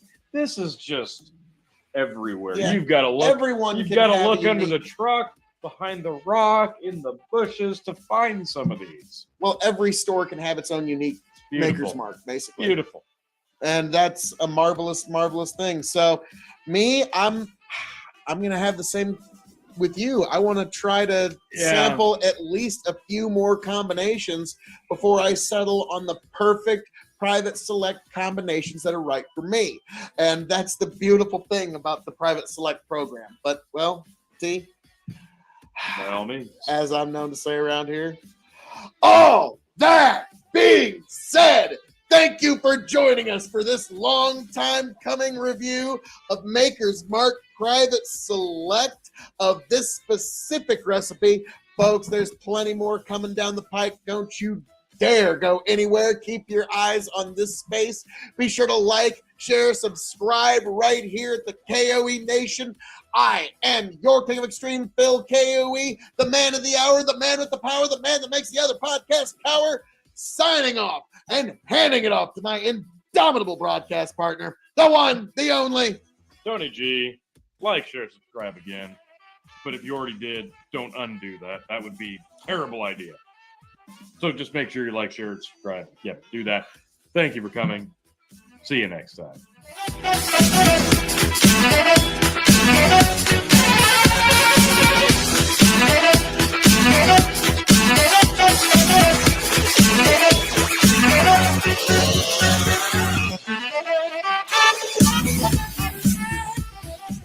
Two here and see if it just smooths itself out. get back. Tell you what I'll do if I ever get back.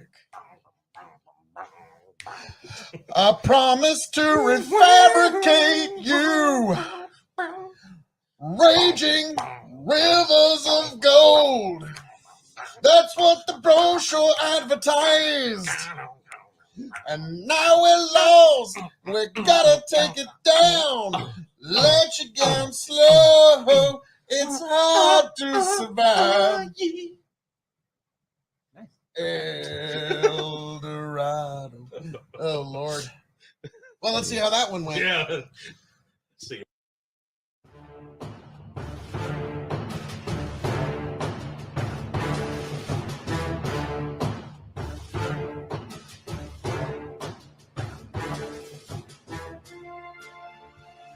Welcome, one and all, to the K.O.E. Nation for a long time coming Maker's Mark Spirits Review. I am the man of the hour, the man with the power, the man that makes the other podcast cower, your King of Extreme, Phil K.O.E. And I'm joined by my indomitable broadcast partner, the one, the only, Tony G. Like, share, subscribe. Follow me on TikTok, Tony the Rod 2.0, and of course, K.O.E. Nation. Yes, thank you. I'm also K.O.E. Nation on TikTok and Twitch, so follow us there. But this is one that I've been really looking forward to getting into, Maker's Mark Cask Strength. I'm really curious what will be the flavor profile difference here. Now, what is the cask strength? The cask strength here is 55.2, alcohol by volume 110.4 proof. To put that in perspective, your standard Maker's Mark is 45 ABV, 90 proof, compared to the Maker's 101 proof. So this does have a bit of a leap. Yep, I'm trying to think here. This private select here has a 109.2. This other private select here has a proof of 110 even. There you go. And this private select here, this was the Rob Samuels Costco private select at 108.5. 110.4. So, all right, let's get the cork pop. Maybe. Oh, Nice. perfect. Actually has a cork. I didn't expect Yes. that. Good. 110.4. This Yeah, will be this a is- spicy. It's going to be a hot one. Now, we've had bourbons that are quite a bit hotter, but That is true. this one's still up there. You can't deny. Boy, it doesn't Ooh. smell it though. No, it just got a deep. It's light, but it's got a deep burn on the nose. But yeah, it's very light. I'm getting like very dark amber red apples, and I'm also, it's going to sound very strange, but just hear me out here. I'm getting the slightest, I don't know why, my brain immediately goes to tree sap Okay. when I smell this. Like, Oh yeah. Okay. like I know, very, Fresh. Yeah, very yeah. out of Nature. Yeah. out of left field there, but No, I can see that. so interesting It's smells. kind of an inviting nose for the proof. I'm surprised. Oh yeah, this does not smell like when you stay in it, yeah. then the ethanol You hits hang you. around. Then But if you nose a whiskey the way you're supposed to, yeah, this one's excellent. Now I'm see. a little bit of familiar peanutty, but yes, indeed. Let's give her a go.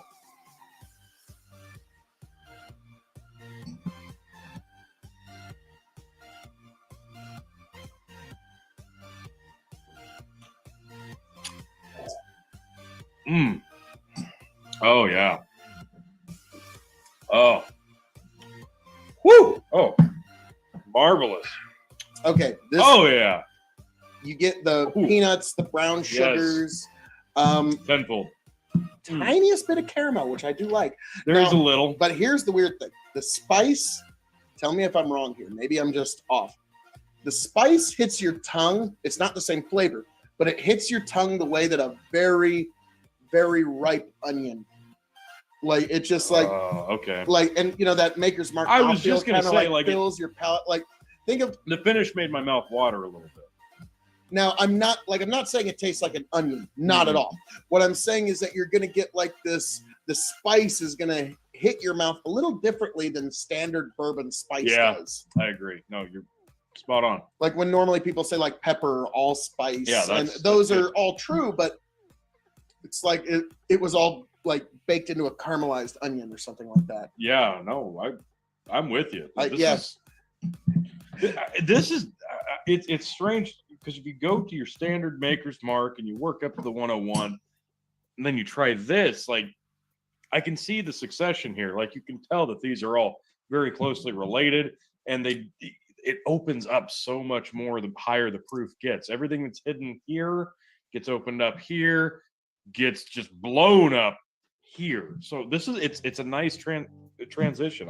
I enjoy this. It's hot, but it's good. Hmm. Yeah, no, I'm a fan. I am a This big fan. would make for the holidays are coming up. This one's not going to exactly break the bank, and it's going to. I think it'd be a good holiday drink, and it's. Oh yeah, this is a good one to drink when it's cold, folks. Yeah. Warm you right up. Boy, howdy. This one's different. This is a lot different than I expected anything from the Maker's Mark line, because this is Maker's Mark without all of the fancy extra stavings that Yeah. they do. Yeah. At cast strength. Yeah, I think that's what's so impressive. The transition from standard to 101 to 110. I'm impressed. I like it. There's enough variant in all of this line to justify these different bottlings. Yeah. But they still all have the house style of Maker's Mark. Like Yeah. you're not gonna think like, oh my goodness, am I drinking like a Dalmore here? What like Yeah, no, you're there's a always gonna know yeah. what style you're drinking. Familiarity, 100%. This is nice. So now we move on to the really, really rough part. The grading. Yeah, this is tough. So we're gonna grade this on a few 5-star scales. 5 meaning you have to have it before you shuffle off this mortal coil. 0 meaning pass it on by. The K.O.E Nation has advised you well. So We're going to grade it as a bourbon, as a whiskey, cask aged spirit, and then the shelving. And then for those new to the show, the secret fifth question. Before we get into any of that, just as kind of a personal aside, as a maker's mark, what do you rate this? I'll go 4. Yeah, 4. Get out of my head. Yeah. It's a 4-star maker's mark on a Yep. 5-star scale. If you could, now I've seen full bottles of this, like I'm talking a full 750, go for as much as like $50. So keep Makes that in sense. mind Given the when, proof, yeah, that makes when we sense. get to the later questions. But so as a bourbon, how would you rate this on a 5-star scale? I'm gonna go 3.5 as a bourbon. It's got a high proof, which speaks to me. Love it. It's got a familiar palate, which is really nice. You know what you're getting. Like I said, the transition is fantastic, working your way up to this. But with some of the higher proof maker's mark stuff, you want a little bit of extra on the palate here and there, and it's familiar, but almost a little too familiar. So yeah, I think that's fair. 375? Yep. Okay. I'm going to disagree, but only just. And as a bourbon, I'm going to give this 4 stars. This hits all a right. lot of those marks that you want on a bourbon, and it's also got the proof for proof snobs. Yeah, that's fair. And this is one that you can do anything that you could use a standard bourbon for. Yep. Like, it's not going to offend the senses if you use it for like a standard bourbon style cocktail. You could put this in a mint julep and it would be delightful. Now we rate it as a whiskey. As a whiskey, I'm gonna say 3.75. Sticking with 375. Yeah, I could go higher. Sell me. As a whiskey, is there really anything, whether you're talking on the rocks, in any cocktail, frozen in an ice chest, sitting around the campfire, is there anything that you could think of that you would call on any whiskey to do that this particular bottle could not do? That is why I am giving it 4 stars as a whiskey. I'm gonna go 3.85. Hey! All right. The powers of persuasion. Yes. Now, as a cask-aged spirit, now this is putting it up against a wider world of sports. 4.25. 425. Yeah, that's where it was gonna shine for me. 110.4 proof, folks. My God, like this Maker's Mark knows what they are doing in terms of aging and getting a little extra oomph out of anything that they put into a barrel. Great example of it. Wow, really? That was going to be the one where I was going to go slightly lower at 375 Yeah. because this is your standard Maker's Mark product at cask strength. All of the real, like, don't get me wrong, they have great coopers that make great casks. But to me, this is a triumph in distillation and warehousing, proper just knowledge of good warehouse management. So to me, I'm going to go 375 because it's a great cask-aged spirit. But again, I'm thinking, like, you got to remember, I love cognac. And so I'm thinking of the whole wide world of sports cask-aged spirits. And I'm going to stick with 375, but you go 425. Yep. That's a half-star difference, but hey, I think we're both saying we like it just in different ways. Yeah. 100%. So here's the weird one, shelving. Oh, middle. This thing, it's not a bottom shelf at all. No, not at all. And if your top shelf was empty, you could pop this up there. But it is definitively a middle shelf whiskey. And this is also what I would call a one-night occasion whiskey. Like if you have, like, say, just a few good friends come over, you pop open this bottle and all of your friends just drink this whole bottle down that night, talking of life and truth and all such things, and have them pass out on your lazy boy chair, your couch, and whatever afterwards, after a good night of discussing life and truth. That's what I would call this for a good one occasion whiskey. Okay. So middle shelf. Now, here's the question. When this bottle, the secret fifth question, when this bottle runs empty, will I seek another one? This is actually one of the more impressive Makers products. Now, at $50 a bottle for a 375, I got this in a 3-pack. Yeah. Actually came along with this Private Select and Cast Strength 46, and we're just finally getting into them. So I think I would definitely pick up any variety. The 3-pack? Yeah, a variety pack of Makers. It's just, you're leaving money on the table if you don't buy it, folks. yeah, it's going to be a good experience. You're going to miss out on something good. Even if you don't like just basic Makers, like you're not getting that with their variety packs or their duo packs or any iteration of that. Anything that says Private Select or Cast Strength, you're Boy, gonna that get something gets special. peanutty the longer you let it sit. It does, which is nice. I like that. That's what I like about this one. So, my goodness, this is an excellent, like, really shocked me. I figured Very good. I wasn't going to be as impressed with it as I was. No, but this is nice. Makers always has a way of impressing me. You can see, I mean, it's got quite a selection, and even its standard fare Yeah. did a lot better tonight than I thought it would. Yeah. So, folks, as I'm known to say around here, all that being said, this has been our review, a long time coming, of Maker's Mark Cast Strength. I am the man of the hour, the man with the power, the man that makes the other podcast cower, the prince and potentate of the political parlance, the lord of the Scottish Highlands, and one damn handsome man, if I do say so myself, Bill K.O.E. of K.O.E. Nation on YouTube, Twitch, and TikTok, signing off and handing it off to my indomitable broadcast partner, the one, the only, Tony G, thanks for coming in, folks. Maker's Mark, you've done it again.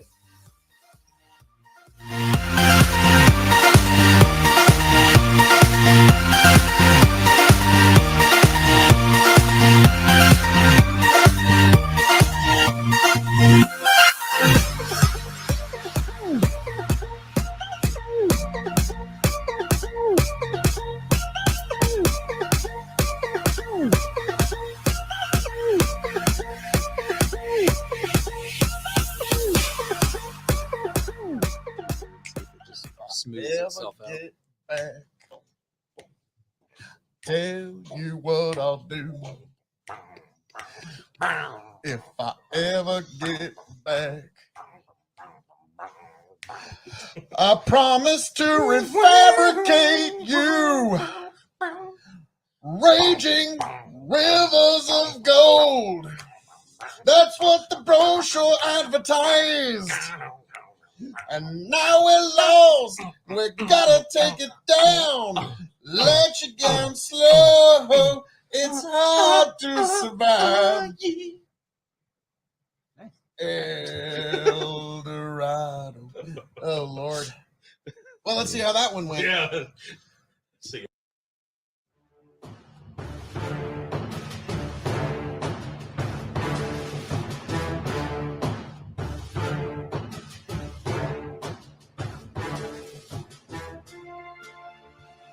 Welcome, one and all, to the K.O.E. Nation for a very special Spirits Review. I am your King of Extreme, Phil K.O.E., joined by my indomitable broadcast partner, the one, the only, Tony G. Like, share, subscribe. So we are here to check out something that's just dropped, folks, and I'm really excited to get into this. This is Maker's Mark Wood Finishing Series 2021 limited release FAE01. What does that even mean? It means 10 virgin toasted American oak staves were put into the barrel, I believe, along with a standard cast. So this is going to have a lot of flavor from what I'm expecting. So we tend to like whiskeys that go down that particular path. We do. Yes. Now I like how they don't have 1,000 tasting notes. They don't have it's pretty simple. Straightforward. I like it. Yeah, and it's paper sticky too. But on the front, a fruit forward expression with notes of tobacco and wood. Okay. That's it. All right. Let's see what fruits we pick up.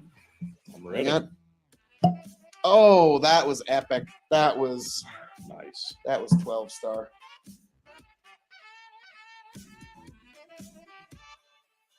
And yes, for those who don't know, I am kind of a fan You are of a the fan. Maker's Distillery. I really like everything above their base offering.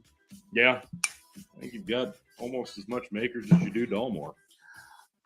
Oh my! Like, okay, let's get realistic here. But yes, Maker's Mark is one that really impresses me. It's a great weeded bourbon. Everybody's freaking out trying to get these weeded bourbons from other distilleries, while Maker's just pumping it out, and it's as good. And that's fine. And that's fine. You just go ahead and you Oh. don't go after Makers. You just let it be affordable. Oh dear! Oh my! What's the proof and the ABV on this? It's pretty high. I was going to say, it smells high. 110.6 proof, 55.3 Wow. ABV. I was going to say, this one just bitch slapped me when I took my first nose.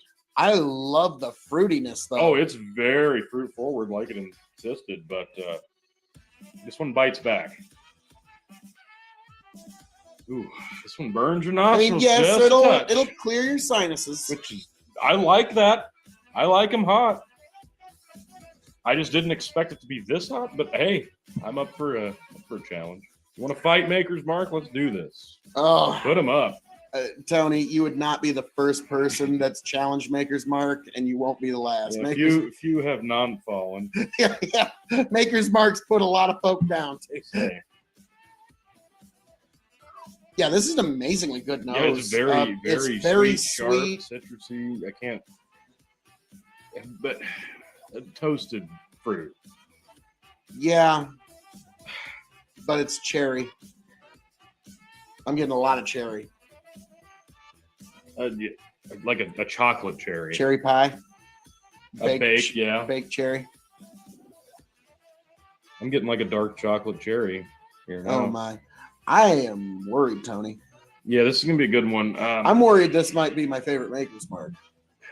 Well, I'm a little worried because the still store pick was my favorite Maker's Mark. well, there's only one way to find out.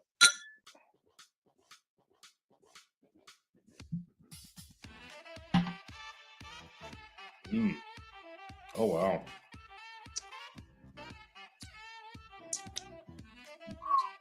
Oh yeah. It's neat.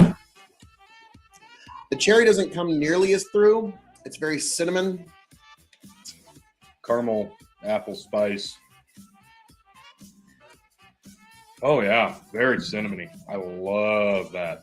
It's got that standard Maker's Wow. Mark, like kind of almost that copper back. I don't know how else to put it. Yeah, no, yeah, it's like a copper apple pie Yeah, with whiskey in it.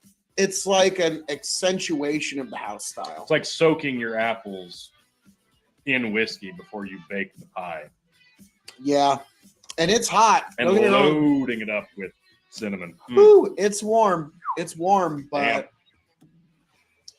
oh, that's I'm going good back stuff. to the nose now, and a lot more cinnamon on the nose now for sure. It's about to say the sweet's been cut down Yeah. after the first tasting. Now I'm getting a little bit more oak. The Mhm. tobacco, I kind of Yeah. understand. Like it's a tobacco adjacent. Oh yeah.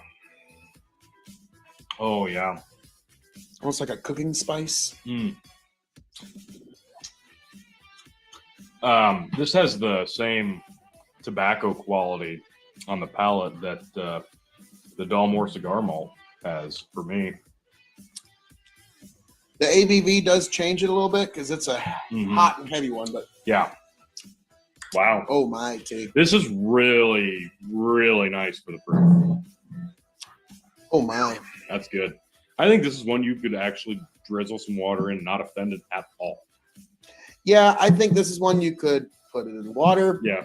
You could. This is a good ice. Oh yeah, ice would be great. Ice ball. This would be. Mwah. Yeah, you could cocktail it. You could. It's sweet. It works. It'll This work. would in it. work. And this cost me $65 USD.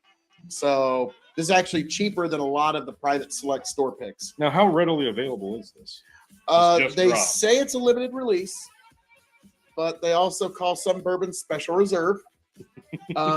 So I don't know. I think this is going to be a limited seasonal thing.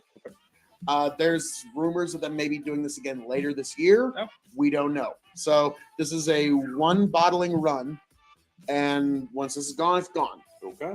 Now, the places I found it, they have a lot of them, but I don't know what that means. So, like, it could be gone by the time you see this video. It could be the most common thing you've ever found. I'm not sure. So, Check back in a couple months. yes, but this is the best makers I've stumbled on All right. in this life. All so, right. dear, oh dear, my, oh my. So we're going to grade this on a couple of different scales. On a 5-star scale, half star being you can move on without it. All right. 5 being you need to have it before you shuffle off this mortal coil. So, Tony, going to grade on a few scales. As a bourbon, as a whiskey, as a cask-aged spirit, it's shelving, and then the secret 5th question. So, as a bourbon on a 5-star scale, where do you drop this? As a bourbon, I'm going to go with an easy 4. I mean, not even a question. Easy 4. Actually, I'm going to go 4 1/4. Wow. Yeah, 4 1/4. Because this is, it's hot, but It's a the good weeder. cinnamon with the fruit, and like you said, there's just enough tobacco note there. This is one that's going to appeal to some heavy hitting bourbon drinkers. Yeah, I'm going to disagree with you, but only just, and give it 4.5 as a That's what I bourbon. figured. Because this would be all the things you'd use a bourbon for, Oh yeah. you could do with this bottle. Oh yeah. Makers, you need to just do a yearly 10 virgin toasted American oak staves. How many? 10. Add 2, release it at Christmas. It'll be the 12 staves of Christmas. On the 12 staves of Christmas. Say that 3 times fast. 3 makers marks. Oh Lord. So, wow. So yeah, I'm gonna give that 4.5 as a bourbon. As a whiskey. As a whiskey, I'm gonna stick with the 4 because while this is pretty versatile in what you could do with it, it's very hot. So this isn't going to be, and it's a limited release, so you can't just throw this up against the bar and just do whatever you want with it. This one, you got to appreciate it to really want to drink this. You're not just going to offer this up to anybody who wouldn't fully understand what they're drinking. I'm going to disagree again, but only just, and put it at 4.25 as a That's what I whiskey. It's just hitting all the notes for me. Mm-hmm. And you could do everything with this. You could cocktail, put it on ice. You could just have it neat. Sure. It hits it all. I mean, if you're one of those people that likes to leave your whiskey in the freezer, like, Yeah, this one would I don't be recommend great. that, but you could, yeah, it would be great for that. Yeah, ice cold. This would be. Oh, this would actually be really dangerous if you put this in the freezer. You pulled it out. You're sitting around a fire on a hot summer night. Drop this in some And people's glasses. Oh no! Don't even do that. You just pop the cork and you pass this bottle around. This is going to disappear like that, and you're going to have a lot of happy folk because that's how good that would be ice cold. Ain't say it's right. Yeah. So, as a cask-aged spirit, T, How long was this aged? I don't know, but I'm going to guess with Maker's Mark, this is probably a blend of young and old. So I'm going to guess probably anywhere from 2 to 8 years is the blending of all the whiskey in here. I'm going to go with 4.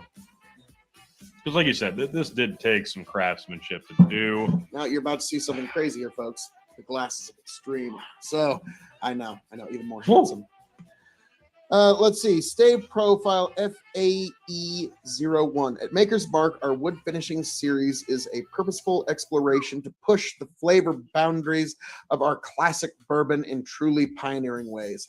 For the 2021 release, we set out to create an expression to pay homage to our unique copper still design and celebrate our non-chill filtration process. This approach retains more of the fatty acid esters in our bourbon, resulting in a bigger fruit note and viscosity. We believe this process is so important to the overall taste of Maker's Mark that we create 2 expressions to pay tribute to this. The first release, FAE 01, is fruit forward with more focus on barrel extractives. The second release, FAE 2, is texture focused to really highlight the Maker's Mark mouthfeel. It's round, creamy, and mouth coating. Enjoy. So it didn't give us anything about age there, but So this it is gonna did be, give us a preview of something to look forward to. Yeah. Now, Okay. So how many? if the second release isn't going to be like this, and you really like the fruitiness, unfortunately, T, I think I might have to stop on this one. Yeah. So this is very good. And how At least get one more bottle. how quickly are they going to start releasing these? As quickly as they can get them out to bourbon loving bottle People, hunters yeah. like us. So Okay. yeah, All right. looks like they got 2 yearly series coming out Okay. now. So Okay. So we that's- should expect to see FAE 02 I'm fall. I'm guessing probably around September, October. So spring and fall alternating, and you'll start seeing Yep. these. Okay. So it gives you something to look forward to outside of the late fall bourbon release season. So hey, 3 cheers to Maker's Mark. But whew, so as a cask age, what'd you give this? I'll go 4. 4? Yep. I'm going to disagree, and you're going to think I'm being a little generous here, but again, it's cask aging. It's a new technology. It hits all the notes. You can cocktail it. You can put it on ice. You can have it neat. You could use it for kitchen whiskeys of any kind. It doesn't break the bank. It's amazing stuff. It feels like it's special occasion. I'm giving it 4.5 as a cask aged spirit, and I think one of my highest ratings in that particular aspect. Yeah. Yeah. Now, we move on to shelving. Top, middle, or bottom for this particular Maker's. It's a top shelf bourbon. I mean, that's not even a question. This is a great. Yeah, bourbon. this one stacks up against all of the allocated bourbons we've had. Yeah. And, like, the bourbon tournament's lucky this one wasn't in. Yeah, We as didn't. much as I love the store pick, like comparing that one to some of the others, it didn't. It stood out, but not in the right way as it should have. This one, I think, would have been a lot more amongst its own in terms of a flavor profile. So yeah, I think this one probably would have fared much differently because the store pick was so specific in terms of why we liked it. This one is so appealing to a top shelf bourbon drinker. Yes, I cannot disagree with anything you said there. So, yes, folks, if you happen to find one of these, I'd say go for it. And that's what I'm going to say is, am I going to get another bottle? The secret 5th question. Yes. When this runs empty, probably before. You're going to have another bottle when this is here. Yeah. I do kind of take the philosophy with good whiskeys. 1 is none, 2 is 1. So, you got one that you can enjoy and know that you like it. And then you got one that you can hold back for a special occasion in a few years. When you know what you like in terms of bourbon, you make sure you got enough once the first bottle's to get through these hard times. Right. So, Tony, $65 USD. If you see this, are you going to seek this bottle out? I probably would, but I also do need to get myself a bottle of Maker's 101. So Yeah, I think we're going to have to do a versus on that as well. Makers has been kind of knocking it out of the park with all their specialty trying to have releases a as of late. lot of Makers to compare. We kind of do. Yeah.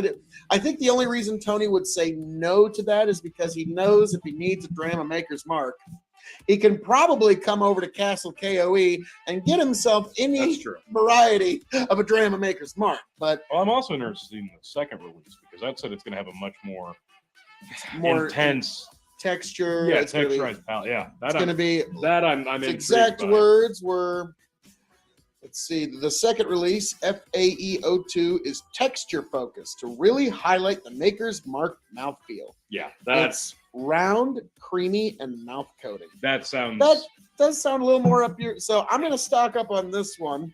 I'll let you stock up on the other one, and then we'll compare notes at the end of the year. So T, anything you'd like to say to the folks? No, this is beautiful. Great stuff. As I'm known to say Bravo. around here, folks. All that being said, this has been our review of the amazing Maker's Mark Special Release FAE01. I am your King of Extreme, the Baron of Bourbon himself, Phil K.O.E., signing off and handing it off to my indomitable broadcast partner. Thank you much, Tony G. Like, share, subscribe. Catch you later, folks.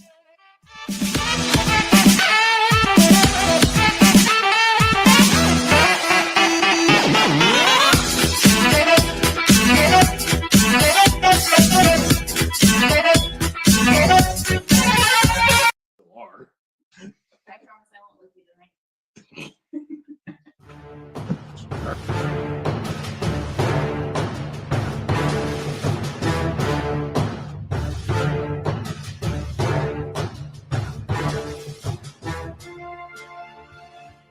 Welcome, one and all, to the K.O.E. Nation for another Spirit Review. It's finally here, folks.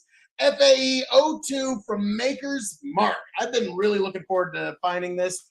Our good friend Chicken here was the bottle hunter that actually acquired this. So we have not been able to find this one No, yet we here. have not seen it. Maker's Mark FAE02. So, folks, this is going to be the one here at the K.O.E. Nation. I am your King of Extreme, Phil K.O.E., joined by my indomitable broadcast partners, the one, the only, Tony G. Like, share, subscribe. and returning to Castle K.O.E., the one, the only. Your champ, Chicken.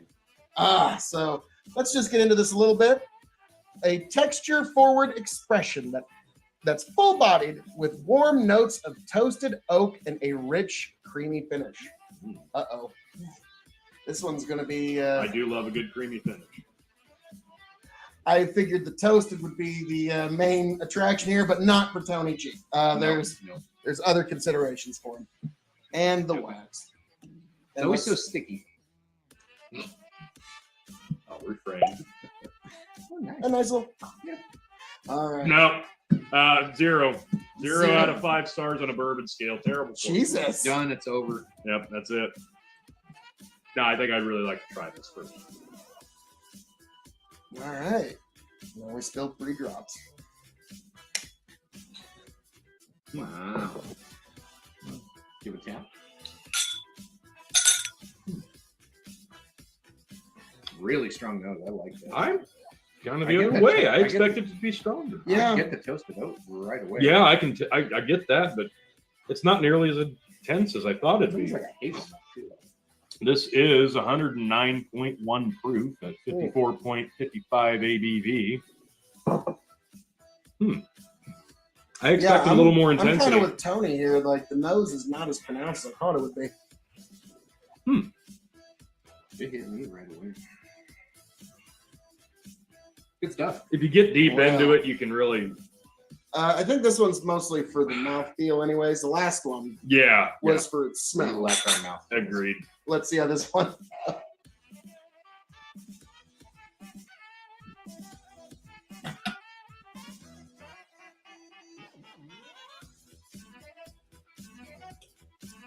Mm. Mm. Oh, there it is. Wow. Whew. Ooh, yeah. That's nice. That Afterburn. does coat the entire mouth. Yeah. Yeah. Very oily on the Spicy. palate. There's spice on the back. Yeah. Oh, very nice. Very nice spice on the end. That toasted oak sticks with you through the whole thing. It does. Like that flavor. Very it's solid pronounced. from start to finish. It is. Now, Wow. this is where we get to a very difficult part where we have to grade on the 5-star scale. We've never had this whiskey before. So, on a 5-star scale, as a bourbon, a whiskey, cask aged spirit, shelving, and then the secret 5th question. Tony, on a 5-star scale, what would you give this as a bourbon whiskey, sir? Hmm. As a bourbon, I'm gonna go 3.75. 3.75. Chicken. I'm right there with you. 3.75. It's really good. Damn it. I'm going to have to agree. It's a 3.75. Hmm. As a whiskey, I'm going to go ahead and start off. That's where I'd put it too. Yeah. As a whiskey at 3.75, it's excellent, but it's not quite next level. Tony? As a whiskey, Easy 4. Easy 4. I think I'm gonna agree the 375. It just I don't know. My powers of persuasion. It didn't what can I push say? it didn't push over like you said. Like it's really good though. Now, as a cask aged spirit, I'm going to go ahead and I'm going to give it 4 because everything you're getting out of here is from the casking. Yeah, that's true. Yeah, I'll agree. What? Yeah. Does it 4. give an age statement or anything? We always bring this up. No, on the any- only guessing thing about you've 6 got to on 8 this years. is it kind of It explains. doesn't matter because they nailed it with what they were trying to do. I'm pretty sure this was the intent. On the back, this does say for the 2021 release, we set out to create an expression to pay homage to our unique copper still design. Makes sense. And celebrate our non-chill filtration process. This approach retains more of the fatty acid esters in our bourbon, resulting in bigger fruit notes and viscosity. We believe this process is so important to the overall taste of Maker's Mark that we created 2 expressions to pay tribute to this. The first release, FAE01, is fruit forward with more focus on barrel extractions. The second release, the FAE02, is texture focused to really highlight the Maker's Mark mouth feel. It's round, creamy mouth coating. Enjoy. So for cast age, like, I love this. This is perfect. This would probably rank up with some of the best for me of my personal preference. That's a great thing. These are all subjective, right? It's a personal preference sometimes. I've got an idea here. Cast You age, do. I'm gonna go 425. I fucking Ooh. love this. This is great for a cast age. Excellent. Excellent. Well, it is really nice. Very Well, nice. in terms of shelving, it's going to sit on my middle shelf next to all my other Maker's Mark. I would agree. Middle shelf. There's 1 or 2 bottles there. Yeah. There's So- I kind yeah, of let's go with 2. Those I love Maker's Mark. What can I say? I'd say most of those tops are red. Yeah, it looks like 6. But, well, actually, hang on, because while we're getting there, chicken, there's something that I hid right next to you over there. Would you mind? Oh, Oh, well, looky Speak there. of the devil, asking you shall receive Maker's Mark FAE01. This is no longer available on the markets, folks, and it's one that I have enjoyed thoroughly. This is probably my personal favorite Maker's Mark. When it, That talk, is a bold statement. when it talks about fruit forward, red fruit notes, this is right up my alley. Yeah. So before we even finish off everything else, because I think middle shelf is that fair. See, I'm, Yeah, it's middle shelf. It's contemplated on high or top shelf, but yeah, middle. I think the nose has definitely gotten stronger now that it's gotten a chance to breathe. I love the nose from the start. I don't know what you guys are talking about.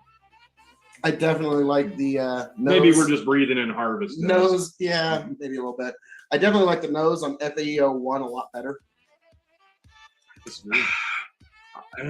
That's tough. I like 2 better. I think the nose on 1 is weaker. I think it's a little more shrill, but Jesus. and I'm not meaning that in a bad way. I think it just invites itself as an expression on your nose a little stronger. Well, yeah, But like people. It takes a while to get there on the Yeah. 1 with the Yeah. nose. It takes you a while to get everything. yeah. People really hate the name FAE because it stands for fatty acid esters. And like the reason that you get fruit smells is because esters are the chemical that gives Was the fruit marketing smell. department on strike that day? Just call it what it is. FAE. It is. It's a terrible Let's name. not bring up strikes in the bourbon industry right now. That's a Oh, touchy Heaven subject. Hill.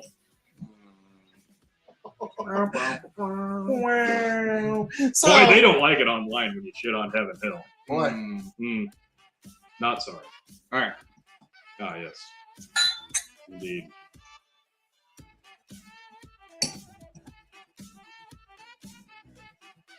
Yeah, you immediately can tell that's more fruit forward. Very. It's not as spicy. No, it's not. It's way smoother. It is. It's a lot crisper. And actually, if I'm not mistaken, the one is just slightly stronger at 110.5. For 110.5, that is dangerously. I was going to say, that's what I love about Maker's 46 is its smoothness, but it's almost too smooth, and that's why I had to get myself the cask strength. I expect to get a much spicier burn off of this, and it's not there. No, it's not there. Now, there's a reason that I pulled this one out before we got Wow. to the final fifth Mm. question, the secret fifth question, Wow. which is chicken. You've now tried both. FAEO2, Mm. FAEO1. What did FAEO2 cost you USD? It's like 60 or 70, somewhere right in that So- ballpark. Let's call it 70 because that's Standard with probably what makers. you're going to pay. If it's still available, when this bottle runs empty, will you seek another? Yeah, I'll probably actually go seek out another anyway. I'm Okay. not gonna wait for it to go empty. I really love that. Yeah, I did the same. I made sure that I had plenty of this. Tony, between God. these two bottles, Hmm, if you had the last of each that you were ever going to have an opportunity for, that's tough. which one do you pull the trigger on? Oh man, I'm going back and forth. This is really difficult. I'm kind of shocked he hasn't blended them yet. I'm getting there. I was gonna say, Hmm. I think the blend on this is gonna be. Honestly, I think I'm going to go with the 2. I thought I was going to go with the 1, but I think I'm going to go with the 2. I really did. I enjoy the 2. I The 1 is great. The 1 is great. So like, It is. I gave it a high score on cast strength on the 2. I've never had the 1. got before. great legs. I would give the 1 a 4 on cast strength. Like this is really good That's too. fair. But I'm probably 3.75 or 4 on whiskey. That was bourbon. Like You know, I'd I'm come going to. closer to a 4 on this with bourbon and whiskey because I love the smoothness and like, you can do a lot Really with it. nice. But on a cast strength, I prefer that. That's just it's a beautiful. Yeah, I know what I'm getting. I'm getting what I have. I get what I paid for it. I'm unfortunately going to have to disagree with you, gentlemen, and I'm outvoted here, but I'm going to go with FAEO1. This is one of my all-time favorite Maker's Marks of all time. FAEO2 is it's up there, but this one is just my. Do that. I need to blend these two. Yeah, do that. I don't have any. Well, luckily I there's was 2 about to say, bottles, right? that's your bottle. You're like, how about it, man? That's yeah. Oh darn it! Yep. There it Chucky is. darns. That's the answer. So the blend master. My insisted we blend. answer on which one I like more is that one. That one. That is an A. A lot more of blend. the FAEO2 comes out that does drown out a lot of the FAEO1. You just Maybe get a- that's why it's so much better. Wow. Wow. Fuck. Cheers. What did FAEO1 ever do to you? Hmm. That's spectacular. Wow. Wow. You do get a Yeah. little red fruit, not much. Maker's though. Mark. Yeah, So- just do that. Do that. Just Wow. together. So, Togetherness. folks, We That's need beautiful. unity.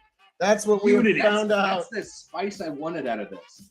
Okay, all right. There you go. So, if you can find yourself a bottle of FAEO2, you're going to have yourself a really special experience. If you still have a bottle of FAEO1, Send it savor to it. us. Or send it to us. I like where this guy's thinking. So, gentlemen, anything you'd like to say to the people? No, thanks for tuning in. Appreciate you. This is good stuff.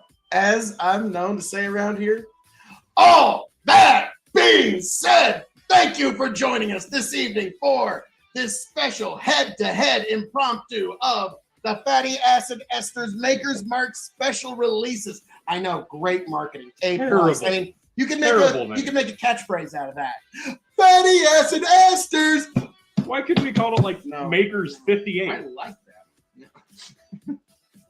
Oh Lord. So, folks, until we meet again, hope to find you back here happy, healthy, much the wiser. Tony, Chicken, thank you much.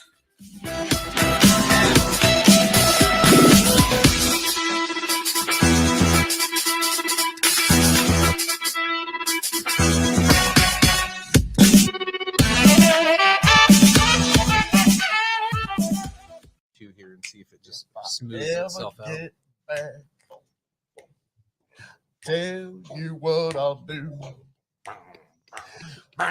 If I ever get back, I promise to refabricate you. Raging rivers of gold. That's what the brochure advertised.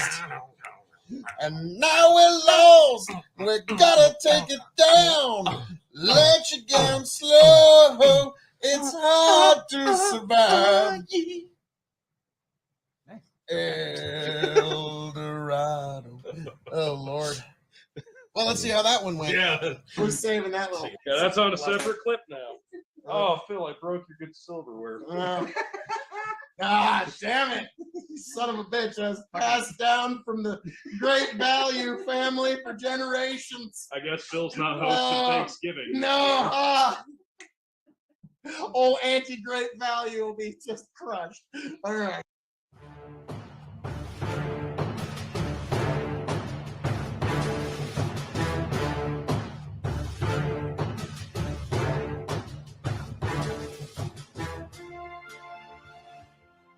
Welcome, one and all, to the K.O.E. Nation for another long time coming spirits review. I am your King of Extreme, Phil K.O.E., the man of the hour, the man with the power, the man that makes the other podcast cower. One devilishly handsome man, if I do say so myself. And I am joined by my indomitable broadcast partner, the one, the only, The Tony G. Like, share, subscribe. The Blend Master says so. And, of course, check me out on TikTok, Tony the Rod 2.0.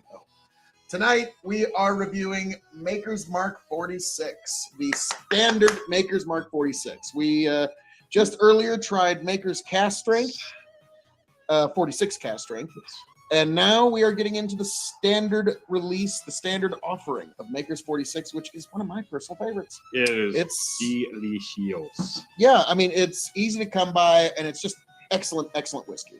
So let's first take up a nose. Instantly, it's much more aggressive on the nose than the standard Maker's Mark.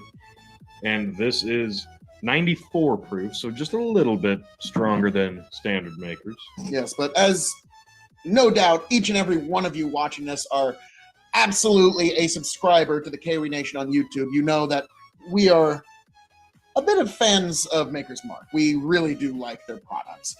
And this is just another great release along those lines. Now, this one, I don't get a lot of copper. Like I normally get a lot of that.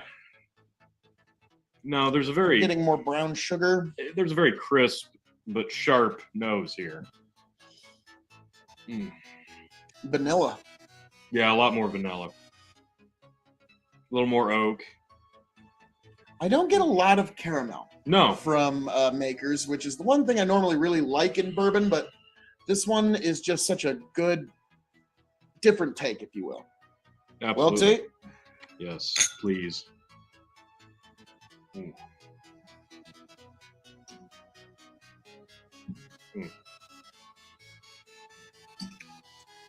Oh. Oh, that's just delicious. Finishes so nicely. It's got just enough of a burn, and it's not even fair to call it a burn. It's just a nice, pleasant tingle. Oh. I would call it a slight burn, Mm. but a lot more brown sugar Mm. comes through on this flavor profile yeah. than anything else. It's got all those standard Maker's Mark flavors, mouthfeel, everything that you come to expect from Maker's Mark, but Yeah, it's like a baked apple pie. yeah, a lot like yes, because there's always that slight stewed fruits, but not overwhelming. But this one, you got a lot more brown sugar to go with it, and Yeah.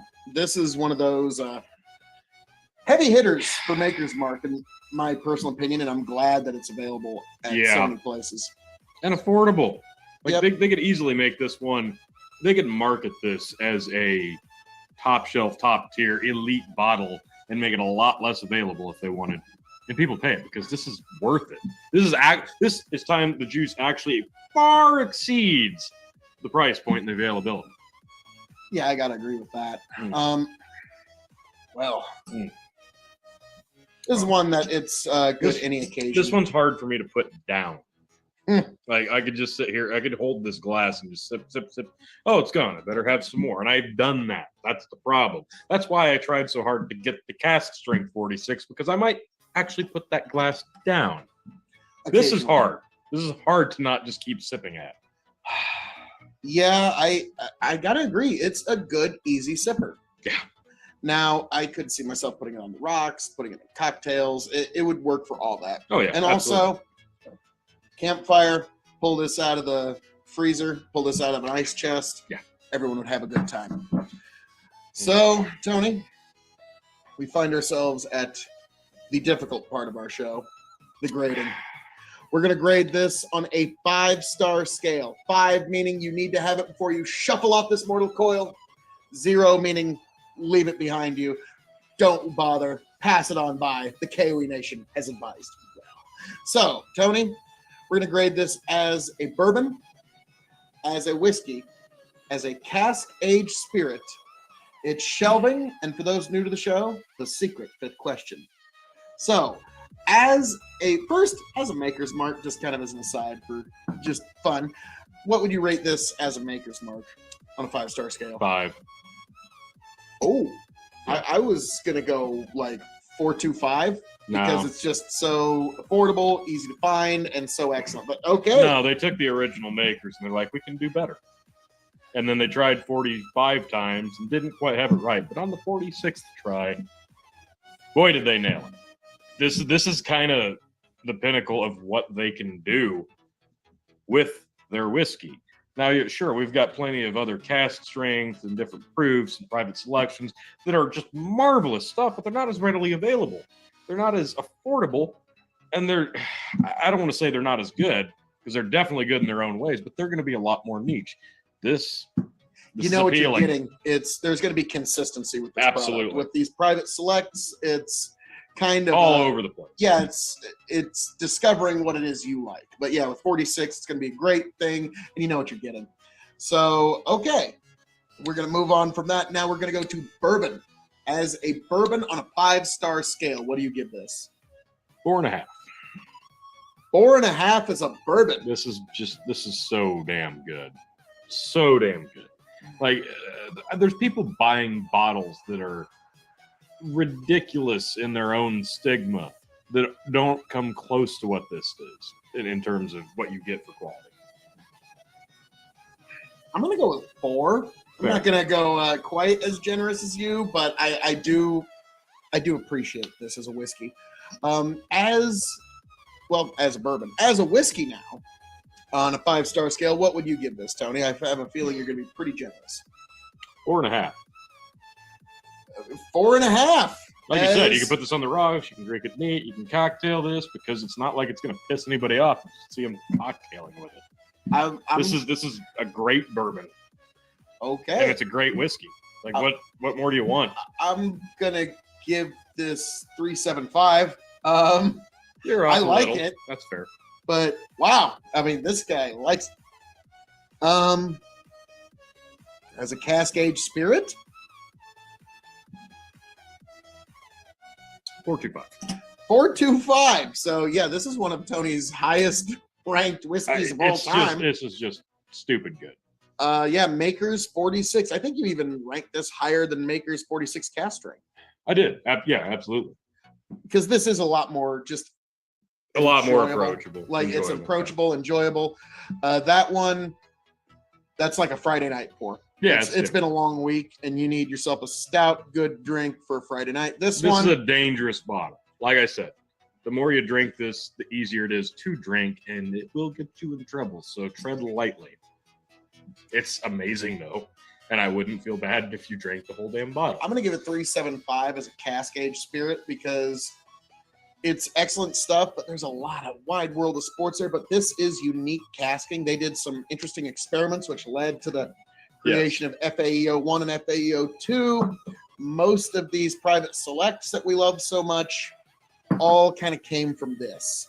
So I'm going to stick with 3.75, but it's an excellent whiskey.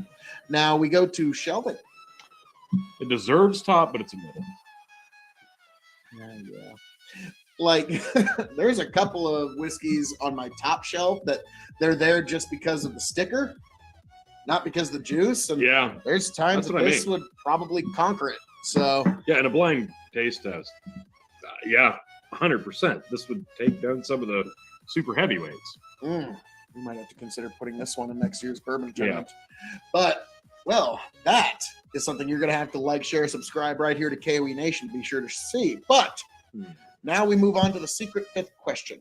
So this, remember when I purchased the first one of these I ever bought was $15. Yep. I think they're about $20 now. Fair. So $20 for a 3.75 of Maker's 46. When this bottle runs empty, will I seek another one? Oh, hell yes.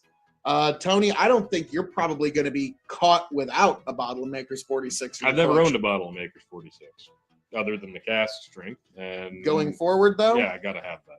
Gotta Yeah. have it. Okay. That's a must. I wonder if they make a 175 of I Maker's hope. 46. Let us know in the I at comments. least need a liter. Yes, let us know in the comments if you've ever seen one. But goodness gracious.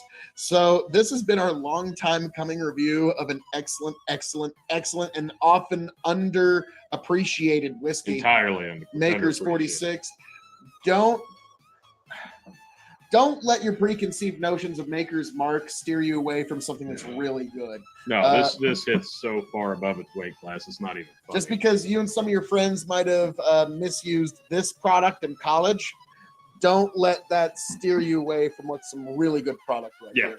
So, well, T, as I'm known to say around here, all that being said, thank you for joining us for our review of Maker's Mark 46, an excellent bourbon for you to try. I am the man of the hour, the man with the power, the man that makes the other podcast cower, the prince of potentate, the political parlance, one damn handsome man, the lord of the Scottish Highlands, the conqueror of the ethereal, and what the hell, the king of extreme, Phil K.O.E., signing off and handing it off to my indomitable broadcast partner, Tony G, thanks for coming. Like, share, subscribe. Get a bottle of Maker's 46.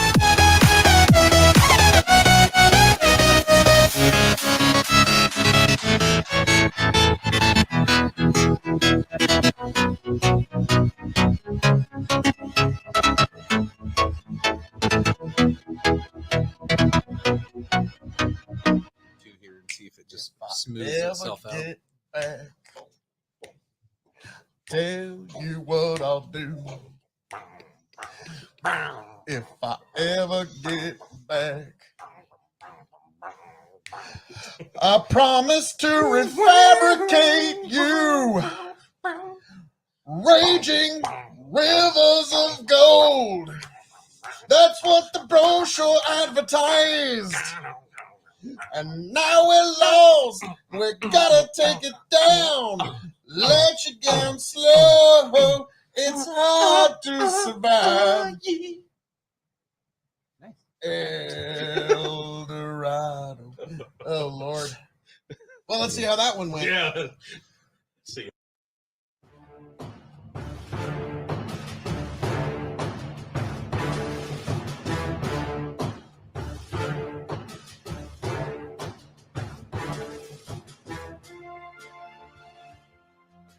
One and all to the K.O.E. Nation for another Maker's Mark review. I am your king of extreme, Phil K.O.E., the man of the hour, the man with the power, the man that makes the other podcast cower. You can find me at K.O.E. Nation on YouTube, K.O.E. Nation on Twitch, and now K.O.E. Nation on TikTok. And I am joined by my indomitable broadcast partner, the one, the only, Tony G, the Blend Master. Like, share, subscribe. I'm also on TikTok at Tony the Rod 2.0.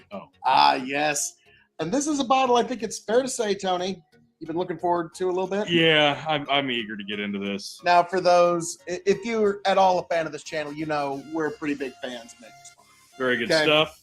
And 46 is delectable, but I've always thought, gosh, it could just be almost just a little bit better. And by golly, they went ahead and did it with a cask strength option. So, yes, we've got, let's see, Maker's Mark Stave Profile number 46, cast strength Kentucky straight bourbon whiskey, barrel finished with oak staves. 375 milliliters, 110.3 proof, 55.15 alcohol by volume. All right. The back reads, Maker's Mark 46 starts with fully aged Maker's Mark. We then add 10 French oak staves to each barrel and place it in our limestone cellar for an extra aging process. Distill, aged, bottled by the Maker's Mark Distilling Incorporated, Star Hill Farms, Laredo, Kentucky, USA. I think you can stop there and You pour think- the fucking booze, Phil. You think I'm trying to I think you're trying to, stretch I it out a think little you bit, are. T? I think you are. I I don't like it. This is the funnest part when you get a gist. Because Tony's just like inch by inch, moment by moment, motion by motion. Now, hang on. Let's see how this quart comes. A+. Love it. Makers does usually. 46 is some of the smoothest bourbon you can get. It is just delicious. And it's almost too smooth because you can just sip on that and not even realize how much you have ingested. So I'm thinking maybe with a higher proof with the same juice might be perfection. Oh, God. Oh, she smells strong, but in a good way. I'm getting a... It's like the kind of strawberry you'd get from like a really thick candy or like almost one of those like a spray of some kind, like an aerosol spray with a strawberry in it. Yeah, okay. I can see that. I'm thinking like there's a texture there, like a clay. I could see it. That's not what I'm getting. No, it's not. I don't know why. There's a secondary texture in the smell. Yeah. Huh. Now, Tony, is this one you've been waiting for It a is. while? I love 46. It's so smooth. So I am so eager. Mm. Mm. Mm. Oh, yeah. Oh, and there's that oak on the end. Oh, You're getting beautiful. a lot of copper. Like There, yeah. Okay, there like at the end. that very typical, Yes. the characteristic, almost trademark, maker's mark copper. Yep. This is really there. That comes through. That's nice. I like that. Not a lot of fruit. There's some oak I there. was thinking more like a cherry in the middle there. Maybe a little, but not much. Mm. This is a lot of oak, very metallic, very copperish. Like imagine like almost having like a copper penny in your mouth. Mm. There is more fruit on the front on the second go. Slight, not brown sugar, but baking spice. I was thinking like an apple cinnamon on the very front. And then, yeah, you're right. At the end, you get a lot of that. Very copper. That French oak and that very copper. baking spice. Very, Yeah, this is right up your alley, yeah. too. No, this is marvelous. Boy, howdy. Marvelous. So, we're going to come to the part where this is going to be difficult. The grading. Now, we're going to grade this on a few scales. We're going to grade this on a 5-star scale, for those who do not know. 0 meaning pass it on by, the K.O.E Nation has advised you well. 5 meaning you must have it before you shuffle off this mortal coil. So, as a maker's mark, Tony, because we've had a couple of them. On a 5-star scale, what would you give this as a maker's mark? The maker's mark, I'm going to give this a...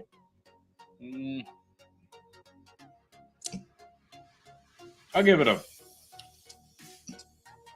4. I'm going to give it 3.75. That's why I didn't give it 3.75, because I knew you weren't going to go 4. No, it's like, I'll be honest. Like, there's like, actually, you want to just grab that bottle right there? Oh. Like, this is my 5-star maker's mark, FAEO1. I'm just going to put that right there. I'm sure the folks at Maker's Mark will be like, no, don't, please. But yeah, this is my numero uno for Maker's Mark. But yeah, I'm going to give this 3.75. But now we move on to the actual gradings. 5 stars is a bourbon. 5 stars is a whiskey. 5 stars is a cask-aged spirit. It's shelving. And those new to the show, the secret 5th question. So, Tony, as a bourbon on a 5-star scale, I'm going to go 3.5 as a bourbon. Yeah, like you said, like there's not enough fruit there for what you were hoping for, I know. So that does hurt it a little bit on the bourbon scale. I'll go 3.5. you let it sit. There's a little bit different sweetness on the nose. But Let's get a little orange peel in there. yeah, to me, the copper is just so overwhelming. So the copper of the still definitely comes through on this. I'm gonna have to agree with you, 3.5, Okay. because this doesn't have all the notes you'd look for in a typical bourbon. But this is, and we'll get to this, and it's the next category. This is a great whiskey for a proof snob such as Yeah. yourself. Yeah. And so, as a whiskey, what do you rate this to? I'll go 4 as a whiskey. Given the proof of it, it doesn't finish like it. What did you say? 110, some oddball number? 110.3. Yeah. It does not finish as 110 I'll give you proof. that. It's got a little bit of a bite, and yeah, it's got a bit of a rough finish, but it doesn't feel like 110 proof. So I think in that regard, yeah, that's fair. Yeah, I'm gonna go just a little bit more and give 3.75 as a whiskey. You could mix well with it.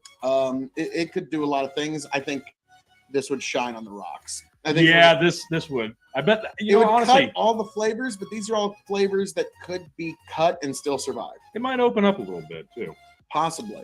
Now, as a cask aged spirit, putting it up against all the rums, all tequilas, cognacs, armagnacs, every kind of Scotch whiskey, anything you can think of that was aged in a cask. I'll go 3.75. Wow, 3.75. Huh? Yeah, He likes it, folks. I do. I really like it, but it needs a little bit more depth. Like with the Maker's 46 standard, it's very sweet, it's very smooth, it's very delectable. It's like a dessert whiskey. This is. I can see why they water it to the point that they do. I do, but that's why I was thinking with brings the out ice. entirely different flavors. So, Yeah, with the ice, I think that this would open up tenfold with the ice, given what 46 does. So yeah, I do want to try that, but yeah, I like it, but it does need a little bit more in the middle there. I could see that. That's why I'm going to give it 3.25. I know you and I are not going to agree on this, but that's what I'm going up for. 3.25 as a cask aged spirit. Now, Yeah, that's understandable. it's shelving, T. Easy middle shelf. Middle This is shelf. not bottom shelf juice at all. Yeah, it's not bottom shelf, but it's definitely not top for me. Yeah, I can't. And I've got a bottle of Maker's cask strength that's sitting on my middle shelf at the moment, and that is where it will stay. All right. Now, the secret fifth question. What did this cost you USD, Tony? Oh gosh, I'm trying to remember because this bottle came with. You get just my beautiful face here for a moment. Don't worry, folks. That bottle came in a 2-pack with this guy right here, which is a private selection, and there's millions of those. I Yeah, swear. wasn't that like $50? Yeah, it was like 40, 50, somewhere in there for a 2-pack of 2 375s. So yeah, pretty good deal, honestly. For Maker's Mark, considering like these private selects are always just amazing. Yeah. Like I have yet to have one that I wasn't really impressed with. Yeah. So that is a deal. And so the secret fifth question is when this bottle runs out, will you seek another one? Yeah, I'd probably get a bigger size this time, but if I found another combo pack, I'd get the combo pack. It's like you said, the private selection offerings are always so just wonderful. Great value. I was about to say it's going to be yes and no, because no, I wouldn't seek this out on its own just for the sake of it, because Maker's Mark has a lot of great products that you can just That get your they do. hands on. But yes, if I could find it in a pack with a private select, because these always blow me away. Like I really thought the private select was going to win the bourbon tournament until that Did well. specialty one Did showed well. up out of nowhere. So,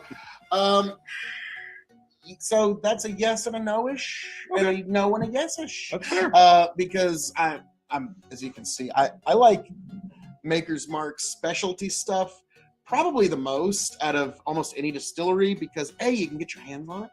That's helpful. And B, it's just good whiskey. You can have it on just a Friday night with friends. And you can don't have to drink it. break the bank. You can drink it at Christmas with family, and it can be a special occasion whiskey. It does kind of fill all those holes. Now, this, I suspect, is going to be Tony G's Friday night pour. Yeah, this is a solid Friday night pour. Yes. It's a good one. It's a good proof to take the edge off after a long week. And speaking of which, Sorry, mine's a little dry. well, folks, as I'm known to say around here, all that being said, thank you for joining us for this review of Maker's Mark 46 Cask Strength. Good stuff, man. Oh yes. I am your King of Extreme, Phil K.O.E., the man of the hour, the man with the power, the man makes the other podcast cower. Signing off and handing it off to my indomitable broadcast partner, the one, the only, Tony, the Blend Master G. Like, share, subscribe, and thanks for stopping in.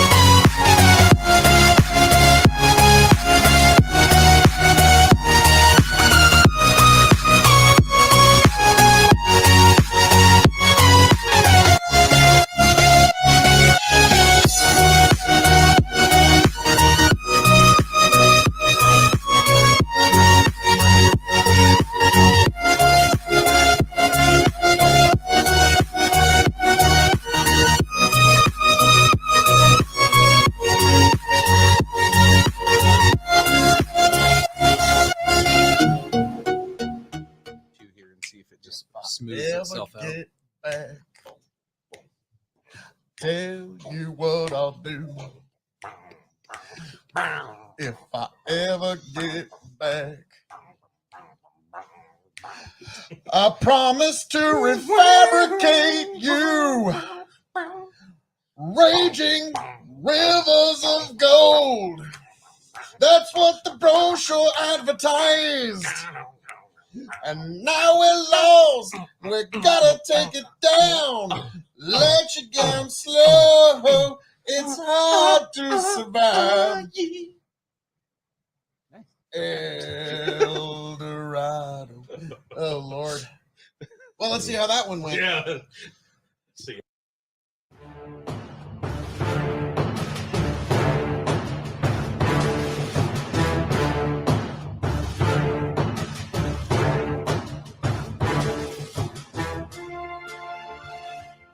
Merry Christmas, everybody, from here at the K.O.E. Nation.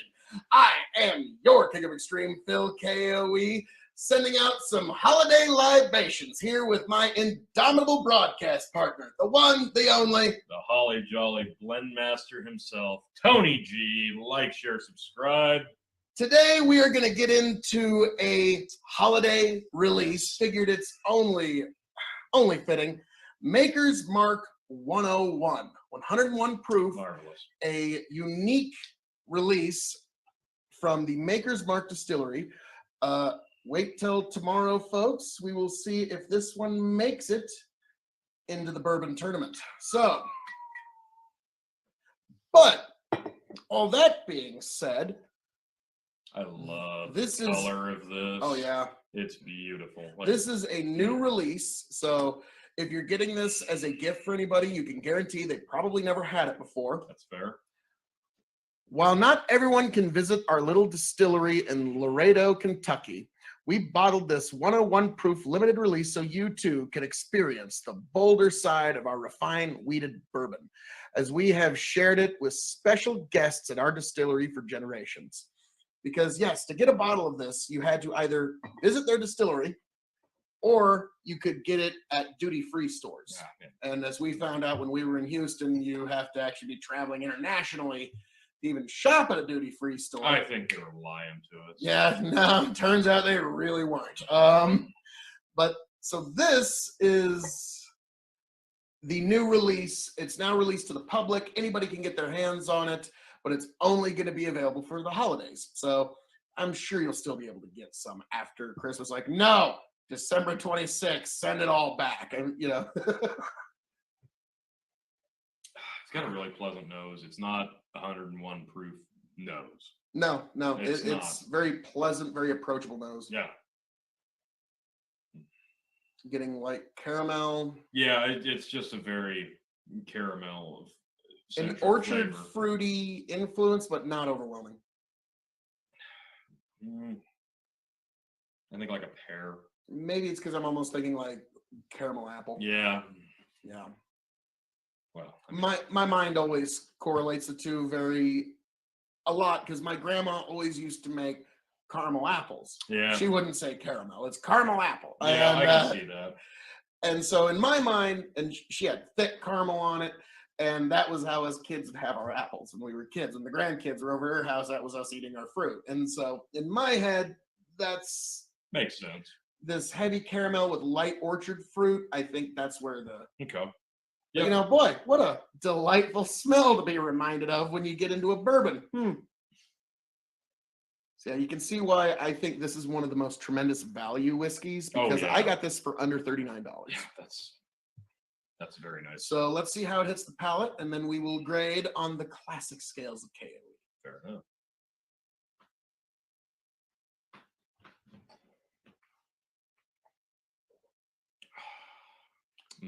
Heavy vanilla. Yeah. Very heavy.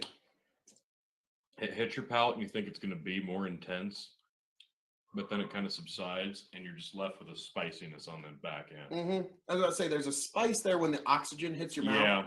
Yeah. Which that's kind of more typical of bourbon. Your Scotches and Irishes will have a minty. This will have a spicy, a cinnamony, or some sort of pepper allspice. Yeah. Yeah, that makes perfect sense. This is marvelous. So we will grade this on the classic K.O.E. scale. Also, I will say before we get into that, my brother also really likes this stuff. We got into this, and this is the second bottle we had to purchase. The first one we finished before we could even review it. It's a good one. That's like in a bottle. If your King of Extreme is going to get through a bottle before it can even get reviewed, that's fandom. So, as a bourbon, as a whiskey, as a cask-aged spirit, as your choice of shelving, and then the secret fifth question. So, as a bourbon, what would you grade this, Tony G? I'm torn between 3.75 and 4. Why is that? Because it does remind me a little bit of regular Maker's Mark, just stronger, but it has a definite little something extra, I feel like, in terms of flavor. Yeah, I've had Maker's Extra, and I'll be honest. Maker's is another distillery where I can say I like everything they put out except their base offering. Just not a fan. It's not something I would generally spring for, but everything else from their entire distillery, I am a huge fan of. I think I could go 4. I could go 3.75. I'm kind of caught in between. I'm gonna go 4. Okay. I'll say 3.75. All right, compromise, folks. Exactly. So the average is perfect then. As a we already did bourbon. As a whiskey, I'm going to give this a 4 as a whiskey because this is really, really approachable for being 101 proof. I love the nose on it for being a high ABV, and it's not overbearing on the palate. Like, you can drink this, you can sip this, and you're not feeling like you're just drinking straight grain ethanol. This is really a great sipper. With bourbon, it's always handy to give the audience a look because they can't add coloration to the bourbon. This has to come from the oak cask. Oh, great color. Yeah, I'll say 4. Hate to agree, but I'm going to agree. There you go. Because, yeah, it's approachable. It's easy to drink. There's a lot you can do with it. Oh, yeah. And, again, if you have either an experienced drinker or a novice drinker, this would be a good one to have around a holiday fire, all kinds of fun times. You're all around the fire at the house, whatever, and having a little bit of Maker's Mark 101. In fact, I might actually take this to one of my family Christmases. So there you go. Now, in terms of cask-aged spirits, I'm gonna say, oh man, I'm kind of torn again between 3.75 and 4, but I think I'm going to go ahead and give this one the nod to 4 because something about it just, not because it's a limited release, but I don't know, it's just so pleasant on the palate that I feel like they did take a little bit of extra care of this. And like the color, the nose is good, the palate's nice, it's approachable, it's 101. I really just think they did a good job getting to where they wanted to get. Like, they didn't cut corners here. I think they did the right thing. I'm going to agree with you. 4 stars, which means my review the whole way through, 4-star whiskey in any way you want to measure it. Which that's not off. Yeah. You just were a little less generous as a bourbon because, to be frank, we've had some pretty awesome bourbons. Yeah. There you go. But the Maker, like I said, Makers has really kind of captured my imagination in terms of bourbon quality, especially their store picks are out of this world. Yeah. They compete with any of the weeded bourbons, the Wellers, and all that kind of stuff. But this, don't look this one over. This No. is definitely worth a try. Now, here's an interesting. Well, how did you rate it in Cascade? Four. 4. So, shelving. This is the interesting question.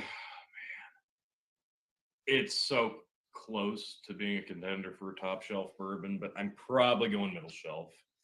That's probably the stigma of the distillery, Yeah. which isn't fair at all, because it's like you said, everything past the entry level maker's mark. Yeah, it's right there actually. Which would be this guy. Everything past that does stand out in a pretty unique way on its own legs. I should And grab the 46. I'm really a The fan of 40s everything. And if you can't find this, 46 is actually really good too. 46 I is mean, nice. like I said, if this is all you can find, and this is It's much cooler. this on is the one of the palate. only nice whiskeys that some people can find in grocery stores. Yeah. Maker's 46 is definitely worth it, but this 101 is just up. And I'm with you. I've had it sitting on my top shelf. I've had it sitting on my middle shelf. I There you go. will probably put it next to a few other weeded bourbons that I have on my top shelf, Wow. like my Maker's Store pick and my Weller's. There you go. So this one is good enough for top shelf. It can also be middle shelf. It's incredibly diverse. It's incredibly easy cork to or a mix. twist? It's a twist. Okay. Some people think that's a big deal. It's not to me. To me, is even with makers, they utilize synthetic corks, which I think is a good thing. Yeah. Because with alcohol, it won't happen, but some corks can be prone to leaking. Sometimes even they can grow mold in them. So that's if you store it with just a small bit of water in it and don't tend to it for a while. Alcohol, I think that's actually impossible to happen. Yeah, I think like it just can't happen. But yeah, some people give a hard time to the twist off. They're fine. Some of my favorite wines have twist off caps. Okay, it's not a big deal. No. If they had access to this kind of sealing technology in We 1524, wouldn't even have corks. some of the highest end wines for micro-oxidization, and that's it. That'd be the only cork we'd have. So, Yeah. but this is marvelous Yeah, it's really great. offering. Now, the secret question, Tony. Yes. Yeah, if you were to find this bottle Yes. for 39 or below, would No, you I buy want it? I Yeah. want to pick this up before the end of the year, because I'm trying to enhance my bourbon selection on my shelves. I just got a big, nice hutch to move all my whiskeys into, and I want this on my shelf. It's probably going to be on my middle shelf, but I'm going to get a bottle of this before it disappears for another year. And I'd recommend you all do the Or same, you're going to folks. pick one up for me if you go before me. Yeah. I was like, hey, T, I'm here. Do you want me to grab you a bottle? Yes. Yes, I will. We'll square up later. Mhm. So, folks, this is amazing. Wow, T finished off his dram. Yeah, it's really nice. It's really good. It's very impressive As I'm bourbon. known to say around here, folks. All that being said, thank you for joining us here at the KOE Nation for a very special holiday edition. Maker's Mark 101. Excellent stuff. I am your King of Extreme, Phil KOE. And Tony, I'm going to wish you a Merry Christmas. We're going to be amongst our own families And when you this as hits. well. But this was our way of getting together before the holiday hit. So I wish you a very Merry Christmas, sir. Indeed. And I wish all of you out there a very Merry Christmas. Thank you for joining us. Like, share, subscribe, but most of all, be good to those around you. Be good to those who you wish were around you. Just try to be a little bit better to each other this year. I think that's the best we could ask for. I am your King of Extreme, Phil KOE, signing off and handing it off to my indomitable broadcast partner, the one, the only. The Holly Jolly Blendmaster Tony G. Kiddos, go to bed. Santa Phil's got a lot of shooters to shove in your parents' stockings. Merry Christmas.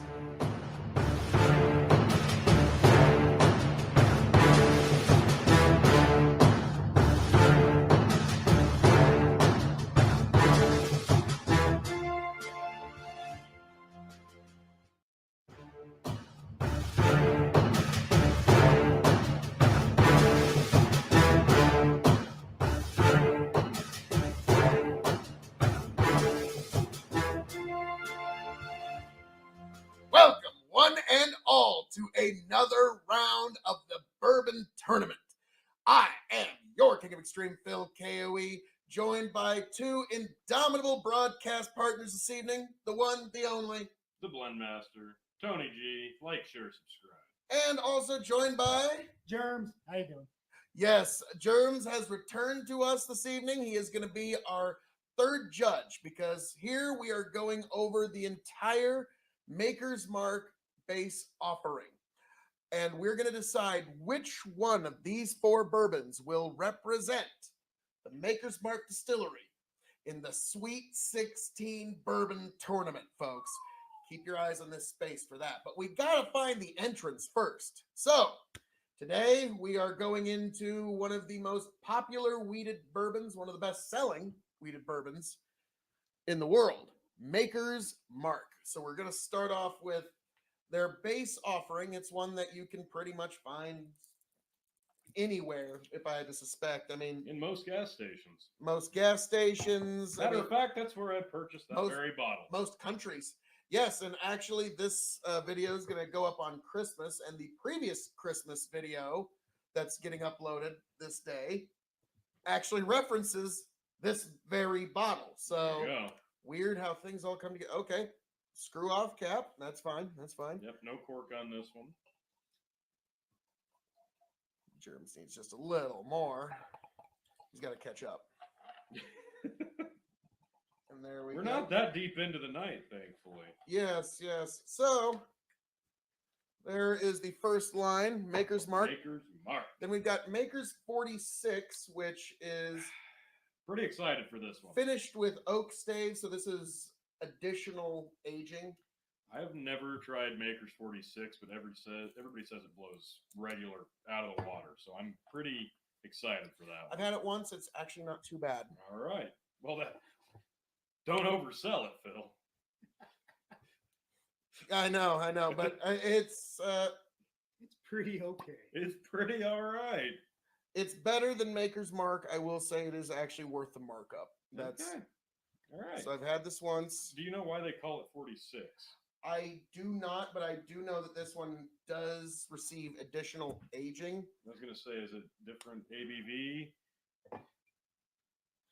Oh God, you're supposed to. Maker's is 45%, so 90 proof. This is 47%, so 94 proof. Okay. And then this is one that I have had, my brothers had. This is just released this year. Maker's 101. You had to go to duty-free stores or you had to go to the distillery to get this. Until this year, they released it to the general public just now. So I've heard a lot of good about this. People rave about the 101. So this is another one I'm actually looking forward to. my brother and I already killed a bottle of this before we could even review it, Okay. which that says a lot for me. Another Yeah. twist off, but that's fine. Really? That's a twist. Yep. Okay. Fair enough. Got to have enough to consider the whiskey, sir. Right. All right. And which one do you want this one in? Right here. Save the fancy one for one I really know and like. Yes. And then last but certainly not It's least, going to be hard to beat this one. Maker's Mark Private Select Oak Stave Selection by the Still here in Lincoln, Nebraska. 109.2 proof, 54.6% ABV. It's a hot bourbon. It's hot, but it don't drink like one. No. Yeah, that's the beauty of it. It's so smooth. Yes, and I have designs for the And wax. So I'm keeping no, it this all. is specific. There are tons and tons and tons of Maker's Mark store picks all across the country. Can you give us any of the profile on this one that makes it unique? Okay, it has several different oak finishing staves. Some of them include Baked American Pure Number 2, Seared French Cuvée, Maker's 46, Roasted French Mocha, and you have the choice of Toasted French Spice. This one decided not to opt with that. So just the four that I listed Okay. previously make up this one. And we've had this before, and it's a good one. Yeah, It's a that's good one. I don't know how else to put it. So It's going to be really tough for any of these other whiskeys to. For those of you not expecting Maker's Mark to be a top shelf bourbon, this is a contender. Yeah, this one is. This particular Maker's, the Private Select, actually is a contender. All right. So we are going to go through the line here, gentlemen, and we are going to give some grades. Now, I think for expediency purpose, I think we're going to just grade them as a bourbon Okay. and then shelving. All right. And that just for expediency That's purpose. fair. And then we get into the eliminations where we make the case for each bourbon why it should and why it shouldn't move on. So this is not only a taste testing, but it's also a test of our Aristotelian logic. So Bring it on. we start with the base Maker's offering. All right. Let's give it a It's nose, been a minute folks. since I've had the original. There's wheat, but slight metallic. I was gonna say it Quality to the reminds me of nose. like if you took if you're running like a sweet auger in a wheat grain bin. Yeah. Now again, Sorry if that's over your head. we both worked in mills for a good chunk of our lives. So Yeah. now, what are you getting off this, Germs? Whiskey. Ah, Whiskey. It's, I mean, He's getting a nose of interesting. it's just, whiskey. From what region, sir? actually, Let's- it's potent. Yes. it is, but there's something there. Some kind of candy that I can't put my nose on.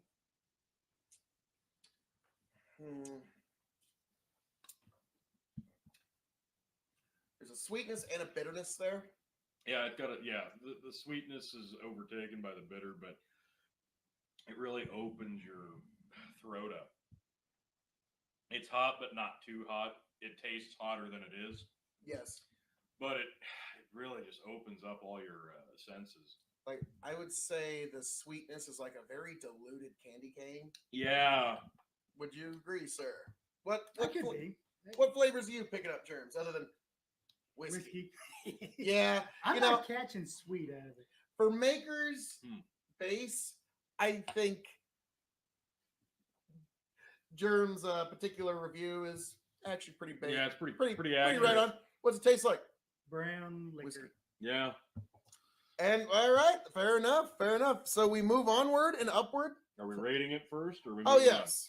Ooh. All right, as a bourbon, against every bourbon you've ever had, what would you rate Maker's? Because we will have a full in-depth review on this later. Eyes on this space.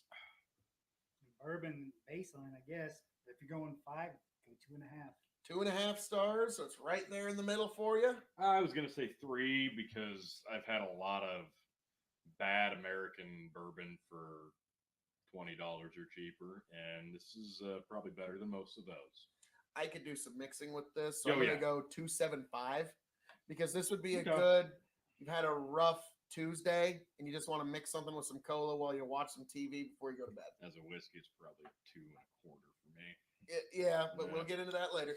So we move onward and up. Oh, and shelving. This is bottom. Sorry. This would be a bottom shelver for me. Yeah. I think we all agree. So, alrighty. We move onward and upward to now Maker's 46. All right. This one I'm eager for.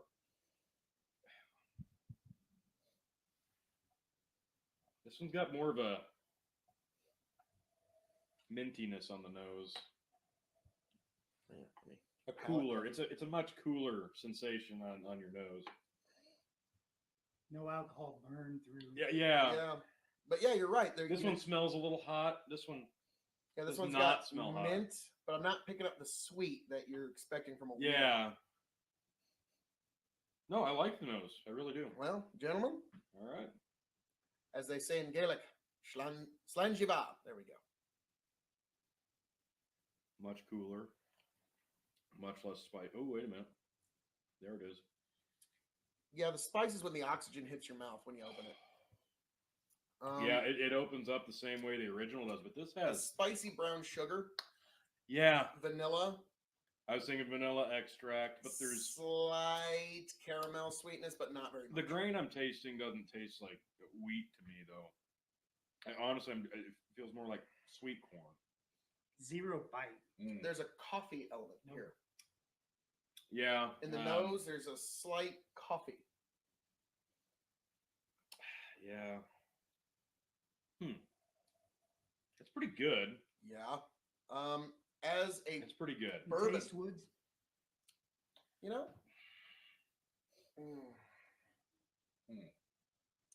a slight wood influence, but not Not, as not heavy. No, There's nothing heavy to it. no, it's very light for. yeah, delightful whiskey. This was 45%, whereas this was 47. Yep. Yeah. Leave just a little dab in the rest of those just for consideration going forward. Well, I Because think we're gonna have some eliminations. if he needs a refill. True, very true. I think I got enough for refills. That doesn't have a 2% bite to it between the No. No. So as a bourbon, Maker's 46. I'll be honest, I'm gonna go ahead and give it 3 stars. I'm sticking with 3 because it's comparable enough to standard Maker's Mark, but it's unique enough that I like it, but it's not something I'd rush out for. Yeah, if I were to serve someone this, or if I had a whiskey aficionado, I don't think they'd feel terribly underserved with this. I mean, but we're about to get into some deeper waters here in a moment. But so, Okay. what star would you give this Maker's 46? I'd probably go 3.25. Just All right. Better than the standard by a little it bit. doesn't, like I said, it doesn't have the bite to it. I'd say this would be more entry level than the stock for sure. Well, yeah, this one. I mean, this is one that you would. I'll be honest. I would keep this around on my bottom shelf as a readily available well whiskey that will actually be good. You know, Yeah. like people will actually enjoy it. You can cocktail it. This bottle cost me $17, so you're not gonna feel like you're just overspending. Sure. And you can drink it neat on the rocks, cocktail. I'd say I however you think wanna- that one would be really good on the rocks. good on the rocks because it already has a cool element to not the flavor profile, but the experience on your palate. Now, where would you two shelve this particular offering? Bottom. Yeah, it's Let's see. I'd probably He say was the bottom. thinking middle, but we'll see what happens. Within arm's reach. Okay. Yes, for easy reaching. Yeah. Now, Makers 101, Let's get hot. the new release. You have to go to the distillery to get this, or go basically do international traveling. And because international travel isn't really possible now, Where is their duty free in Nebraska? no. Right. Well, I mean, I think no, there's not. There's not. May I I think so. ask where you found it? No, this one Now. is now released to the general public. You can get Just this anywhere. recently, This is the yeah. first Last year. year you couldn't. Last year Correct. you could not. So what I like about this one is make a good gift because you know they've likely never had it before. So, that's the thing, at least with travel restrictions in 2020, we had something good come out of it in the liquor world. A reason to boy, come. this one is sweet on the nose. It's hot on the It's nose. hot, but there's a sweet. I definitely get more of the ethanol fragrant of heavy alcohol smelling liquors. Well, it's 101. I know, but It's hard to mask that. yeah. But there's something else paired with it that it's definitely grainy. I'm not getting, it's sweet, but I'm not getting like a specific sweetness. Getting Not, like a not a sweet vanilla. apple. I'm getting sweet apple. But that's just me. Maybe pear. Maybe. Yeah, I can see that. Not like a crisp orchard fruit, but like What are you just a getting, sweet sir? Whiskey. Yeah. whiskey. Yeah. All right. Also, this bottle, this whole 750 cost me under $40. Okay. I forget the exact. I think it's like 35 to 40. It's somewhere available and affordable, folks. there. Yeah. So far, all of them. All right.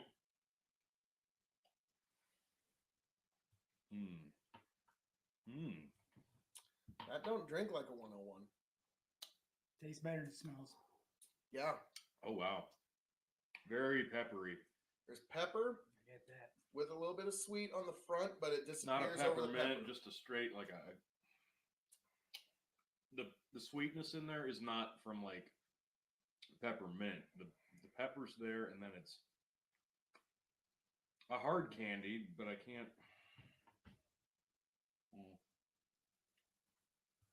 Not like a butterscotch. Almost like a root beer barrel hard candy. Interesting.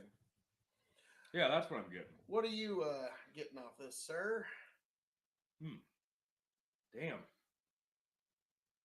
Woodsy. I mean, It's got an earthy undertone, yeah. Yeah, am I could see it, but tasting yeah, the- I'm tasting mostly the barrel. Yeah. Yeah, whenever you're getting wood, you're tasting a bit of barrel there, which fresh Alright. oak. That's As pretty a- damn good. As I a like it. bourbon, how would you rate that? I'm gonna give that easily 3.5. I could go higher the more familiar I get with it. In terms of the bourbons you've had in this life, sir, how would you rate that one? I'd go 3. 3. Okay. It's I don't know. I It's kinda hot. like it. It's earthy. It is hot. Yeah. It's a little hot for me, but yeah, I mean, it's gonna get the job done. Mm-hmm. Oh yeah, it's at 101. You bet. Mm. I'm gonna give it 3.75 as a bourbon. I really like this stuff. It is. Yeah, it's very good. I could easily go higher. It's just for the affordability price and the availability now, it's not a unicorn anymore. But I can see why this is going to easily overtake your 46 as far as something that people are going to want to keep on hand at all times. It's probably going to be the 101 now because people that like bourbon are wanting hot, spicy, not so much cool and approachable. So people with like a shelf full of Bookers, they're going for the 101 easily. Bump mine up a quarter. Okay. All right. Talk me Okay. into it. I sold him. 3.25. I'm 3.75, and what were you? 3.5. Yes. So all right. All right. We're right, All right. right in lane. Shelving. I'm going to go middle. I really like it, but it's not a top shelf. I'm gonna set it next to the 46 so I can explain where I got. There that. you go. Fair enough. You're gonna not agree with me here, but that's middle to top. I can't put that on the top. I understand, but I don't know. Just to my personal palate, Sure. it's a little spicy, but with just some ice or mixing it with anything, it cuts all the spice out. It keeps all the sweet. My brother and I went through a bottle of this. My dad had a little bit, but my brother and I mostly knocked this out. And you're a it's- Booker's mark. Yeah, but this is Makers. So Booker's is not weeded. This one is. So Weller's is. Pappy's Yes, are. it is. And that's why the joke is they sometimes refer to Makers as red wax Pappy. So I hadn't heard that. All right. all righty. Now we move on to the private select. Yes. Here you can get this particular weeder at You- the still. Yeah, in you've Lincoln, got to come to Nebraska. Lincoln, Nebraska to get this specific inclusion. I would love to see how many offerings of store picks there are out there. Which ones are the checks on the back or Yeah, it tells you all the data you need to know, all the differences. Not only was that one at the still, but we saw one in Omaha at Spirit World had an offering as well. Yep, they had Actually, their- the still had another one already. Yep, a new batch. But I know I like this batch, so I've just Yeah. been buying bottles of that old batch. And they only got Yeah. one box left of the old batch. So You're probably gonna pick up another one, aren't you? Because you really Well, like we'll this see. stuff. bottle or box? we will see. What's your nose impression? This does not smell like 109 proof, to be honest. I don't know. That first whiff you get, it's close. Maybe I've just Not as worked- hot as the last one. It's Yeah, not- but this one's 109. Nine. This one's 101. That's what I'm saying. This Yeah. one doesn't smell. Where this one smells peppery, this one smells pepperminty. Just Okay. a lot smoother to me. I'm even getting some caramel. But you know me, if I can pick up caramel in a You're whiskey, sold. yeah, it's kind of tough. Why do you think I like Blanton so much? Just all caramel in the bottle. I don't know. This one's got a really heavy grain alcohol scent to me. I like it. Maybe I've just trained my nose to get past the ethanol because you kind of have to. Yeah. Because You've I'm. singed the hairs already. Yeah. Ah, but Oh. If you get in there, like this really cleans your sinuses. It does. there's an oily sweetness in there. There is. There you go. It's oily on the nose. That's a good way to put it. Well, I'm breathing. I fine. love the nose on this, but I definitely get that ethanol. let's see how she goes down. Mm. Forget about it. Very minty. Toffee. Oh yeah. Oh, spicy in such a good way. And then the I'm getting lingering. more of a coffee bean. I was than gonna say, toffee. I was Yeah. going with coffee. Yeah. The longer it sits, the more coffee. Not a mocha, but Smooth. oh god, it's smooth. Dangerously smooth. Yeah, for the proof that it is, it's very dangerously smooth. Oh, Honestly, it's probably the smoothest until you go back to the original, I think. Because I found 101 way smoother than the original. It just didn't work for me, I guess. Well, the original's entry level smooth, it's approachable, it gets the job done. Then you get different levels of spicy, and then you get to the high ABV of this one, and then it just goes down so smooth. Maybe it's because we've had 3 others, but I think it's pretty smooth. What nonsense you say. I don't know. But- I really like this one. All right. As a bourbon, 5-star scale, 4. I love it. Give me 375. 375. I'm going to be a little more than you and give it 425. I had a really feeling. like this I stuff. had a feeling. This is the second bottle of this Yeah. I've bought because it's just that good. And the store picks run around what, $70 a pop? Yeah, about 70 bucks. At least they do so here. 70, about 39, 20, and this little 375 cost me about 17 bucks. So that's kind of the descending order in price, I'm guessing. So shelving in terms of this particular whiskey, where would you put that? That's got to be top.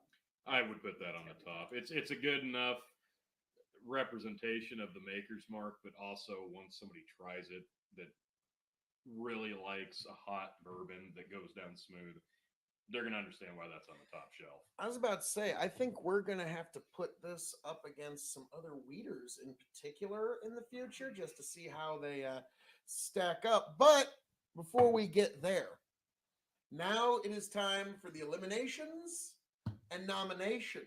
Okay. So we're going to start off with Maker's Mark Kentucky Straight Bourbon Whiskey, their base offering. Argument for, And argument against. it's approachable, it's familiar, it's pretty standard. Argument against, everything I just said, copy. Yep. Nothing special, but nothing bad. Yeah. The argument for is that this would be an excellent representation of the base Maker's Mark line. The argument against is that there's much better whiskeys in our line. So Yeah. I'm sorry to say the Maker's Mark baseline, I'm afraid you have been eliminated. Maker's 46. Give this one another consideration in your glass, gentlemen. Give it another little sip. A lot more chocolatey notes have come out now that it's sit. Okay. Yeah, all right. Good stuff. Good stuff. Almost like a candy, a dark chocolate with like bits of pretzel. I don't know why that's where my mind went. So this would not. But it's still very cool on the palate. Mm-hmm. So, Germs, let me ask you before we start getting there. Out of these 3 that we have left, Yes. what's your personal favorite? Personal favorite? Tony? Yeah. Out of these 3. Yeah. Okay, so this is a good whiskey, but the Private Select is a better whiskey, is what I'm hearing from you guys. Yeah. I think that the coolness is This why is I a good like it. whiskey, but I'm glad that their better offering is actually a better whiskey. Yeah. That's so. Maker's 46, you're an excellent offering, but now it comes down. I was truly expecting Maker's 101 to be the shock winner in this. I thought I was going to walk away with it. I was going to take it. So let's give it one more moment. Let's consider Maker's 101 one more time.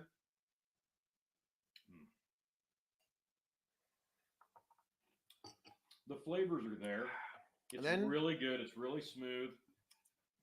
But that hot pepper kind of overtakes all the other flavorings. Not in a bad way, but It's the pepper ends it. yeah. It starts there, it's in the middle, and it ends. It's kind of intrusive if you're trying to pick apart all the different intricacies of it.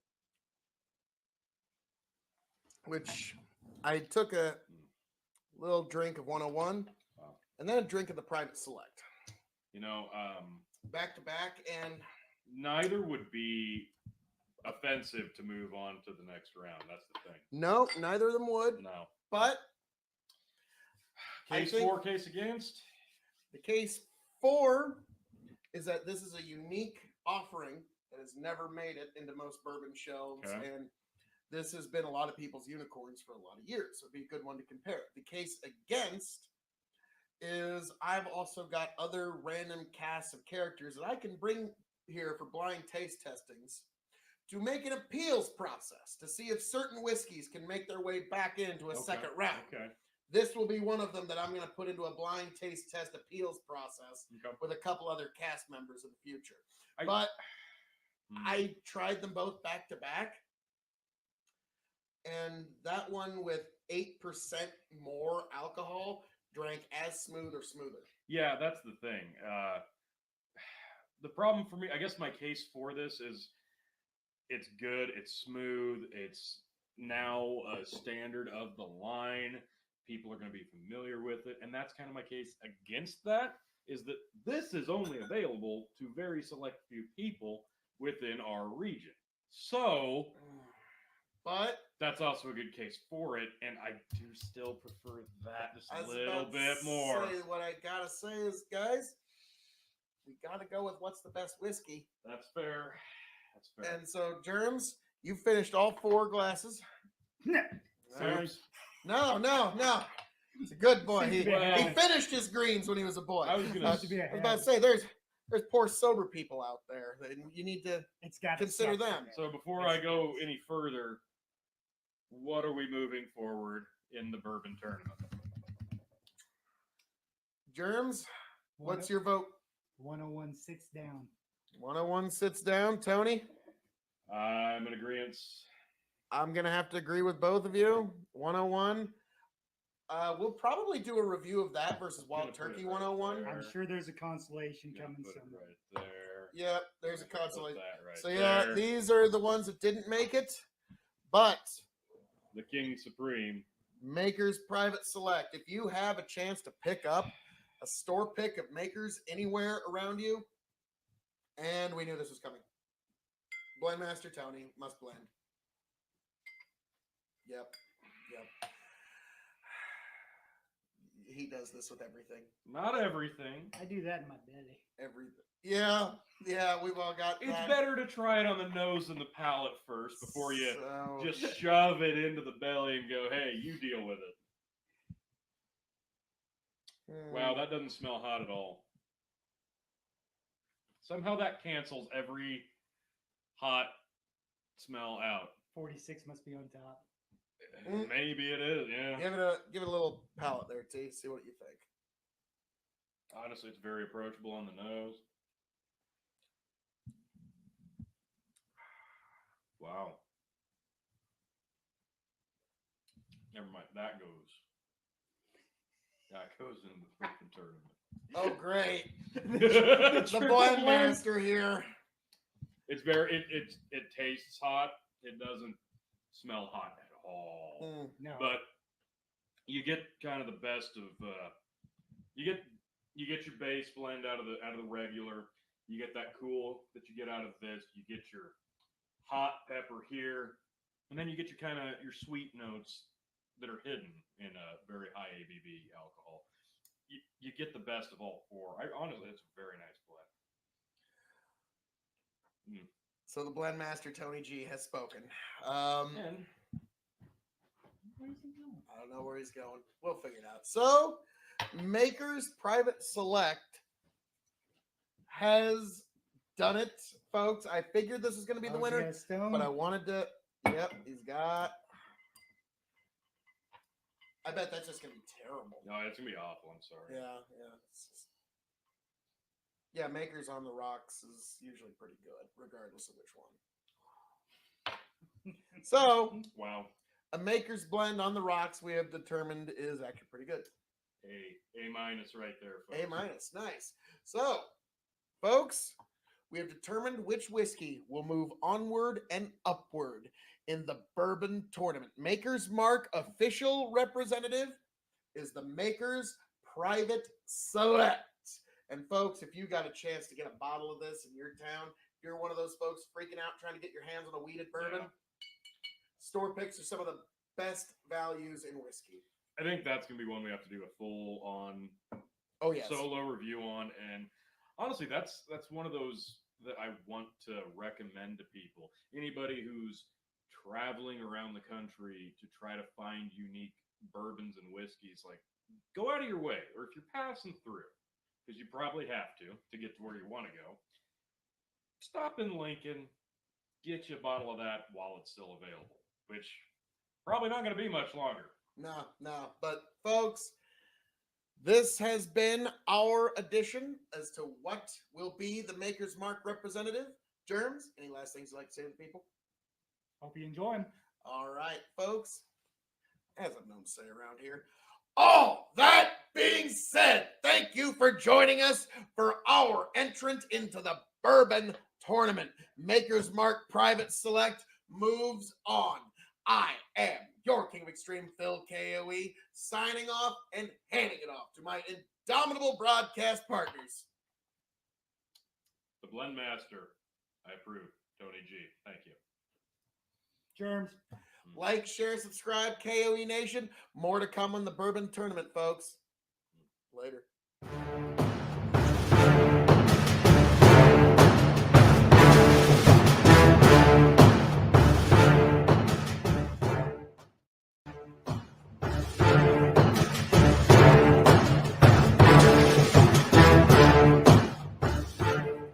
Welcome, one and all, to the KOE Nation for another premium spirit review. I am the devilishly handsome outlaw himself, your King of Extreme, Phil KOE, joined by my indomitable broadcast partner, the one, the only, Tony fucking G. Like, share, subscribe, follow us on Facebook, Spotify, all the good stuff in between. Yes. This is one I've been looking forward to for some time, Tony, and that is Blanton's Bourbon. Blanton is a famous bourbon, Kentucky straight bourbon, the original single barrel. Colonel Albert Blanton would actually have these single barrels from, it was Warehouse H, that he would use for when guests would come over as a special entertainment drink. Yes, there it is. Blanton's, the original single barrel bourbon. Always stored in Warehouse H. This particular bottle that you and I will be social distance sampling is from Rick number 51. Clearly the best Rick. Barrel number 450. Obviously the best barrel. I mean, who could deny? And bottled by hand at 93 proof. This 46.5% alcohol by volume. This is also was just a personal story. This is one of my grandmother's favorite bourbons. So she very rarely cared what kind of bourbon she ordered, but if they happen to have Blanton's, she definitely wanted to try some. So you've got a bit of a history with this one. Yes, I do have a considerable history with Blanton's bourbon. Even though I haven't drank a lot, it's just a family history, if you will. So I'm very carefully removing the lid from the sampler bottle you sent to me.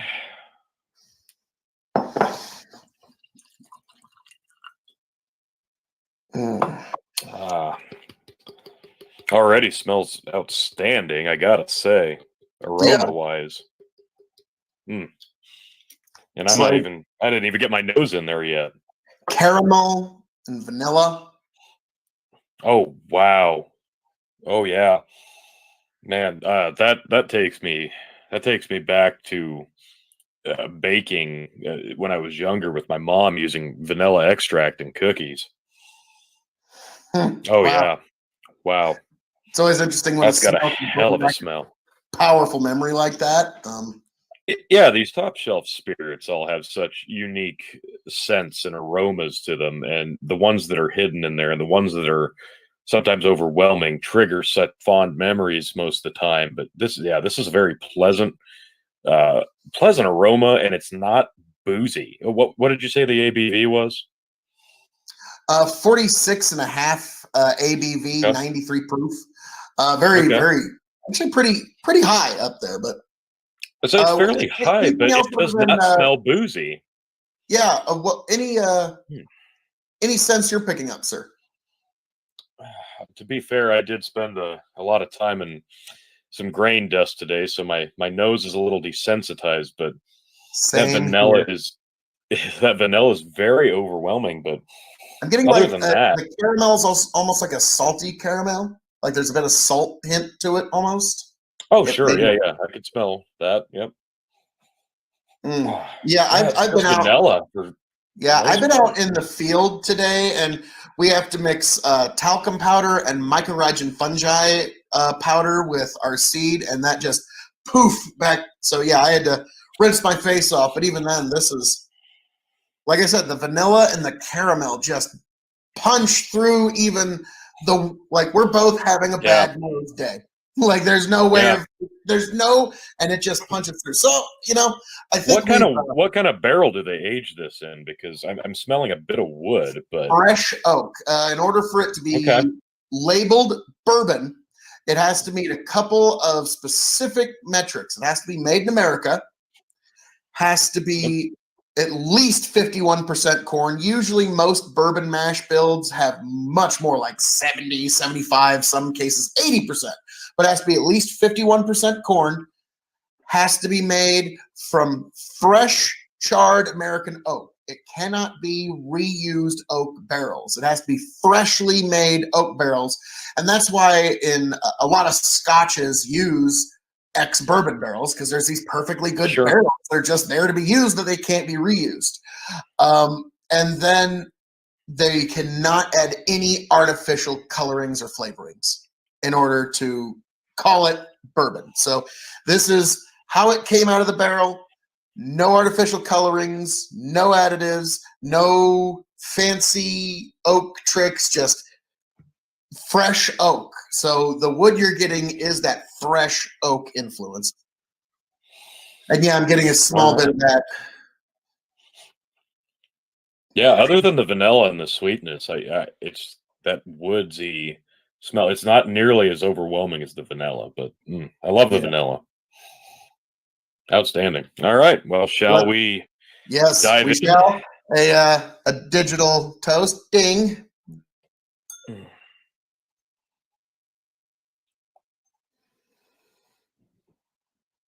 Mm. Oh, wow. That is very smooth. Oh, my. There's some bite. Well, of course, it's a bourbon and it's a Oh, higher ABV. yep. There is a bite, but for being 93 proof, it's not overwhelming. It's No. very sweet. The vanilla, the nose of the vanilla, it doubles down in taste because that's the first thing I got was that vanilla flavor. Then once it settles on your tongue and the back of your throat, you get a that caramel sweetness and a bunch of spices Yeah, mixed in the between. saltiness on the nose turns into spiciness on the tongue, I would say. Hmm. And yeah, there is some serious spice that's influenced by that fresh Oh oak. yeah, cinnamon and spice. I'm really enjoying the spiciness to this one. It's not a fiery spice by any means. It's a very sweet spice. I'm pretty impressed overall with the taste of this. That's a very unique bourbon achievement to be that strong and not smell that strong and not have that much bite. That's a very well crafted liquor. Yeah, this is fine stuff. You can see why my grandmother was quite fond of it. My mother's mother She was raised during the World War II era, or not raised, she came of age during the World War II era. Her husband was off fighting World War II, so that was her generation. And if you wanted to have a good time and drink before, during, and shortly after the war, you drank bourbon, or that was pretty much all you drank. And so things like Blanton's bourbon was very high class at that time. If you get your hands, because there was no scotch coming across the Atlantic. Sure. Maybe you could get your hands on some Canadian whiskey and some tequilas and mezcals. That's about it. And bourbons. And so this was considered the classy drink throughout that era. And it still has a mystique, and there is a cult following to this bourbon to this day. People freak out if they can get their hands on a bottle of it. Now Yeah, I I can can see that. Yeah. So Tony, we gotta go down our ratings here. Okay, where do we begin? Where do we want to start? We What have metric? 4 scales, 5-star scales, as a bourbon, as a whiskey, as a brown spirit, and then shelving. So, since this is my show, I think I'll go first on this one. As a bourbon, All right. As a bourbon, this is pretty much one of the top end bourbons without having to spend the money on like a Pappy O'Daniel or some of those really, really insanely expensive bourbons. I'm going to give this 4.5 stars as a bourbon. Wow. All right. 4.5 star bourbon. You know, for me personally, bourbon tends to rate about 3rd or 4th on the whiskey scale for me. I like my Scotch and Irish are 1 and 2, depending on the mood. Then 3 and 4 either be Canadian or bourbon. So for me, it takes a lot to impress me for a bourbon, but this one has. And before you even said 4.5, I already had mine keyed up. 4.5 stars for me as well. This is an outstanding bourbon. I can't recommend this enough. This would be a great entry to bourbon. This would be a great segue to bourbon. This would be a great, impressive shelf, something to have on your shelf, something to show off. The presentation itself alone is wonderful, and the taste. Yeah, this would be a great start, middle, and end to one's life in bourbon. Like this, I'm gonna do what I can to keep a bottle of this on hand, but we'll get into that a little sooner. So that's as a bourbon. We both agree that as a bourbon, this is spectacular and a definite must try in the world of bourbon. So I agree. Now we move on to the whiskey scale, sir. This one I'm gonna let you take first. I think you could do a lot with this. I wouldn't necessarily. I'm drinking it neat. I have no ice. I have no droplet of water. I wanted to try it raw, and I'm glad I did because I think it's really telling that you could do a lot with this. I think you could mix it, although I personally wouldn't. I think this would be marvelous on the rocks. I think it's pretty diverse, so I'm going to go ahead and give this a 4 star on a whiskey scale. As a whiskey, just as any old whiskey on this planet, and you're comparing it to a pretty wide margin. Yeah. Tony G, I hate to agree, but I'm going to have to agree. 4-star whiskey, amazing whiskey. And I'm going to get into another element of it in our next review. But yes, it's a 4-star. When you're putting it up against the world of whiskey, this one stacks up. This one, if you got a friend who's a whiskey snob and you bring over a bottle of Blanton's, that whiskey snob friend of yours will not feel underserved. No, I don't think you could go wrong offering this to somebody who likes a Scotch, likes a Canadian, likes a rye. I think this kind of delivers in all the categories of all the whiskeys, just on a whiskey scale. I think it really nails it home. I'm very impressed. Now, here's one that you're infamously hard to please in this category. Brown spirits. And I'm going to let you take this one first. And this is comparing it to all the whiskeys, scotches, brandies, rums, all the world of brown spirits. How do you think this one stacks up? 5-star scale. So bourbon is, again, this is a diverse alcohol, and it's a bourbon, and it doesn't overpower you. It's not overly thick at all. This is a tough one to rate, but it is pretty potent, like you said, 93 proof. So I guess for me, I'm going to take my rating down a smidge because it's so high in proof, but that's not necessarily a bad thing. I'm going to give this 3.5 on a brown spirit scale. Yep, you're infamously hard to please on brown spirits. And it's such a wide variety. I've gotten into this bottle a little bit, folks, and I know some of the folks at maybe even the Blanton's Distillery are going to just like want to slap me for doing such a thing, but I have cocktailed some of this whiskey, and I have put it in different types of cocktails, and it's a stupendous cocktailing whiskey. But I actually have a bourbon that in my shelving over here, which I'll get into later, which isn't as good neat at all, but is a stupendous cocktailing bourbon. But this, it makes amazing cocktails, but you just feel like, what am I doing here? Like you feel like you're putting like a Lamborghini engine into a Beetle. You know what I mean? Yeah. Like that. So in that regard, I still have to give it on a brown spirit scale 4 stars. Really? 4 stars on a brown spirit because scale? It's infinitely drinkable. I've had it on the rocks. It's marvelous on the rocks. Okay. I've had it in cocktails. It really works.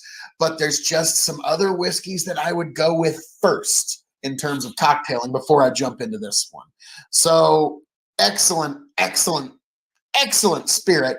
And like I said, I have a history with this particular spirit. So maybe I'm being generous, but I don't think I'm being too terribly generous. Now, Tony, this is might be the easiest question of the night. Shelving, sir. As you can see behind me, I try to keep a pretty impressive lineup on my top shelf. And it pretty much only resides to have something that came in a box and has a respected name and has a marvelous taste and costs a good chunk of cash, because that's what the top shelf is for. What is the retail value on a bottle of Blanton's, Phil? This actually costs about $66. I've seen them go from $59 to about $70. Okay, so price-wise, some might consider this bit on the lower end of the price scale if you're looking for a top shelf alcohol. Me personally, that doesn't bother me a bit when it's this good. Good is good regardless of price point. Exactly. And for me, I would absolutely put this on my top shelf, and that's saying something because I have no bourbon on my top shelf right now. Yeah, like you said, for you it goes Scotch, then Irish whiskey, then probably Canadians and ryes, and then bourbons. So I would put bourbon above rye. Okay, but yeah, bourbon takes a lot to impress you, and for me personally, it goes probably Scotch, then Canadian, then bourbon, and then Irish whiskey with a select few exceptions. There are some exceptions in the Irish whiskey world that are phenomenal, that are way past their type.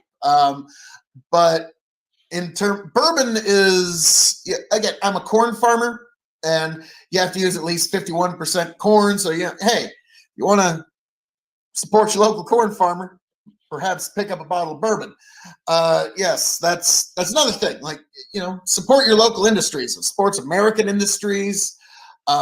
Maybe it might be also why I like Dalmore, because they use ex-bourbon casks. So in a way, you're at least kind of, sort of, still supporting American industry. But for this this spirit, yes, this has an amazing reputation. It's been going continually for decades, and it's a Kentucky Derby classic. It's one that I'm sure gets made into quite a few mint juleps. Oh, I'm sure. So, shelving wise, I assume this is safe to say. I have 2 bottles of this that are, strangely enough, both from Barrel 450. The other one is sitting on my top shelf right now. So this one, on the other hand, this one sits in a drawer right here at the bar for easy reaching. Because That's this a solid endorsement. Yeah, this is going forward. If I can find it and source it, I suspect, unless, we're diving deep into the world of bourbon, Tony G. Unless I can find something else out there, this is, and for all intents and purposes, the go-to bourbon of Castle K.O.E. There you have it, folks. That's as you said, that's about as solid an endorsement as one can give a beverage. So, as I'm known to say around here, Tony, but before I do, any last thoughts you'd like to add to this marvelous spirit? I'm really just sad that I only got one small sampler bottle of this, because this is outstanding. Definitely my new favorite bourbon until, like you said, you find something better to replace it atop that mountain for me. Excellent excellent alcohol. I am very, very impressed. I look forward to sampling it very, very soon. Yes, we'll be doing a second take of this in the future, folks. As I am known say around here, all that being said, folks, this has been our premium spirits review of Blanton's Single Barrel Bourbon, one of the finest bourbons on God's green earth. Folks, thank you for joining us. KOE Nation YouTube page, like, share, subscribe, spread the word, spread the love. Folks, I am your King of Extreme, Phil KOE, the man of the hour, the man with the power, the man who makes the other podcasts tower. Signing off, handing it off to my indomitable broadcast partner. Tony G, thanks for joining us. We'll see you next time.